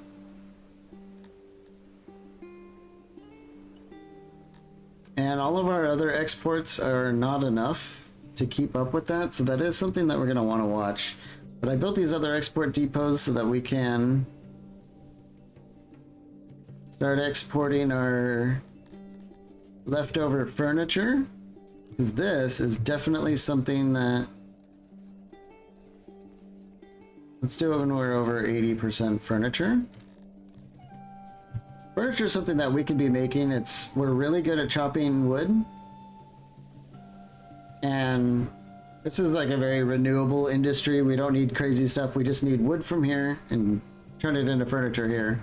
And now that I'm looking at it, we need more woodcutters. Let's crank those numbers up.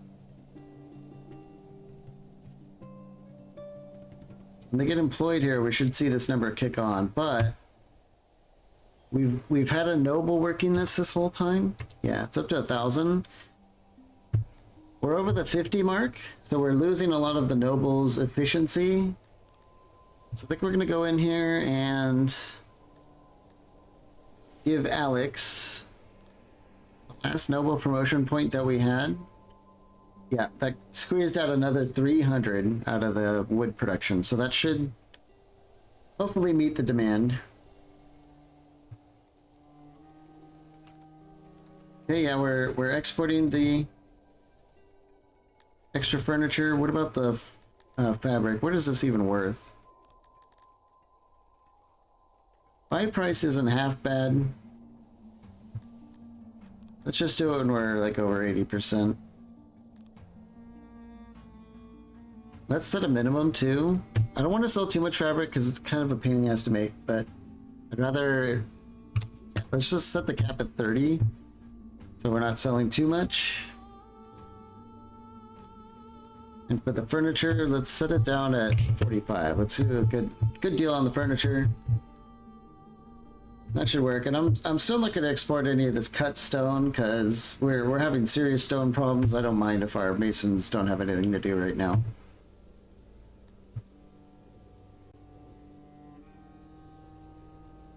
Where's the stone? Yeah, it's just laying around everywhere. Do we need to employ more people? No, they're just slowly bringing it in. Oh, we needed to increase the range. Okay.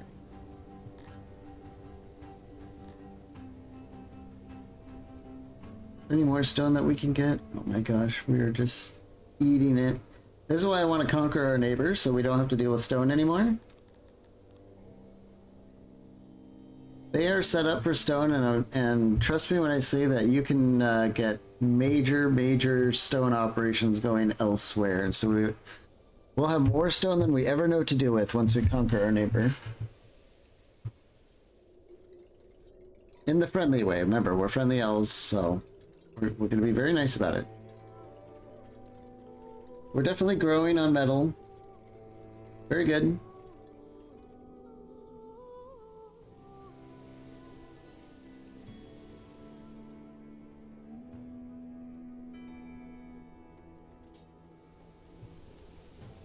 We only have 76 herbs, but I think that's fine. What I want to do is transition just from the bread, because we're using tons of bread. Let's go to bread and herbs. That's going to half the amount of bread we're using. And now that we have a steady supply of herbs, and we barely use any, we should start cranking out enough ration packs. And then we're going to have to get into the whole military logistics chain, which is it's a whole thing. Are we still not able to keep up on the pottery? What's going on here?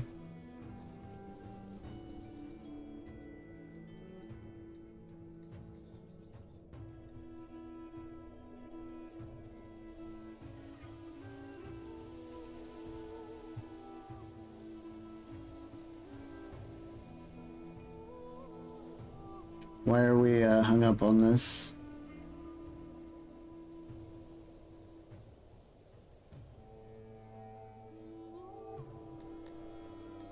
Is it because we're set to export at over 80%?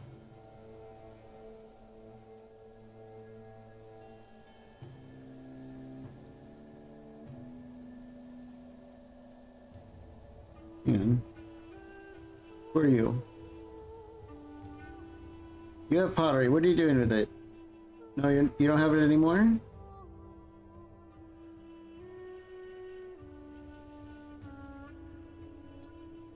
They're just kind of like reorganizing it inside the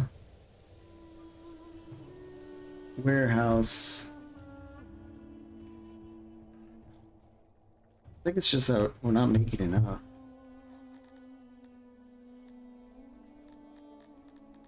Maybe it's time to pivot away from the gems.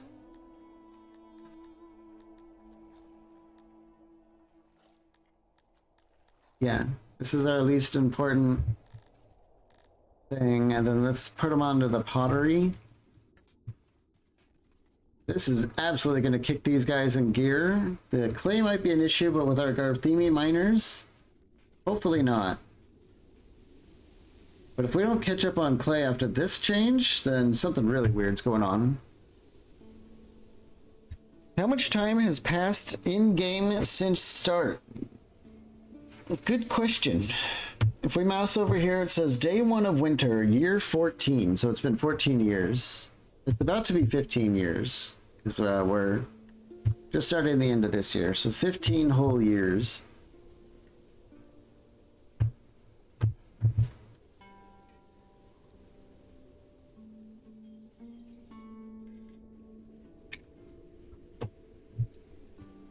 And this is how much of the map we've covered.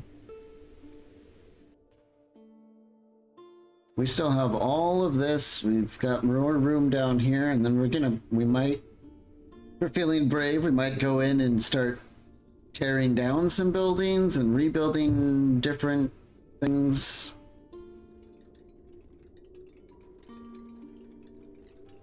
The coal ore is kind of holding strong against the metal smelter, which is good.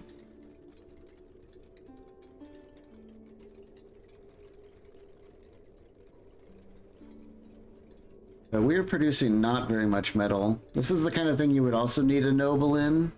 But we're not there yet. I'm mostly just making it just to maintain our maintenance. Yeah, 90% degraded. Our market is just absolutely thrashed. It sucks. Let's speed things up and see. Let's see if we can watch our pottery either struggle or stay the same. It looks like it's kind of staying the same. Isn't that interesting?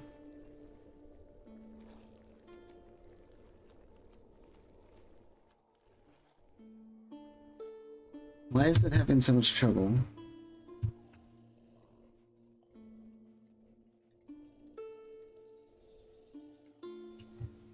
I think what might be happening is... Let's look at our access. The markets are storing pottery for distribution, but we do not have pottery actually assigned. So the markets are just grabbing pottery and sitting on it. We don't want that. Let's stop having them stock the pottery. Let's have them stop with the pelts and the fabric. Yeah, they've been grabbing a whole bunch of stuff. We don't need fish either. I probably should have tailored this at the beginning. But you can adjust the markets individually, or if you do the buttons up here, you can adjust all of them at the same time. So what's happening is they're just running around grabbing everything and keeping it on their shelves where it degrades because it's not being used. I don't think we need the cut stone either. We're going very basic. We don't need clay either. We don't need stone either. Wood, clothes, furniture. I'm pretty sure that's all that we're using for now. So we'll get that all off the shelves. This should give us quite a bit of pottery. I think that's what's been going on, is the market people have been running in here and grabbing pottery anytime they can. We're starting to get over 400 a little bit. It's still concerningly slow, despite the net positive saying it should be a lot. Who are you?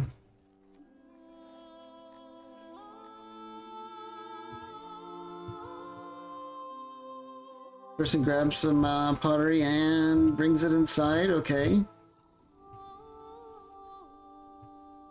But where is it all going?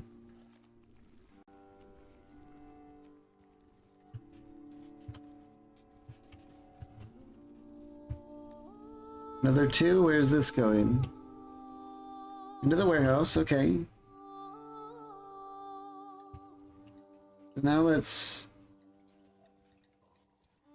I'm looking for this number to go down.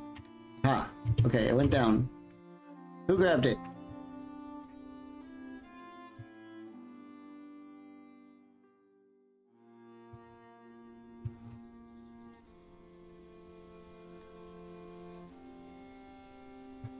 Did you do it? She's got the pottery. What is she doing? Did I set up something wrong? Is that what happened? Yeah. They've been exporting this stuff.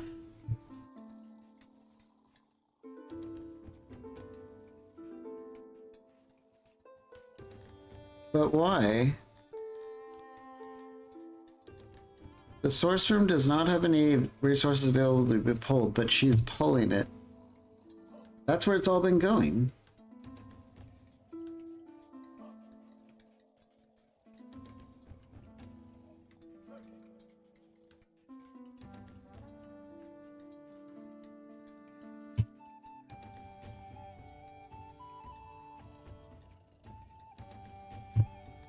Is it this priority fetching?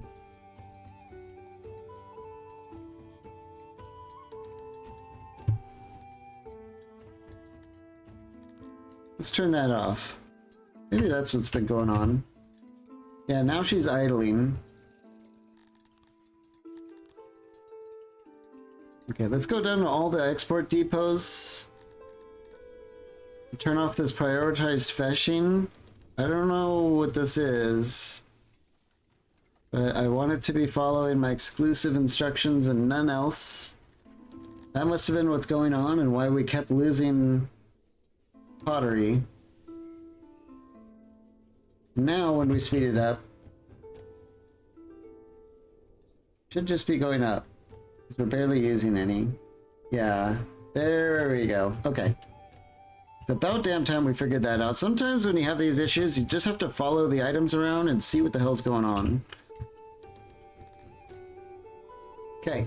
So now with our loading station, we can set this one up to pottery, and we're going to start shipping it. We're going to start shipping it around. Let's do it when we're at half the pottery inside. Yeah.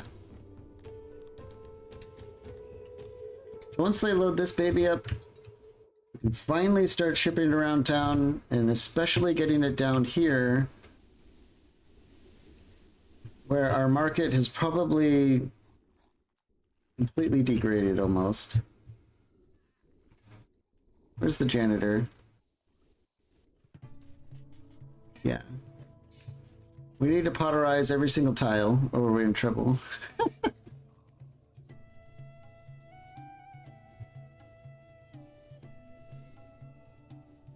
Let's just see this through to completion here. We're still loading it up. We're generating tons of pottery now.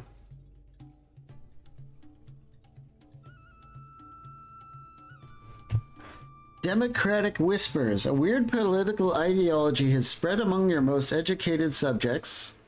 Thankfully, we don't have a lot of those. Democracy, oh god. It seems to offer no advantages compared to despotism that you can see, but your citizens seem to think it has merit. While the movement is in its infancy, it would not take much to focus it on other, more deserving despots, but doing so will harm relations with them. Alternatively, their intellectual leader, Wallaboth, could be removed, which should resolve the situation. Oh boy. Do we just ignore this strange movement of democracy? Do we tell them to go somewhere else, or do we just kill their leader?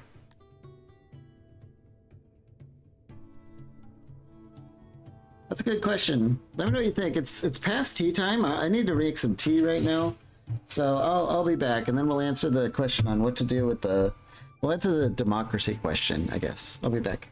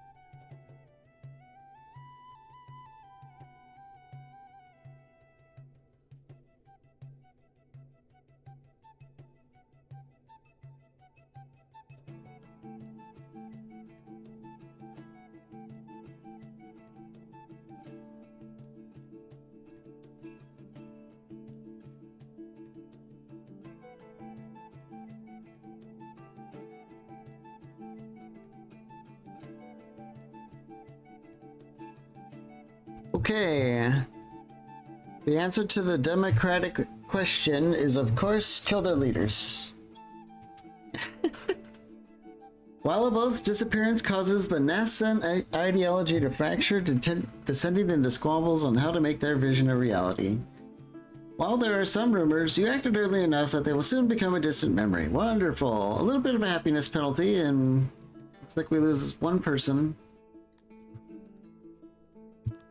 But yeah, we don't want this whole like democracy business to ruin the good thing we got going on here. So it was always going to be that way.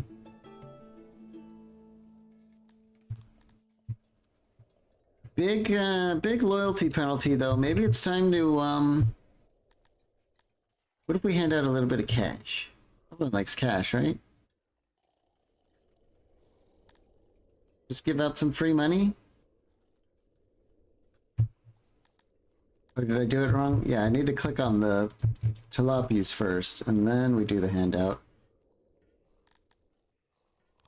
There we go. Some free money will smooth things over.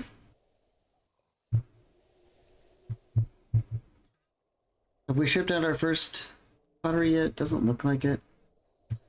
Our workers, our stone fetching workers are dying out here. So let's turn them off and send them home. Yeah, they've done some good work. Things are not going well for them out here. Let's get them back into town where they can continue with the nice amenities that we've taken all this time and effort to put together for them. Our market is still falling apart though. Did we ship the pottery over here by any chance?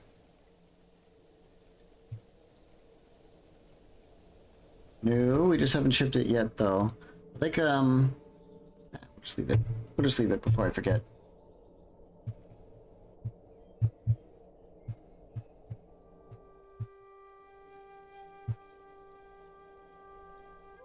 I think they're only pulling it when it gets over a certain amount, right? Over 400, so okay. The transporter is hiring more people. That might have been what was slowing it down for a while, but it's on auto labor, so there it goes, the first shipment.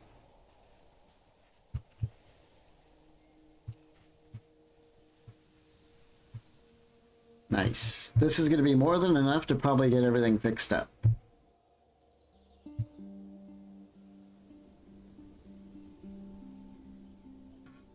It feels you could do better as a ruler. Quite a lot better, to be honest. Well, don't worry, this pottery is going to change things. It's all going to change with the pottery. Everything's going to get better now.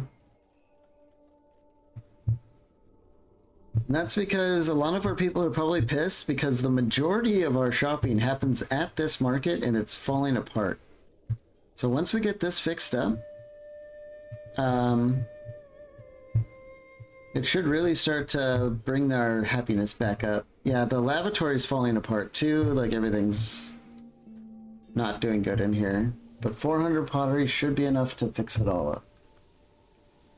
If not, we have the supply chain set up. It'll eventually work. Oh yeah. They're doing the work now. It was at 70%, now it's down to 49%. Sorry, I'm like working on my tea right here, so we're just staring at something stupid while I get this to be drinkable. I'm not sure I've ever watched, you can see it visually changing too as they get it polished up. Wow, it's coming together fast.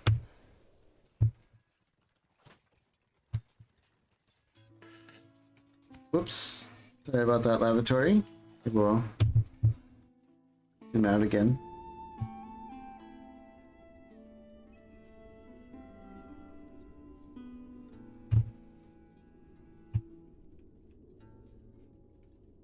Ooh, that's hot still. Okay. Looks like we burned through all our herbs. Estimated harvest is only 50 and we are using 0.5 a day. I guess we'll see how that works out. Maybe we need to invest some points into our our herbology, if we even can. No, we need a few more employees to be boosting our herb and poppy growing.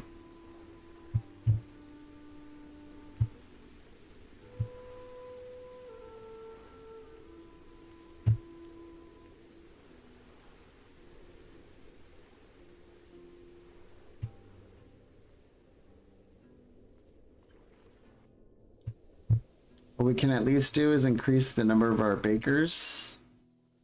Now that we're importing grain, we don't really need to control our bakery too much. What we might do is just create another herb farm, like on the other half of this area. Oops, okay. So we don't want our roads to be turned into herb farm. We don't want this. It's really not a lot, but it does actually use the extra land here. Sure. Hopefully that gets us enough employees that we can start investing the tech points into it.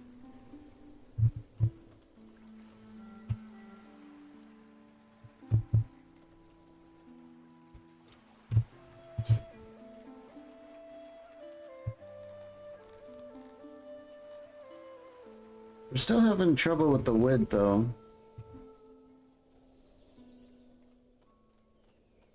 Yeah, we've reached a point when, I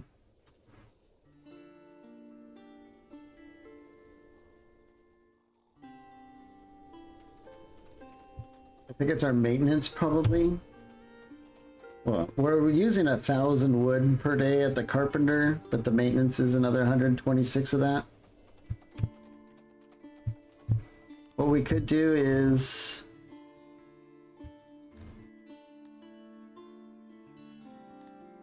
Yeah, we have enough wood cutting employees to research it now, so let's just put a couple points in that, and that might make it better.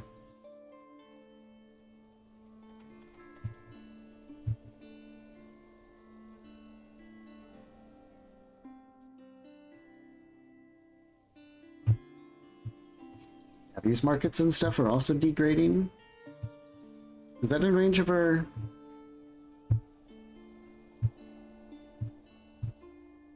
I don't think it's in range of our other janitor. I think we need a second janitor up here. Okay.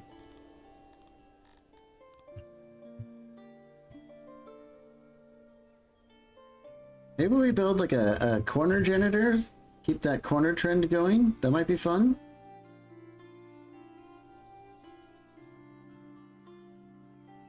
Maybe something like that. Cut down a little bit in here. Change to the line.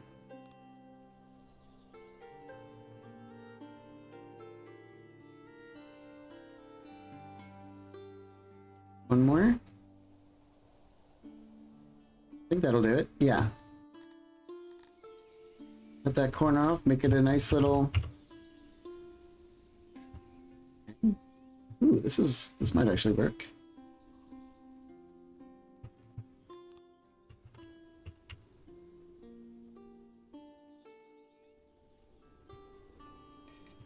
Maybe not.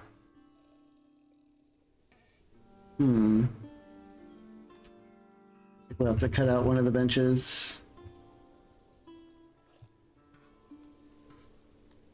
88. Uh-oh. Maybe it's just too small. We're gonna make it work.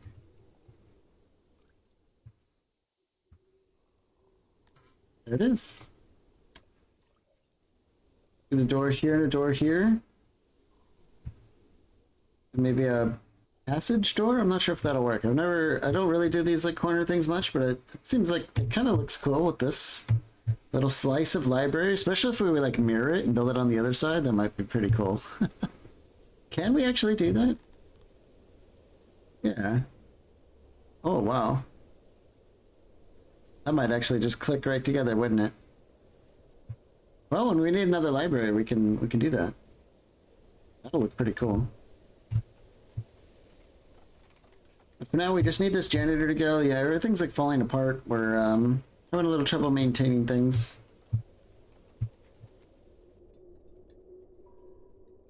Looks like this janitor's doing okay.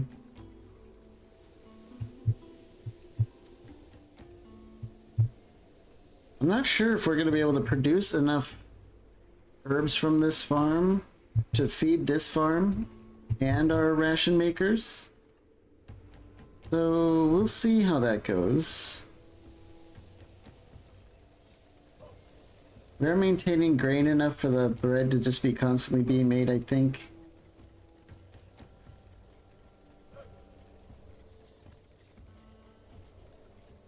So we want to watch this because we just recently adjusted this. So if we end up with a ton of bread and no herb, we'll switch it back over to something else.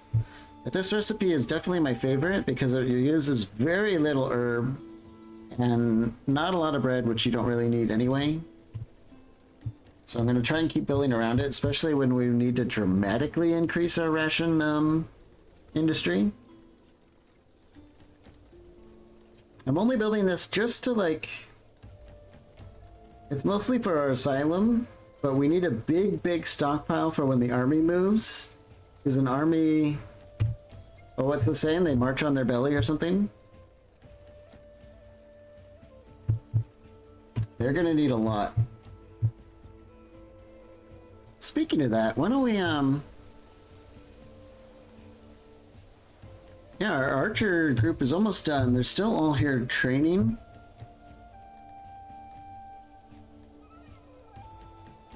But I'm wondering if we should get some more people, like another group of conscripts or the militia here. Our spear production is not good though. We might actually be able to swap from the stone and wood to the wood and metal to create spears. That might actually be worthwhile. But if we're going to use metal, I kind of just want to make swords. Let's think about swords. Yeah. Not just yeah, but hell yeah. Let's get a smithy and start making some swords.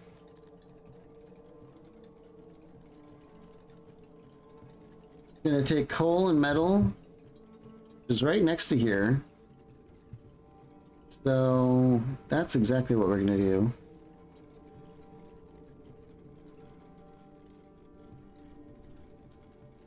Get a big smithy here, I think.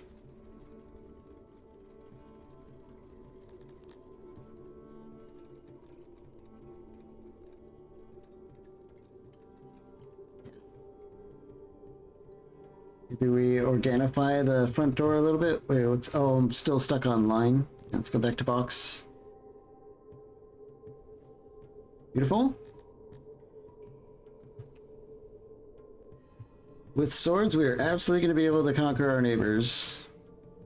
And defend ourselves quite well. We'll be like professional soldiers at that point. Oops, this is the storage. We do not need a big storage for... sword making.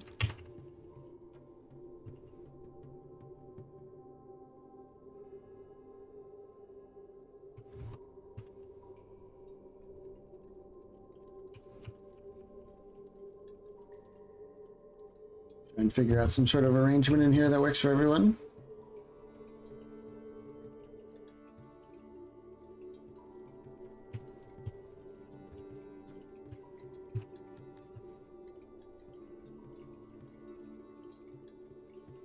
That maybe, and then we'll get the auxiliary stations up in here, and that should be all we need.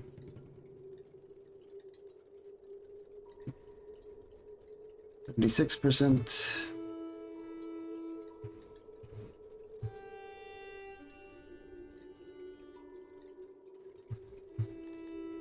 Okay. Door. That ought to do it. This is going to be huge. Real swords, very dangerous weapons compared to the spears. It's going to be a lot easier to make because we're not going to have to constantly tell our carpenter to swap over and use that, like the inefficient recipes and stuff.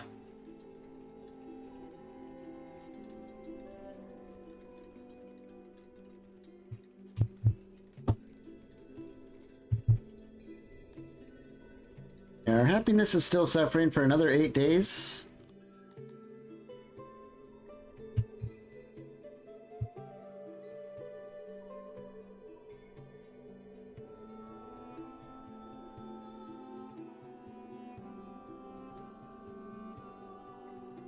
Not sure what this means exactly, but I think we're not really acquiring much in the way of immigration anymore.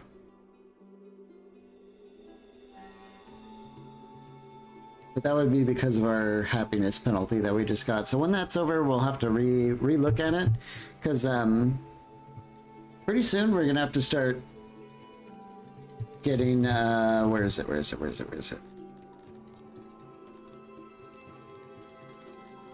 Procreation. We'll have to start building nurseries to make more people. And with that comes the whole education and this and that thing. I bet you this person's gonna get stuck. Let's dig into the mountain. Let's just assume they're gonna get stuck and get on top of it.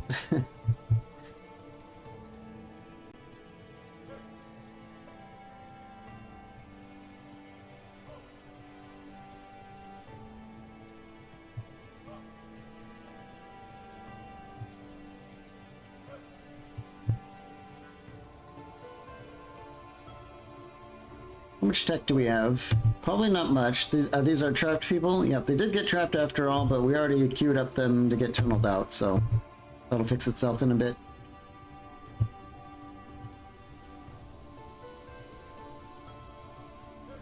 We do have tons of pottery again. And we might be getting enough clay to maybe put another 30 people in the lab. Which is more like 60 because we're actively using all of our clay to double our research. I kind of want to use our innovation points to invest more in refining. Now that we've got more bakers, we have metal smelters, like in particular the metal smelter needs to be smelting more.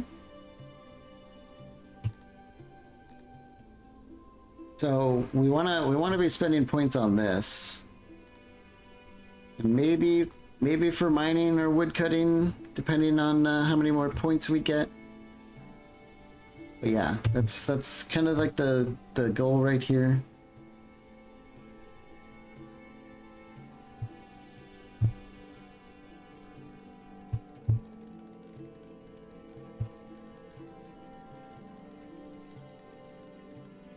Where on earth are we trying to store vegetables? Here? It is. Let's stop doing that. We don't care about veggies anymore.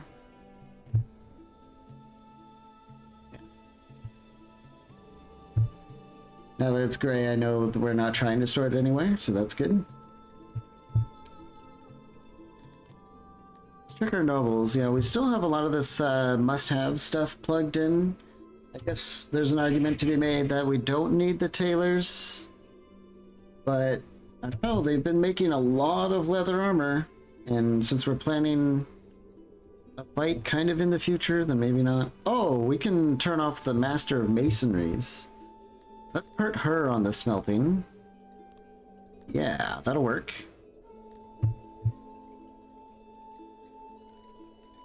Yep, now they're suddenly cranking out like over twice as much, which is going to be good because we're about to start using a whole bunch.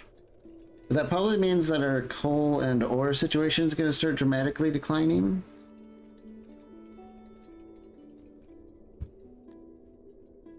We'll just watch it though. These estimates might not be accurate. We'll see.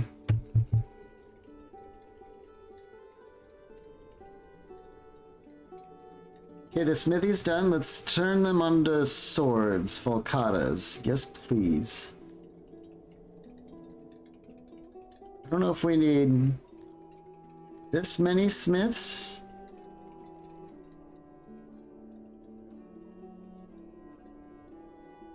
It is keeping up on the metal. We're gonna probably have to rebalance everything after this. Let's allocate some sword storage here. This is gonna make a big difference. Sword and board, leather armor, bows and arrows. Our neighbors aren't gonna see it coming.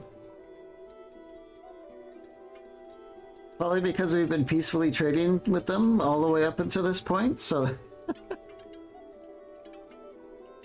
The curse your sudden but inevitable betrayal, I guess is what they would say. I bet we're gonna need to adjust our coal income, though. Take a look at the map. Yeah, these guys...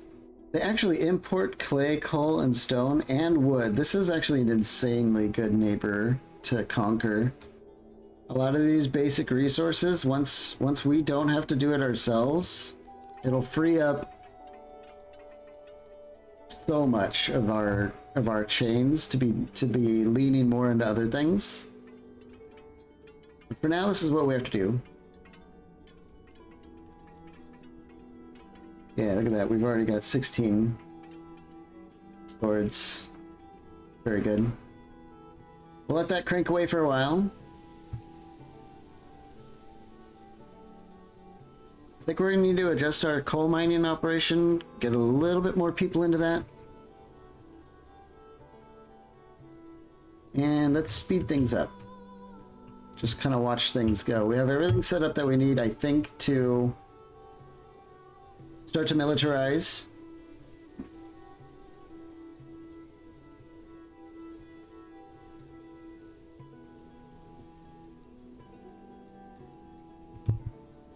And it's kind of a little bit easier to watch the trends of resources when you have it on super fast. See if it's going up or down. Seems like we're kind of just maintaining.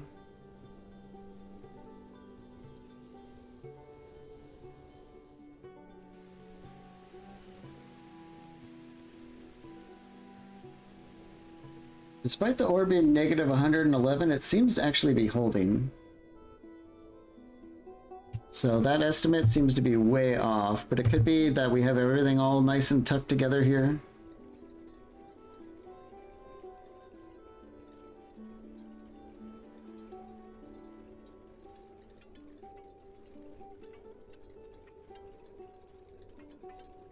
Need a ton of swords. Unavailable coal, it says. Really? Oh, yeah. Okay, so it is an issue.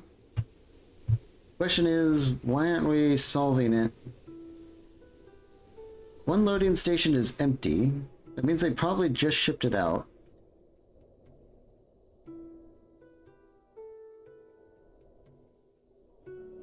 We might have like second and third loading stations just sending coal, train after train of coal.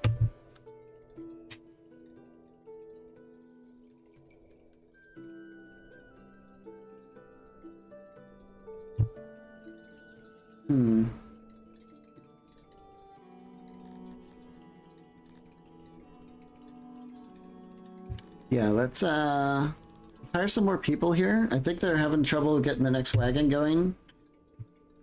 We have enough to ship out, it's just they have to prep the wagon and maybe double the employees will be able to make that happen faster.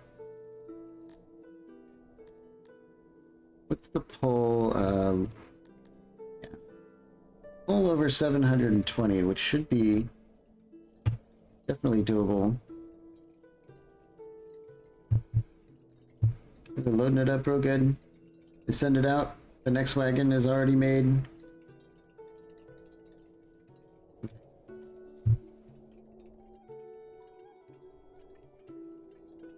They grab all the coal out of there. And they use it up pretty much instantly. So we are pretty bottlenecked on it. When does the next one move is the question.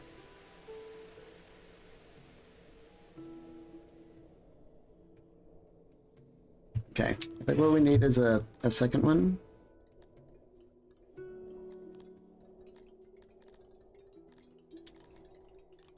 loading station there.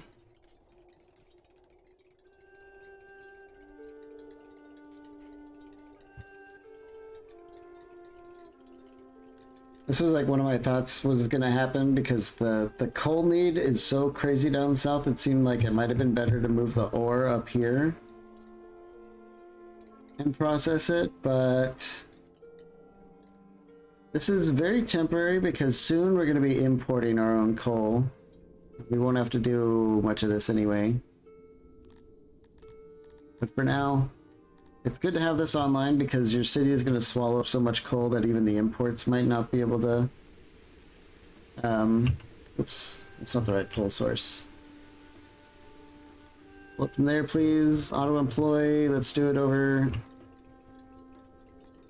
Isn't there a way to...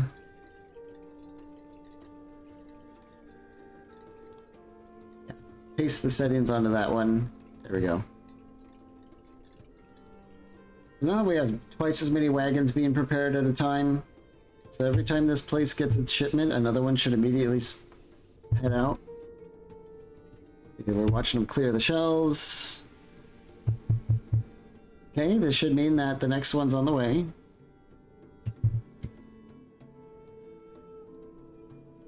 Boom, there it is. Okay.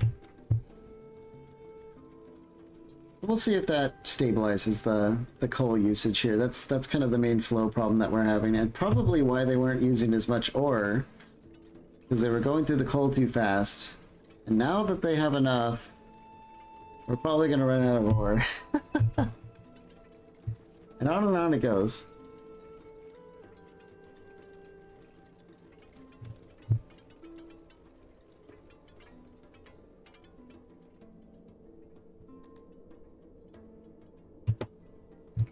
Workload was low because of the coal thing, but that'll recover too. Yeah, we're really starting to pile it in here. That's good. It will not last.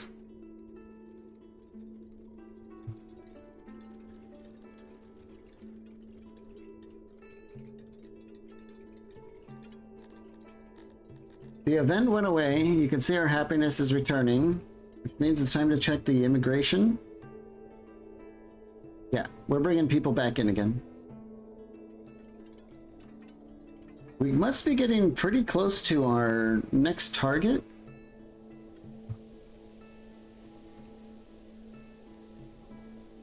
Yeah, population 2,200, and I believe it does count your slaves.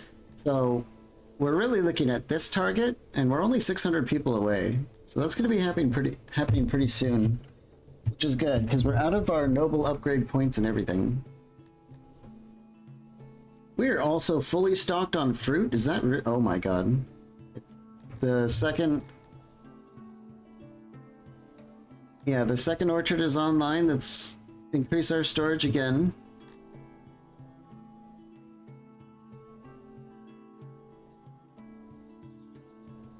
Maybe we want to plant the next one. Looks like we didn't even make enough herbs for the ration maker. Well, we did. They took the rest. And we were only able to get this field half planted, which I guess is fine. A 50-50 split is fine. 2,000 rations is pretty good. I don't know if it's going to be enough to feed 400 people for a couple days, a couple weeks, really? We're gonna need to also stockpile clothing. Let's get another 10 crates of that and go from armor to clothes. If I remember right, a real army needs, let's save it here, we're sort of, in case I mid-click something. So when we start an army, the things you absolutely need are clothes and rations, besides, of course, the weapons and armor. Drink is really good for them to have for morale, but they can actually go without drinking, as far as I know. But the clothing and the rations are essential. Yeah, you can see it says this is an essential, it's in yellow text. This is an essential supply for the affected soldiers, and low stocks will lead to 50% poorer health and desertion. This is not essential. This is. So, I think those are the only essential things that we need. We're going to be bare bones marching it. We haven't gotten into the whole drinking thing yet, but we will once we have a steady source of coal. That'll be easier to manage. Okay. Okay, we've definitely maxed out on our pottery now. So I think we can cut the pottery production down. We don't need that much. We just needed enough to get everything fixed up. And I think we can afford some more people in the lab. Oh my god, we're up to 210 people working in our lab here.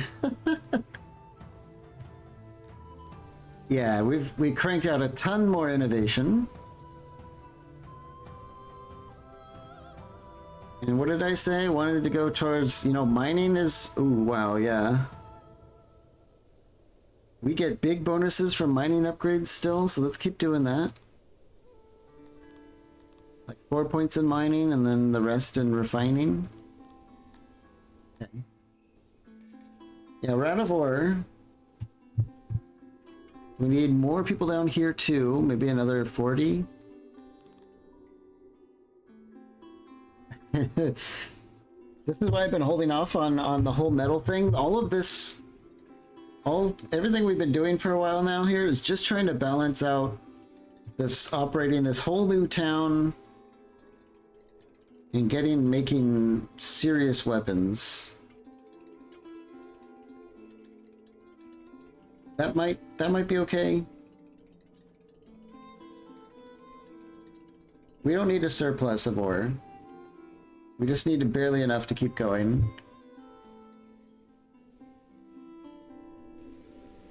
I think we're just barely maintaining the coal up here, so we do need to get more.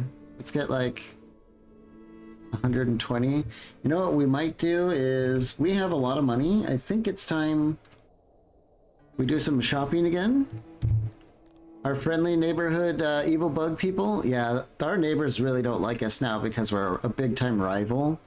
They probably know that something is awry. So let's buy some more Garthemi. Let's buy like a lot, maybe like 150 or something. They're all going to become miners and they're going to be twice as good as we are. Let's sell some of our opium.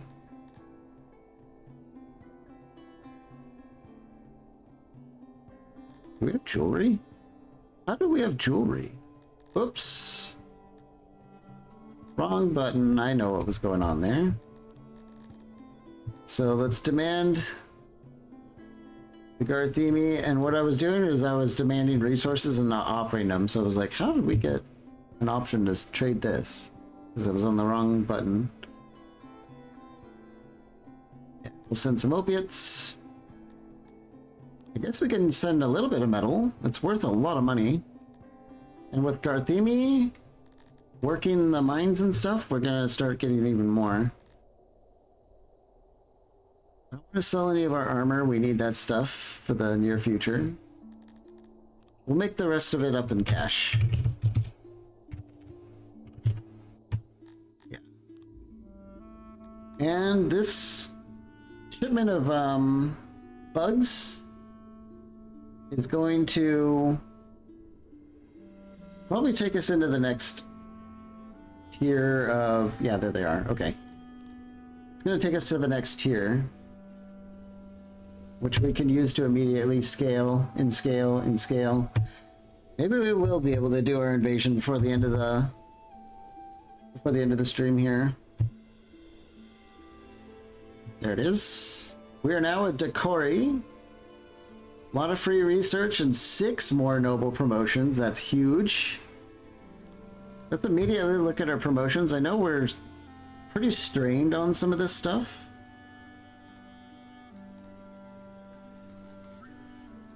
Or maybe we're not. Not yet, anyway. But it will come. We are gonna have a time when we use every single noble promotion and pray for the next tier. Okay, we took on a lot of Garthemi slaves really soon, so they're, oh boy, that submission's dropping big time. I might have imported too many. What if they revolt? It might stabilize. I think we need more housing, first of all.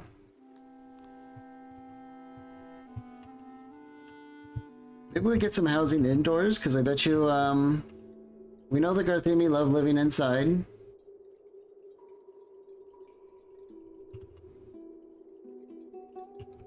We need to dig this wall out.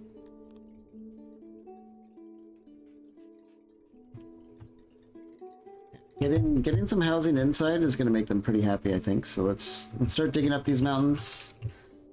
Let's start. I think we're going to need some more housing over here. No, these are vacant. Yeah, they're probably all down here at the mine. Where's it going on? Yeah, they're coming into town.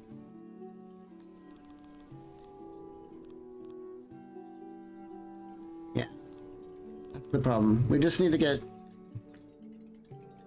more of the Garthemi boys inside and housed. Oh boy, it's looking a bit spooky.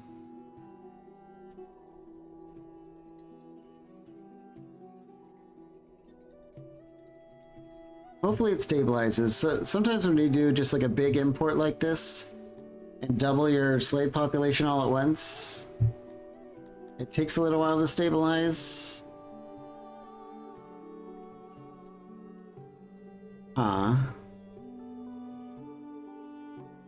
We might need to do some fulfillment stuff for them as well. What do they like? We know they like clay and stone in their houses.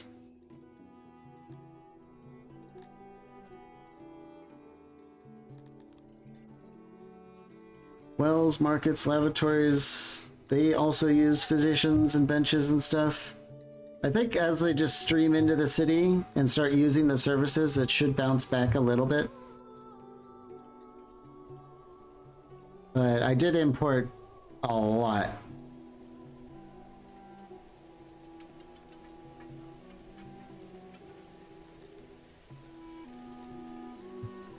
That's strange.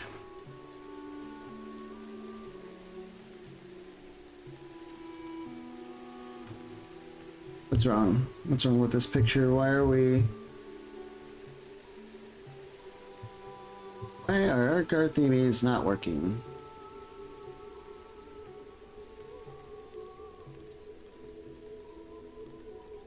Yeah. For some reason, it just really puts them off the clay pits.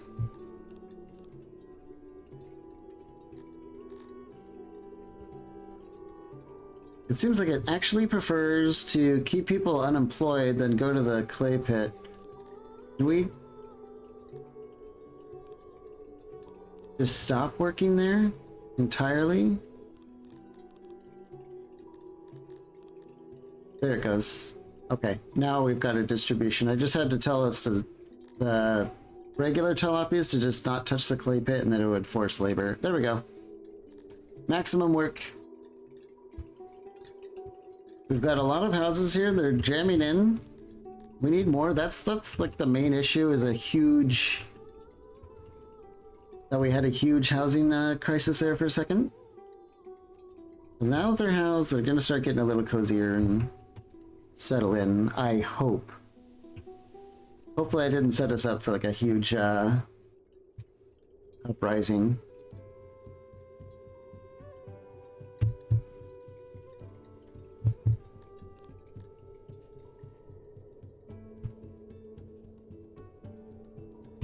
Yeah, see, here's another thing, is most of the ones that we've had in our settlement for a long time have been converting to craterism, because that's like our main religion. But every single one of the bugs that we've brought in has been Eminianism and Schmallerism, and these are like at major odds. So we have like huge religious issues right now. Do we even have a shrine out here? No, we do not. So let's get a shrine. I think once we start converting them, they're going to be a little bit happier. Should we build it? Maybe up here? Yeah, that'll help. I think one of these wells can also use an upgrade. Which one has the most load? This one? Let's upgrade this well.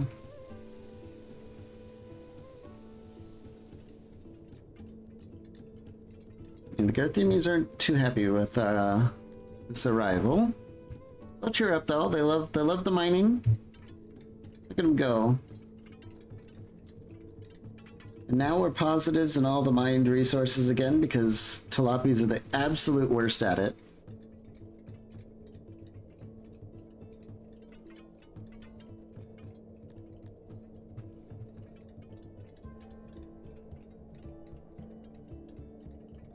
All this should recover. We just really need to watch this.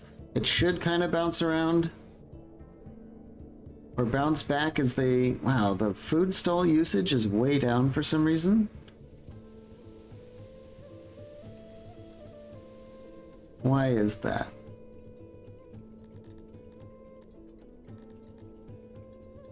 The Garthemies love meat. So that shouldn't be an issue. Just why aren't they using it? Oh, now a slaver comes. After I did that deal, well, we're not buying anymore. We're having an issue right now.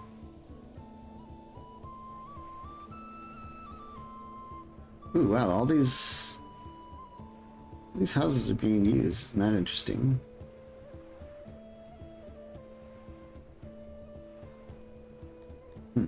Guess we can turn on that stall on the guard post. In the lavatory. We've got some people living here. We might as well take care of them a little bit. But back to not being distracted by this.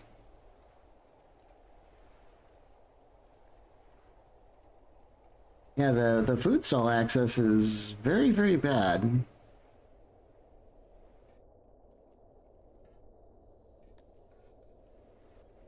We just need to find one with... Yeah, this one is under major load up here.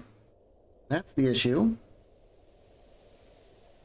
Oh, unavailable bread, egg, fish. Wow, there's no food at the stall up here. That's what's wrong.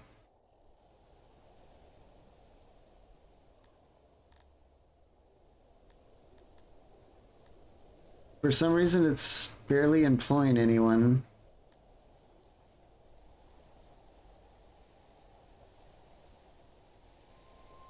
Okay.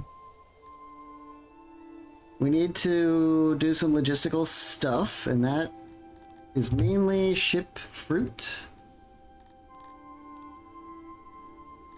Ship fruit from there. We don't need a big limit. In fact, we probably don't need a limit at all. Don't bother with that. Just start shipping fruit. We need to get food up here right away.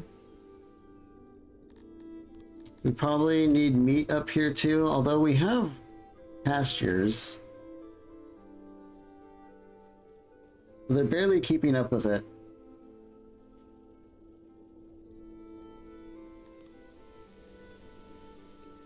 And the one employee is just at home chilling.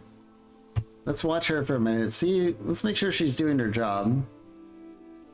Once the leisure time ends.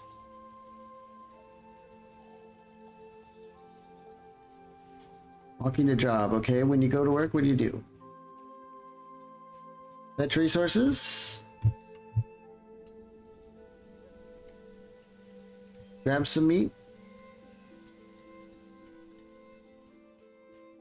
Okay.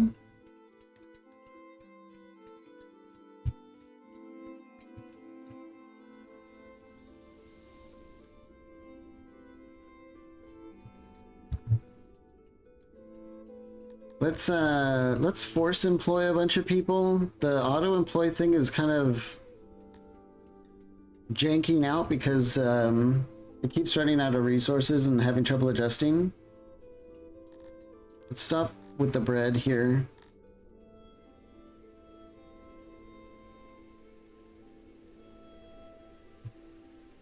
I think what we can also do is build another auroch pasture.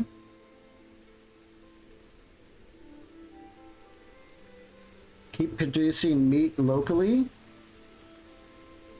That'll help a lot.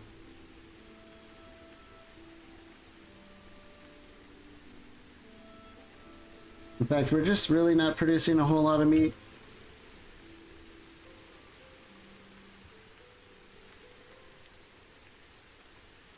We might need to expand like this operation to be including like this. We could make this a jumping point for our major agriculture or our ranching. Let's see, we've got a bunch of alluvium, till, rich. Yeah, all around here is actually pretty decent auroch farming locations. So let's build a couple of these babies.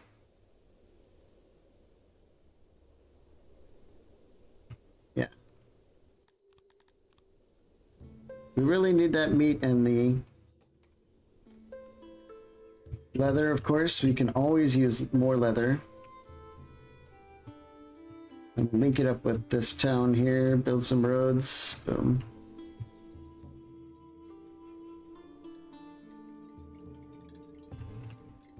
How are we doing on swords? 651. That might be enough to make it happen.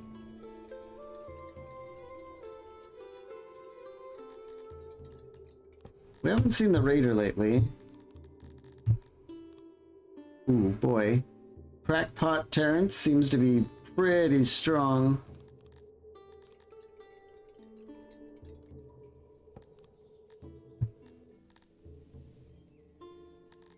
Alright, let's set it kind of like our main first squad here and give them swords instead. We have enough to be fully sorted. Yeah, these guys are going to be dangerous. Then let's train 100 more. I'm really worried about the next raid. You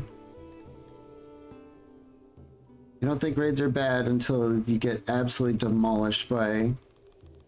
Like, not only, like, if you lose a raid, oh my god. First of all, they kill everyone, or anyone who doesn't survive, so you're down like several hundred people suddenly. And then they come and take a bunch of your stuff too, so... You do not want to lose a raid. Another 100 people training.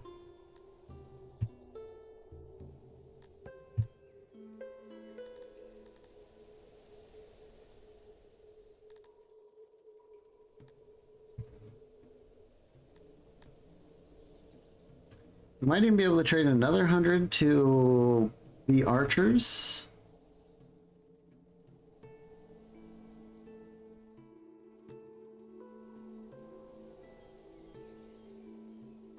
That might be pretty good. We still have the workforce. Let's do it.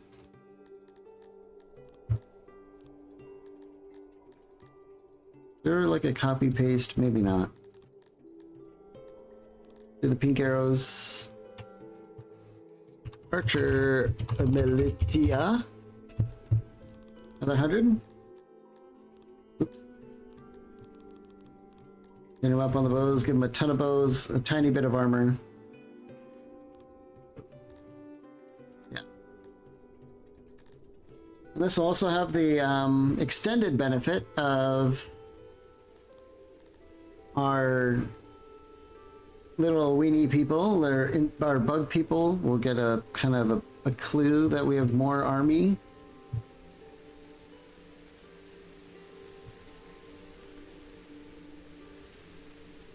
I know having like a standing army impacts them. I just don't know where to find it exactly. But if you don't have soldiers, they'll immediately like have an uprising.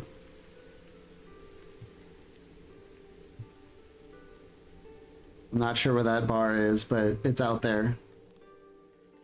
And it's going to be another issue that we have when we march off to the city, taking our whole army away to siege. The submission from the slaves is going to go way down. So when we do it, we want to be fast and decisive so we get home in time to maintain the public order. Wow, we're completely out of stone. Oh, there's a stone mine here.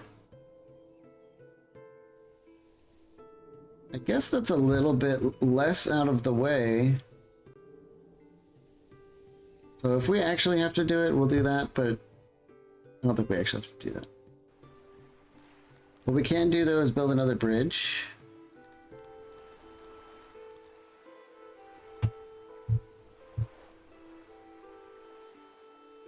Wait, is that... Yeah, that's a road. Build another bridge here. And then dig up all this rock. This is a lot of stone. Holy crap, okay. That should get us going for a little while longer.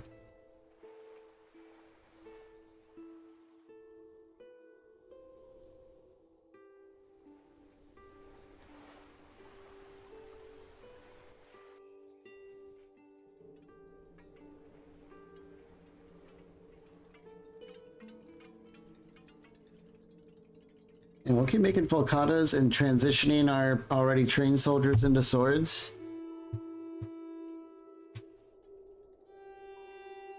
These things are very deadly, and it might have a pretty big impact on the next raid. We won't be just using little spears to try and get at them. We're gonna have fully trained sword sisters, I guess. Someone died of disease, huh? No. Yeah, you probably can't see it, but there's a tiny blue sliver on both the public and the slaves. It's starting to go out. They're starting to bounce back a little bit as they use the buildings.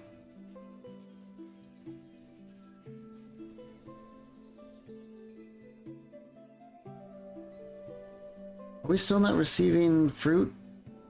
Did I... Oh... Did I not even build a... No, we're doing it. Let's just get a few more people working on the job.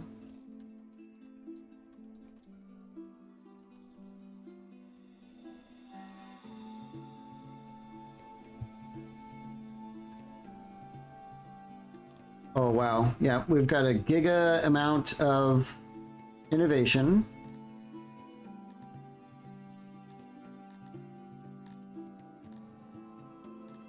I think what I want to do is put some points into our orchards.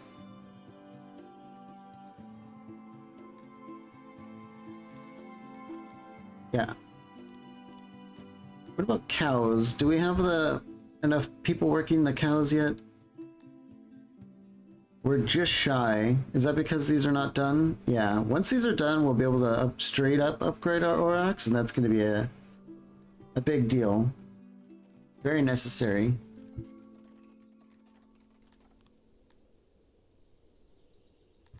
Until then, we can look at... The carpentry's fine, right? It's handling it.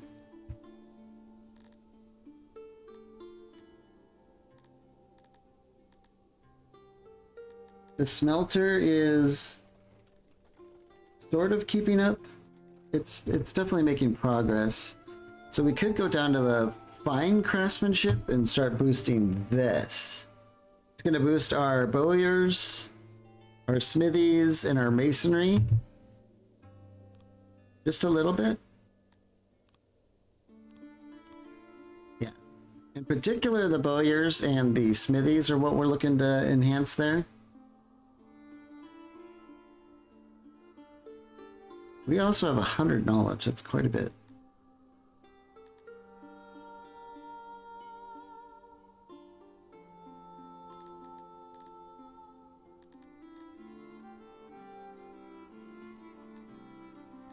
Increase our immigration. We can start working on education, but that's kind of like a whole other thing.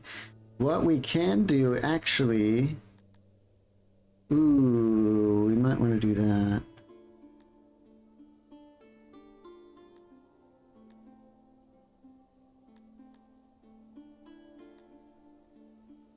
Then again, we might also need to start investing in the Empire Tree before we forget. Let's just get these 2 first points. We're gonna need these when we conquer our neighbor. I'll get into that when that happens, because it's a whole thing.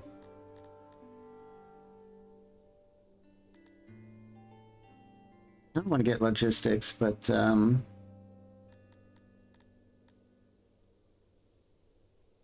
I don't know if we're in a position to be able to do that just yet. I think we'll just get the laboratory upgrade and save the rest of our knowledge.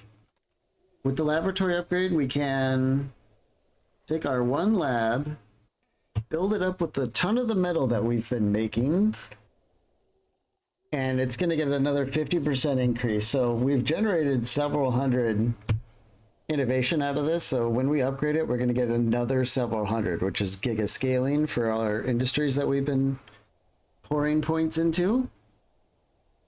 Extreme level of temperature today. Well, that's all right. We have wait, what? What's wrong with our canal? I guess I haven't been watching it. The canal hasn't been able to pump water in there for a while, but oh, it's degraded. Son of a... Okay. Yeah, it's like so completely degraded they can't maintain the pressure. Even with this janitor? Yeah. Well, that's a pain in the ass. Okay, how do we... I guess the answer is we don't. We're gonna have to build another janitor. Well, I guess we owe it to our nobles to have a janitor like working right outside, right? Kind of makes sense.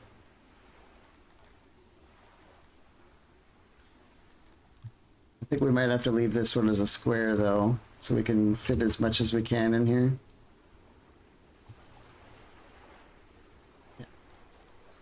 Just have like a tiny little janitor building. That should be enough to reach this and help maintain things on this side of the city.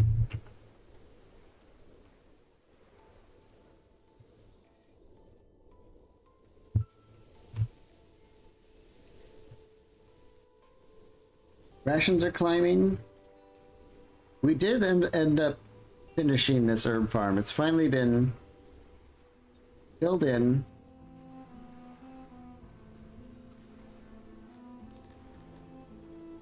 Does that mean we can put research into cash crops now? No, we're just a few people shy. Damn. What about the aurochs? Yeah. These will be done at some point. Yeah, look at the hot day. They're all running down to the river and bathing. You can tell it's really hot. Yeah, if this operation was in the middle of nowhere, like up here, I mean, we can't even get the water up here, so we might end up having some exposure issues.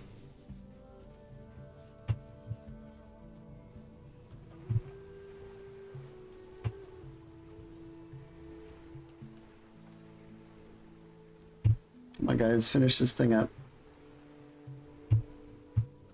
We don't have nearly as many free laborers as we used to have. It's taking a little bit longer to get things done.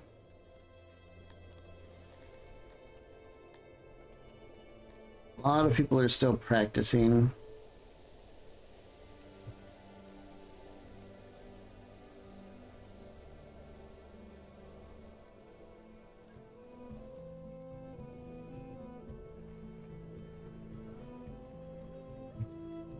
Is this food stall? Yeah, this food stall is barely able to maintain itself with the population. It's doing okay. But they're clearly probably going for a long trip to the warehouse, but they're not so far away that it's impossible. It's just up here that's the issue. But they've recovered. So shipping in the fruit helped a lot, I think. And probably building these other auroch pastures, getting more cows locally farmed up is probably helping as well.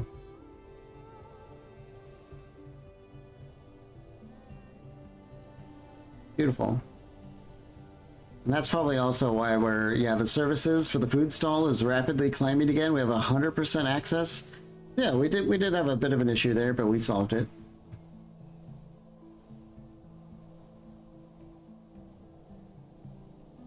Yeah, they're doing okay. The services are coming back.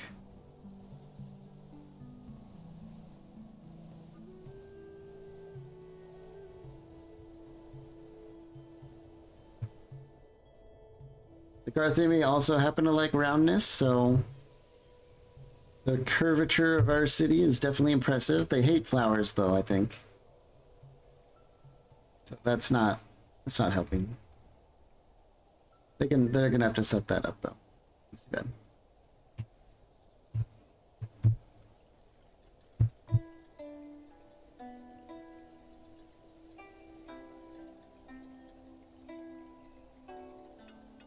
Are we actually able to maintain the... Yeah, we're barely maintaining coal. I can't believe it.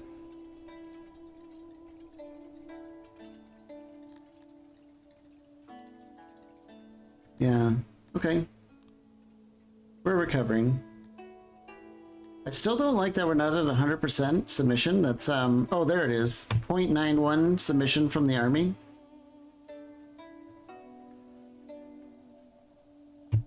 So you can see a lot of it is coming from that, but their fulfillment counts, you know, it's,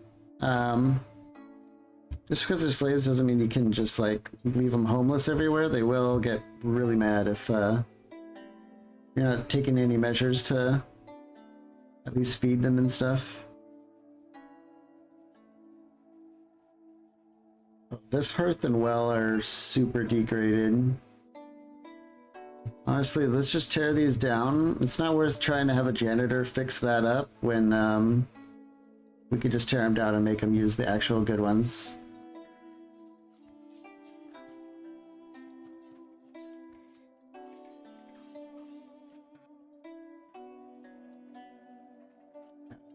Our most used wells are the ones that are upgraded. We're just trying to save our resources. Now we're actually starting to redline on a lot of this stuff. That might be time to move some nobles around.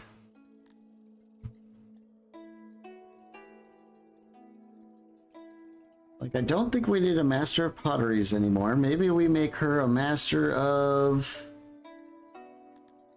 baiting? No. Probably the smithies or the smelter. Smelter probably first. Oh, here we go. This is what we've been waiting for. Authority be praised, my dear lord. I've been instructed to convey this message here from a certain Leon Barbosa. That's a pretty good name. This is the same ransom thing we saw earlier. Let's look up Leon. Let me save it first, just in case. Leon Barbosa. Here he is. He's like sort of the mid-tier. He's gonna have 120 soldiers. His ransom is almost $1 million bucks. Let's see what he's... Oh my god. 40 human cavalry with 100% melee training. That's scary as hell. Another 40 heavy infantry with giga training. Wow, these guys don't mess around.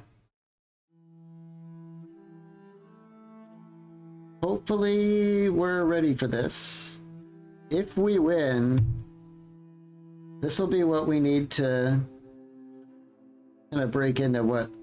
Yeah, they've got like flinks, the two-handed swords.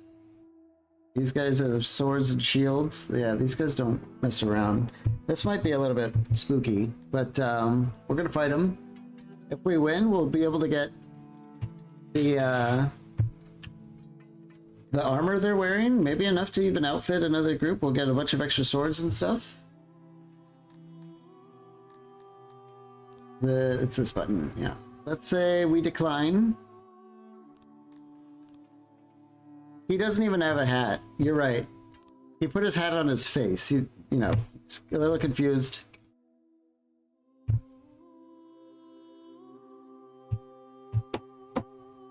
Yeah, not only do they have really good training, they also have a lot of experience. These guys are lethal. So we're gonna want to like get them surrounded and stuff like that. We do have enough swords though. We're just churning out swords. I think we have enough for another whole sword division, which is gonna help us a lot fighting these guys. 2 spears and 2 swords. We barely have enough spears to outfit our guys. What about shields? We might need more, so we need 5, 10, 15.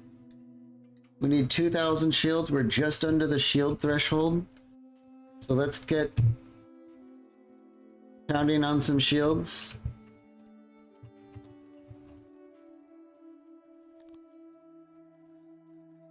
We're maxed out on clothing, so we could stop using the leather on the clothes again.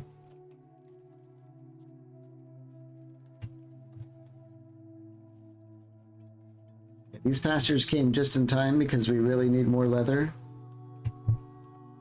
We only need 100 more shields, and if you don't have enough equipment for your guys, they go in with like a decimal amount, so it's not like they don't have anything, but I still try and get the max that we need.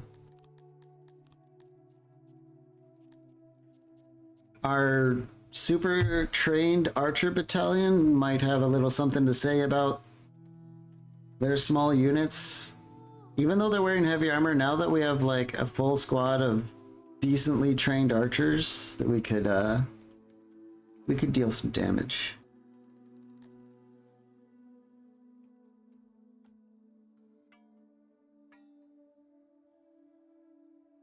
I think we were interrupted when I was doing the noble swap, weren't we? No, we did swap over to the smelter. But it was the pottery that we're swapping away from, is that right? Because we're maxed out.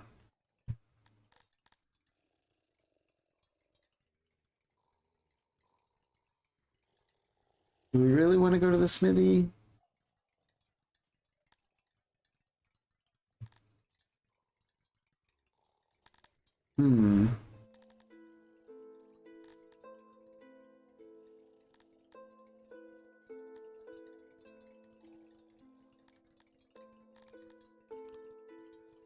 We're doing fine on ore and coal. Usually I've got somewhere to put these guys, but it's actually kind of a hard choice right now. We could get on the herbs. Yeah, in fact, let's do herbs. It's really hard to make these. Like, you grow huge fields of them, but you only get a few. It's definitely a specialty crop. That should help quite a bit. I can't, like, my eyes are going between these two spots, so that's kind of why I'm like sitting here sometimes, just kind of trying to see where we should be focused.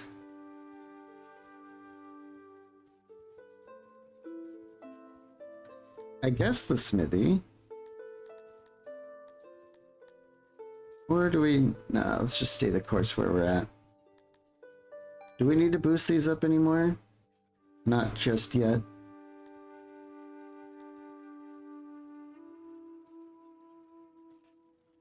Oh wait, the orchard needs a boost, so we're gonna give a point to the nest. That might be why our fruit fell behind for a minute.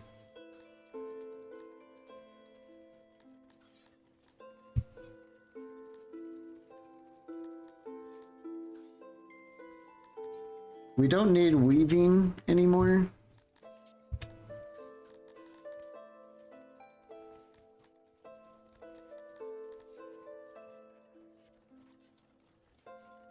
I guess we could put it into the ore mine. And the reason we would do that is we don't need so many people working here. Raiders on the way. Okay, here they come.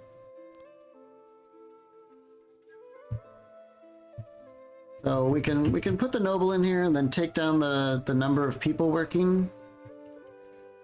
That should be fine.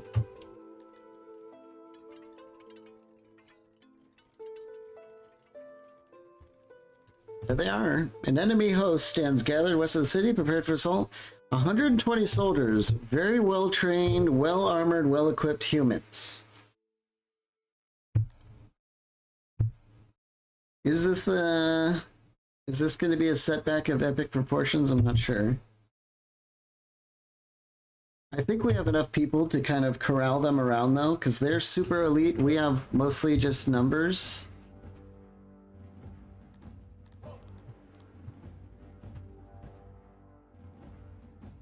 Yeah, they've got heavy cavalry, heavy soldiers. These two-handed swords are going to be dangerous. Like what we want to do is kind of deploy in the open field. They're going to come towards us for sure.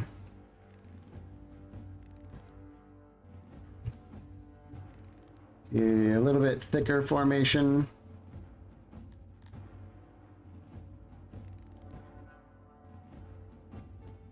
And our archers here, I want to make them approach us in the open where our archers can just chew them up. What's our range? Do I not see the range until we start? Probably. Unless they could shoot that far? Okay, yeah, they could shoot all the way out to here because Tilapia archers don't mess around. Question is, what do we shoot? Probably their heavy soldiers with the two-handed swords. Because we're just wearing leather armor, and these two-handed swords are brutal. The cavalry are bad. I mean, it's all bad, but the cavalry just have, they have the falcatas, which do good damage, but they're good against everything, whereas the falcatas, or the big swords, are good against exactly what we're wearing. Once they step into range, we're gonna retarget the archers. And hopefully, hopefully it works, because this is pretty scary. Yeah, target those guys. We saw it bounce off. Oh yeah, look how much faster they're firing now. I don't know if you can see it, but there's arrows hitting them every few seconds now. Because Tilapia archers, once again, are crazy strong. But they're just blasting through their ammo. They might run out of ammo by the time the people even arrive. But we're taking them down. You can see they're taking losses.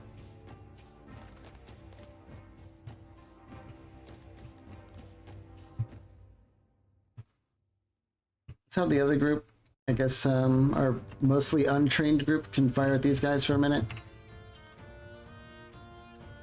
Let's switch shooting to this target. Let's see, let's take a look. They have 99% injuries. They've taken 5 losses. And generally just damage and morale all around, but we could soften these guys up a little bit too.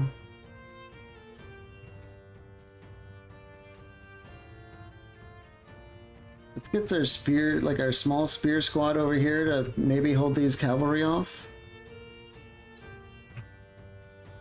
They're gonna try and come here.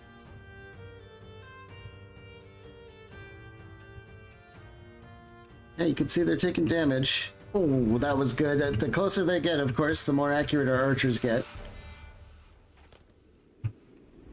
So despite all that armor, they are putting in the damage. Okay, you can see the arrows in the air. Deposit. Ouch. It's like a trail of blood and bodies. I like how chunky it is. I don't know, there's something visually appealing about it. Oh, their cavalry is charged into our spear wall.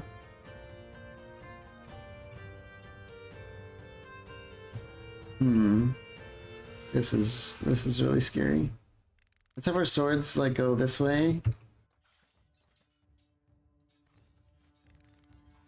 And try and have our spears hold out. Yeah.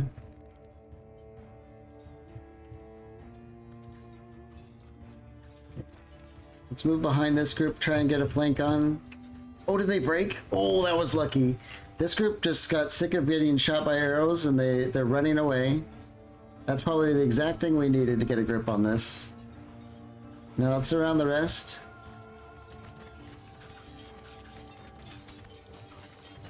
Hopefully this is what we needed. But with how strong these guys are, there is a possibility that they are able to kill everyone until we rout. But we'll see. Good thing we started making the falcatas, because our spears wouldn't be able to go through their armor, but the swords can. Because they're short swords, like kind of like the Roman gladius. It's like a stabbing weapon, not a slashing weapon, so... I think we're winning. I hope we're winning. Well, we're taking losses though. You can see our numbers flashing every time someone dies.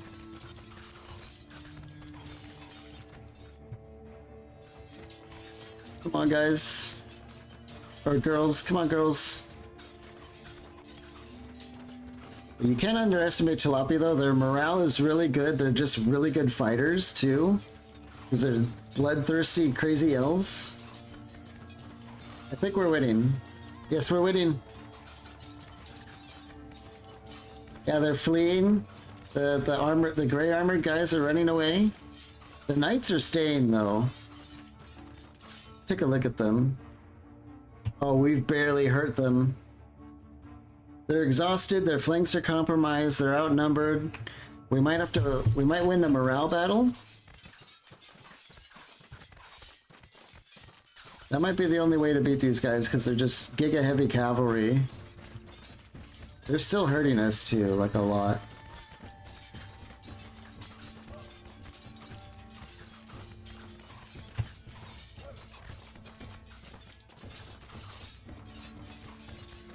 Everyone's trying to maintain formation. What if we turn off guard mode and everyone just gets in there? Come on. Try killing them. It's kind of like Total War guard mode where they hold the line. They'll maintain a formation despite... why are we in loose formation? Can we tighten things up a little bit, please? There we go.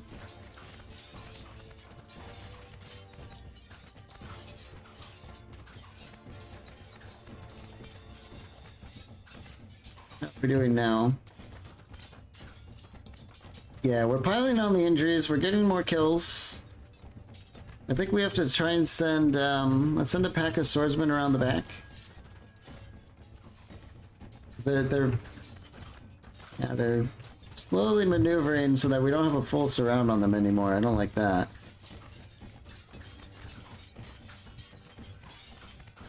Jeez. This is the group that's like 100% trained and almost 100% experienced.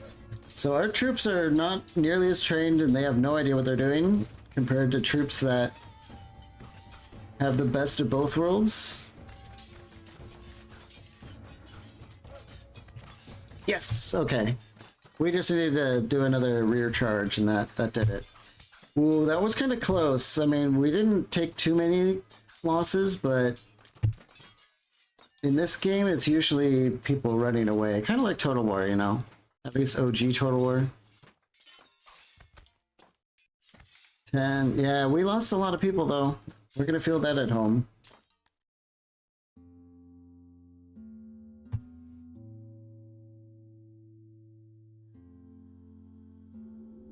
$129 more plates. We got a couple war beasts. We've got some prisoners. More weapons. Okay. We need to figure out what to do with the humans. Right now we're on, we're never going to build a prison, so we don't need the prison as an option.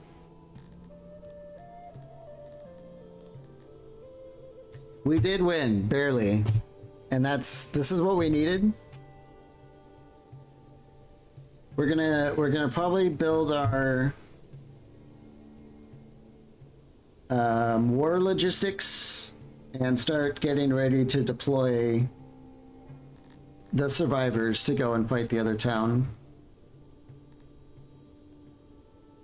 I think what we'll do is we'll do like a half execute and a half enslave on the humans. So we'll thin them out a little bit and then enslave the rest.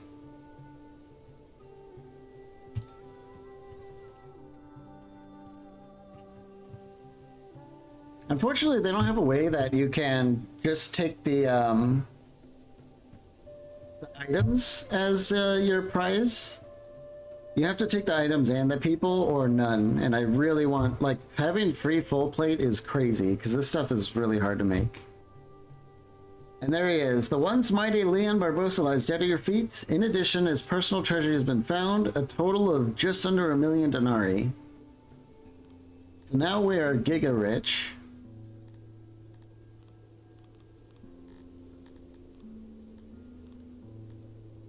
And now our people are super happy, and I think that's because, yeah, we get some fulfillment just out of being rich, and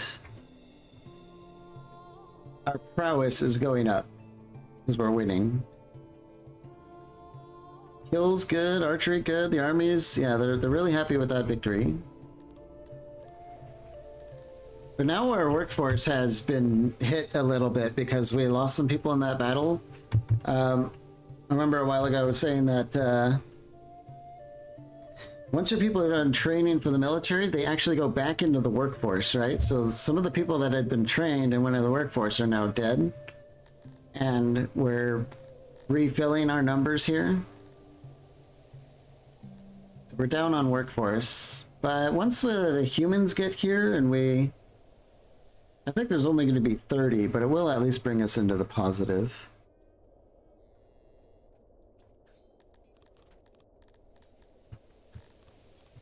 We need to be getting the army supply depots now. This is going to be a whole thing, but we're going to do it just temporarily until we can get like a full-on army system up running. So this depot is going to be getting our rations. They're going to be mainly dealing with the rations. I think we'll fill in this area with roads. It's about time. So they're going to be filling it with the rations for the field, and then over here, since we've got a stockpile of where is it? We also have rations here, but that's not what I'm going for. I'm going for the clothing. We can tell this place to also get the rations, because you go through the rations more than any other necessary product.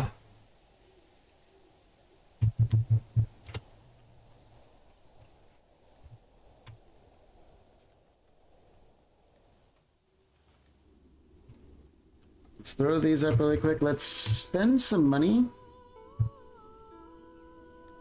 Let's buy from our neighbors who are very afraid of us now. They really don't like us. Let's trade with them anyway, because we do have the agreement. They haven't broken the agreement yet. I think I want tools. Yeah, give us some tools. What if we can get enough plate armor from them? Oh my god, that's a crazy expensive. Leather armor?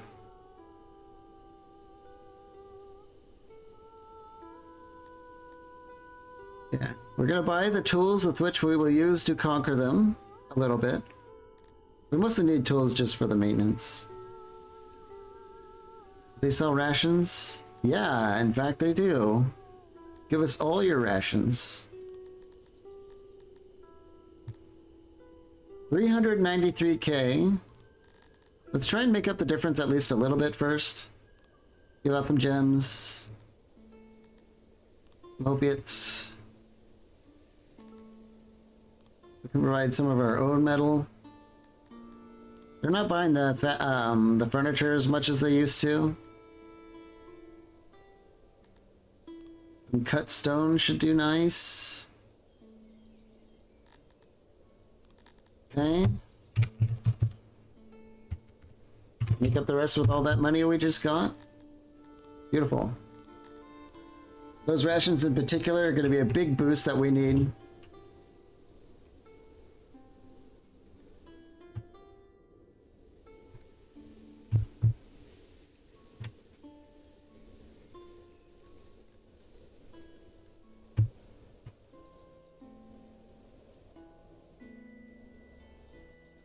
There we go. I'll run over here and get it all online.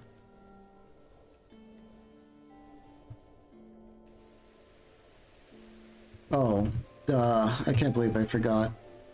We also need another army depot in here. They're going to be the ones shipping out some of our weapons.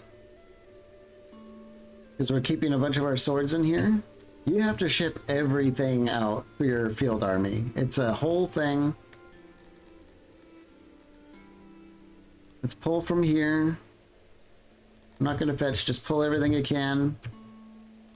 Except for the, let's see, I'm not going to do the flanks. I'm not doing furniture or machinery yet. We're not doing Sithalon or drink or plate. Just the basics of what we need.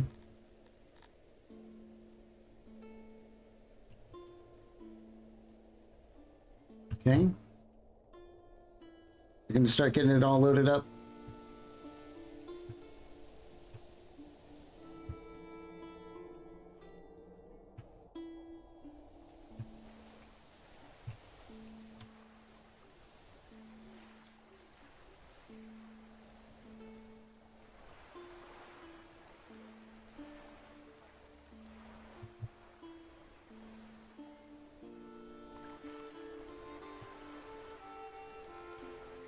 Boy, the submission is still going down.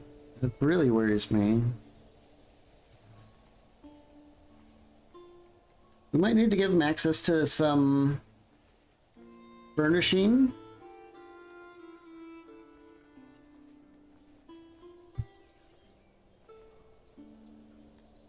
Is there a way I can sort it by the kind of population they are? It doesn't seem like it. Yeah. Let's give them a little bit of clay to put in their houses. We literally do not have enough stone to let them have it. We could do wood though, because the humans like they like the wood. So do the Crotonians. In fact, let's give them all the wood. Maybe with a little bit of furnishing, they'll be happier. So let's just do the clay and the wood for now.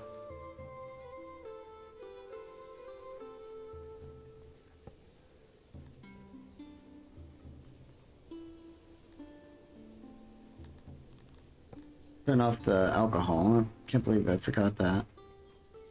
We don't want them eating the ration packs either.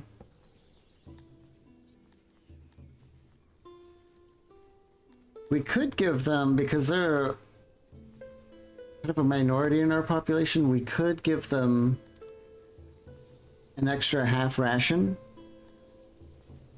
They would probably very much like that. So we'll go with that. We really have to watch this. This being this low while we're about to have the army leave the city is a little bit worrying. But grabbing the furniture though, that's helping significantly. And so is the food servings.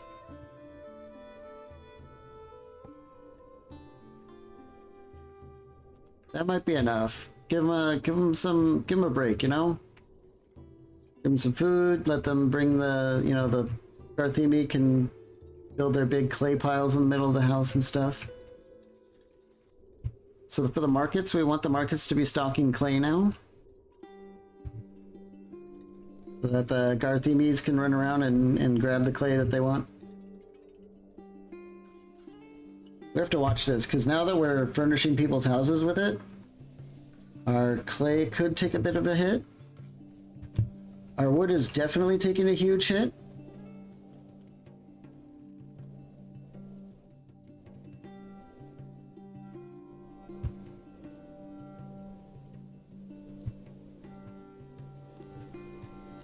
Let's take a look at our tech here. Maybe we invest a little bit more into our woodcutter. Hopefully that helps them keep up a little. What are our woodcutting noble? No, they're invested in. It's gonna be the initial rush, and then it should taper off a little bit.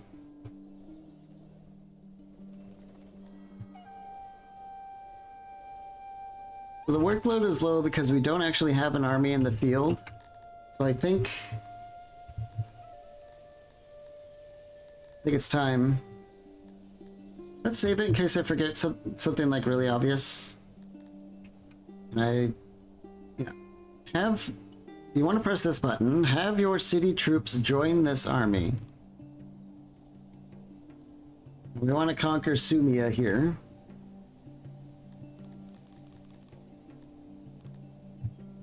This is going to be a whole thing, and hopefully it doesn't backfire. So you see the bars loading up? All of our people are running into the warehouses. Everyone's kicking into gear. Our population is plummeting. Yeah, the submission is...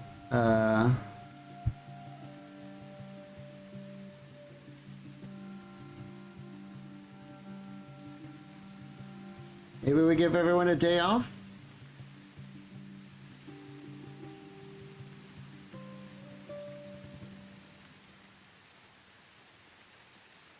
Am I giving 43 Crotonians a day off, or am I giving all the Crotonians 43 days off?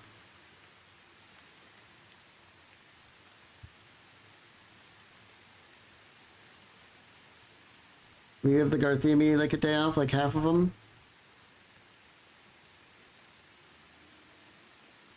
Is this one of those famous spirals you were talking about? Not yet, but it very well could be. We'll get like some signs if things are not looking good. Okay, we've got everyone out in the field. What's wrong with the bows? Are we still struggling to get the bows out there? Yeah. So everyone's almost mustered. We have all the rations, the clothes, the armor, and the weapons. It's the bows that are a little bit behind. It's like a whole logistical thing doing this.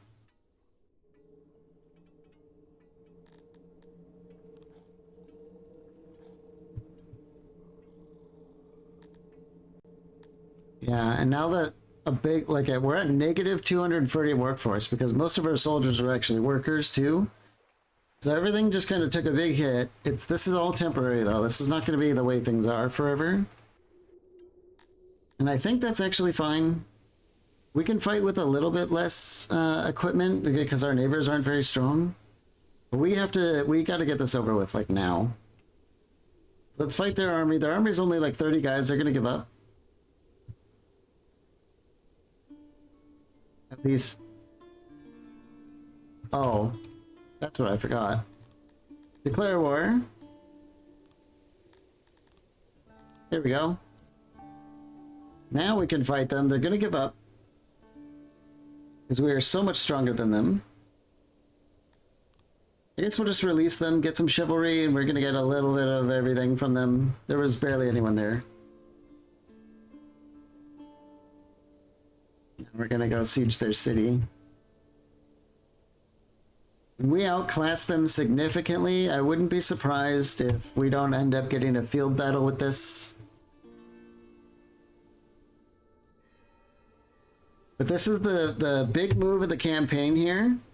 Yeah, we can't win because they're fortified. And they don't have like siege battles implemented yet. Like when you siege like a whole city. So we wait and then auto-calc is how sieges work for now. Oh man. Something deep beneath the ground stirs. A rhythmic thumping can be felt everywhere in your city. The intensity varies and it is slowly shifting the earth. Luckily, it is nothing like an earthquake in strength, but cracks start to show in buildings as foundations shift. According to old lore, a sacrifice of fresh food can appease whatever is causing the tremors. Slaves should work as well.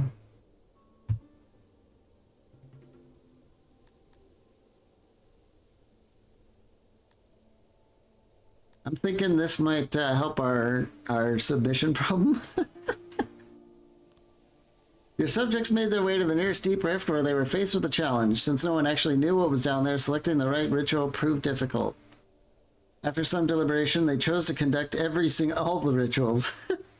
Even the most dim-witted slaves caught on by that point, but they were secured well. When the screams ceased to echo, the tremors stopped. Okay, guess it worked. They have a lot of events in this game. I've never seen that one before. Hopefully that's, you know... Oh yeah, they're asking for peace, not gonna happen. What else can we do to make our employed population happier? The food serving is still going up a lot. It's the submission that's going down. I'm not sure what we can do about that.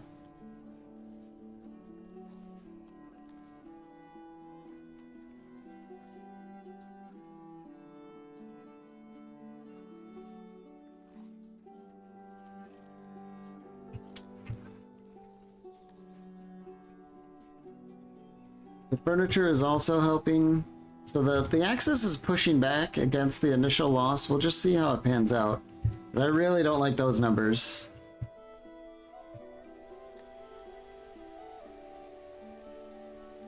Oh, they attack us in the field? Okay. They're really panicked. They don't know what to do. We're still going to be waiting at the siege. So not only do we have to sit here and siege them down, but after we win, we have to sit here and wait in the territory for like things to calm down.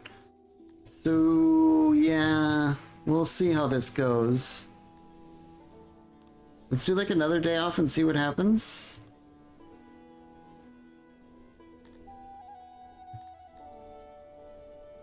I think it's helping. It says plus 0.51. Do we not have any Crotonian slaves? Oh, we've got 43, but we already gave him a day off, so we can't do it again. Okay.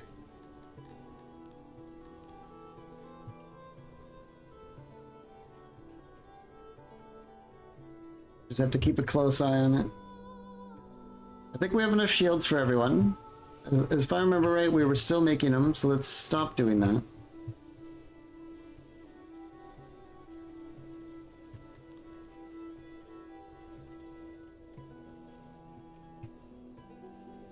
This is... But as soon as we get this settlement, everything's gonna change.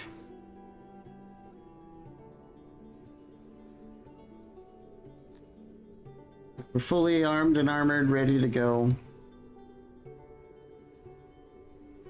They're losing their garrison over time. We usually have to be out here for like a week or something like that, so we're just gonna have to sit at home kind of like worried.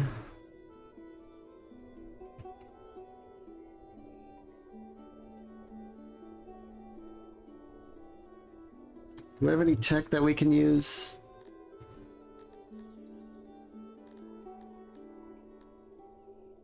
I don't think there's like any tech that generates submission.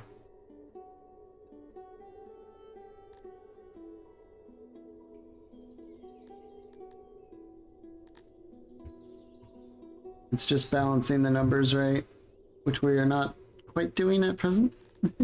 We do have enough Auroch workers though that we can finally start cranking these numbers up, which would be excellent.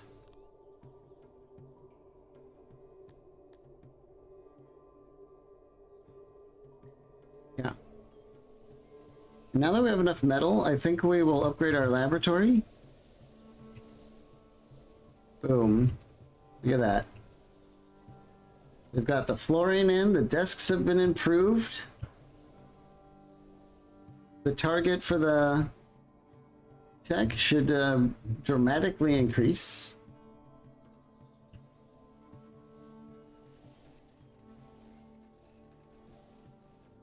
We're keeping up on rations.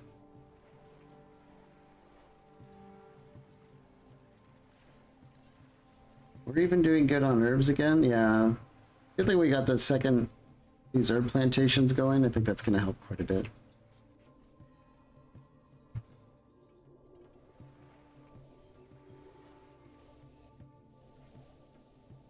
I think we need to figure out more aurochs though, but it's probably our negative 153 workforce that's really impacting things.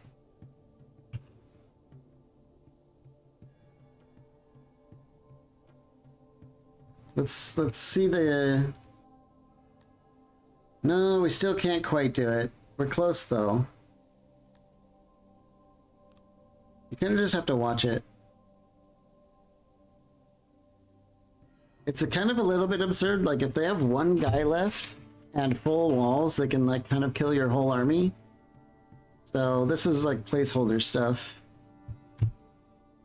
But once we get the settlement, there's a whole lot of options that we're going to be able to do.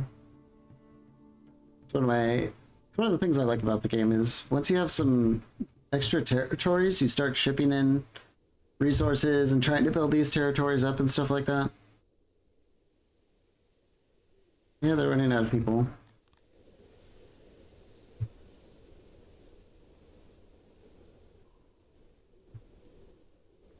Can't upgrade the tailor. One thing we're going to do probably straight away is get stone coming in. I don't even know how we have so much stone. Is it because we've been slowly... Yeah, we're... One of the last big stone deposit operations has happened down here, so this is all very temporary. But with more stone, like if we're actually importing stone, we're going to build roads everywhere, first of all. Because I had to stop building roads because of the stone issues that we were having.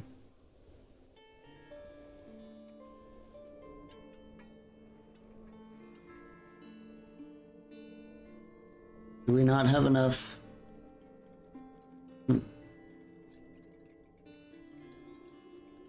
Interesting. Despite having so much, we even have a noble on the metal smelting, don't we? Yeah. We're maxed out on the ore and stuff for the... I guess we can take the ore down a little bit. I'm hesitant about taking the coal down, but that'll come in time. Ah, there we go. We've captured it. What shall be the fate of its citizens? Do we just occupy? Yeah. We'll just occupy it. We don't want to kill everyone. Boom. So they're really mad. And they're losing... everyone. The orange bar is dying, and it's because we took it, and there's no buildings assigned to the regions. First, we're going to take the taxes down. We need to get a hold on this right away. So if you go to the buildings thing, you can see a whole bunch of buildings that we can build in here. You can't do anything until you get the city hall. So we'll get the city hall. Oh, we don't have enough government points. Yeah, okay. So what we need to do even more first and foremost is transition one of our governors into being like an administrator, I guess might be the best way to put it. Let's get a Hellas Wildmane here. Apparently we don't need much help on the ore. Although that might change. Let's stop doing... We're kind of like memeing with the opiates here. Let's go into governor. So we'll make her a governor, and it gives us 20 points. I think we'll just... We have a couple ranks left, so let's do another one for, yeah, 40 more points. That should give us a lot. Yeah, we have 65 points to work with. So now we can build up a couple of these town options. It looks like they were able to maintain quite a few people here. You kind of just have to test it a little bit. So we'll do a level 2 town with some growth. I'm trying to see if we can get the same population that was here, at least, but we might not be able to. We have 37 workforce and 15 more government points, though. Yeah, there we go. 17 more workforce. It's not the best, but it'll work. And now we can start extracting resources.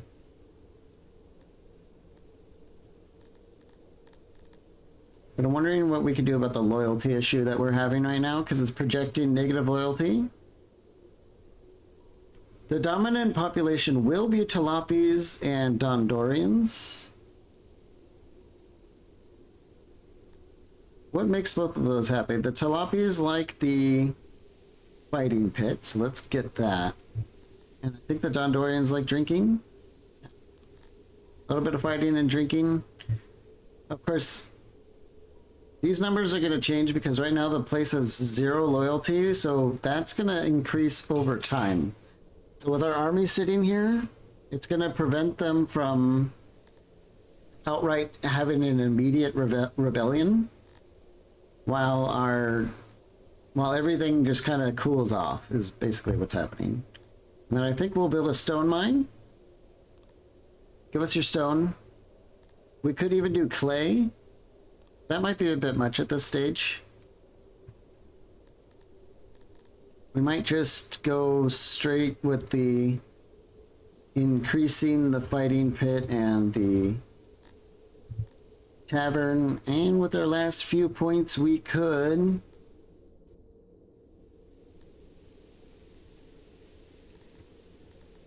I guess we could build a stage. We'll tear that down later.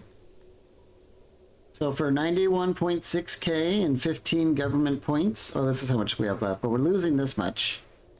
Now we've locked this in.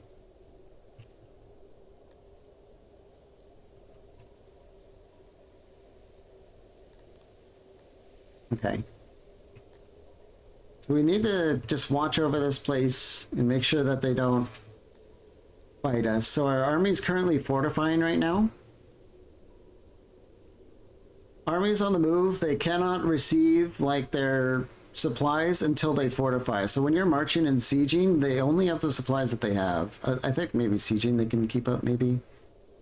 But yeah, we want to make sure that we could send some of these people home. Maybe we'll do that. Yeah. Let's go back to our city here and let's say recall the swords. Let's have our swords people come back, and then the rest of our army can maintain the watch. I'll feel a little bit better when our sword gang is back in town. Especially because most of them know how to work.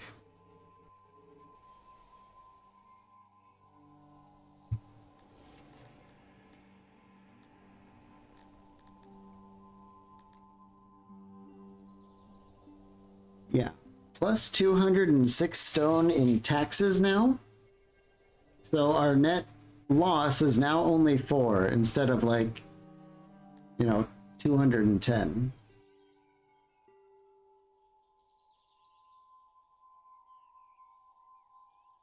Then we can crank that up a little bit once the city grows and stabilizes.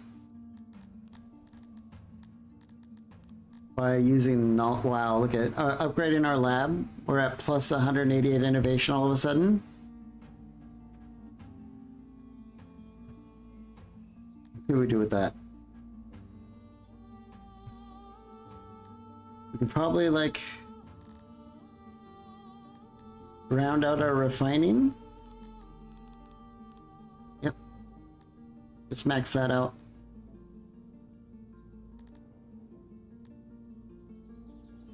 And crank out our Aurochs a little bit more. Maybe that didn't sound right. And we can increase our fine crafts. That'll do. So we're going to be starting to transition into like very explosive growth, depending on how many more of our neighbors we think we can handle.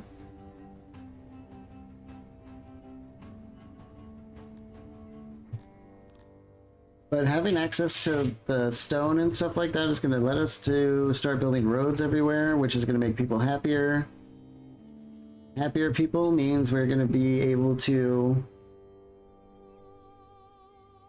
get more people.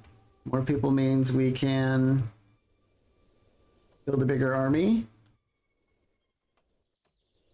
or afford to maintain an army at all.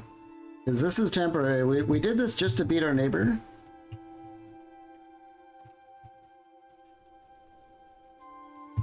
And we need our soldiers home to get back to work, but mostly to make sure that we don't have huge issues.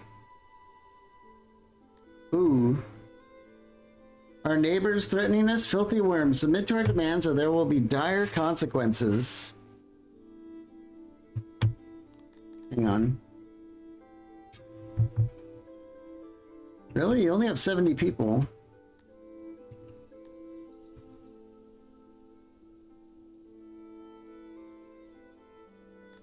You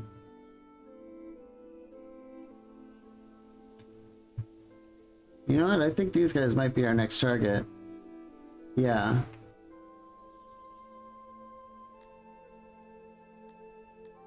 Dire consequences, you say?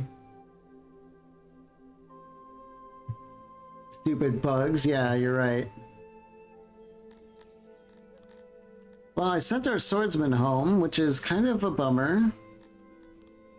But I don't know. We might be able to fight these guys.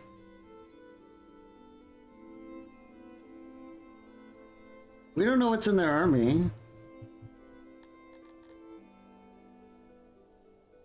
And I'm a little worried about leaving this place untouched, but we could go to war with them and just fight their army, but try and stay in our own territory.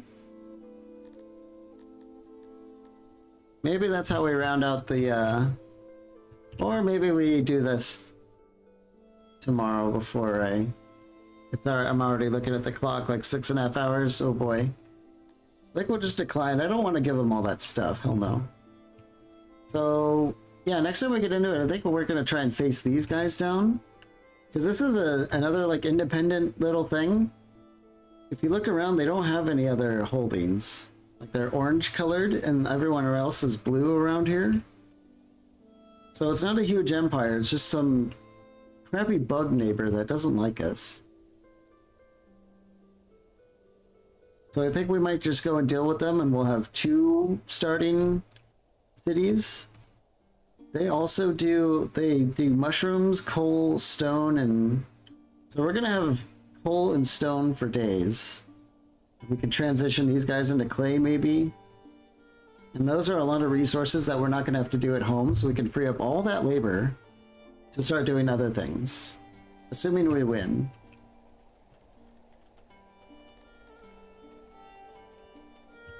So yeah, I think that'll be the plan. I'll probably wait for next stream. Maybe that'll be tomorrow? Or I might come back on Thursday. We'll probably say Thursday. I might have... Tomorrow's Wednesday, right? Yeah.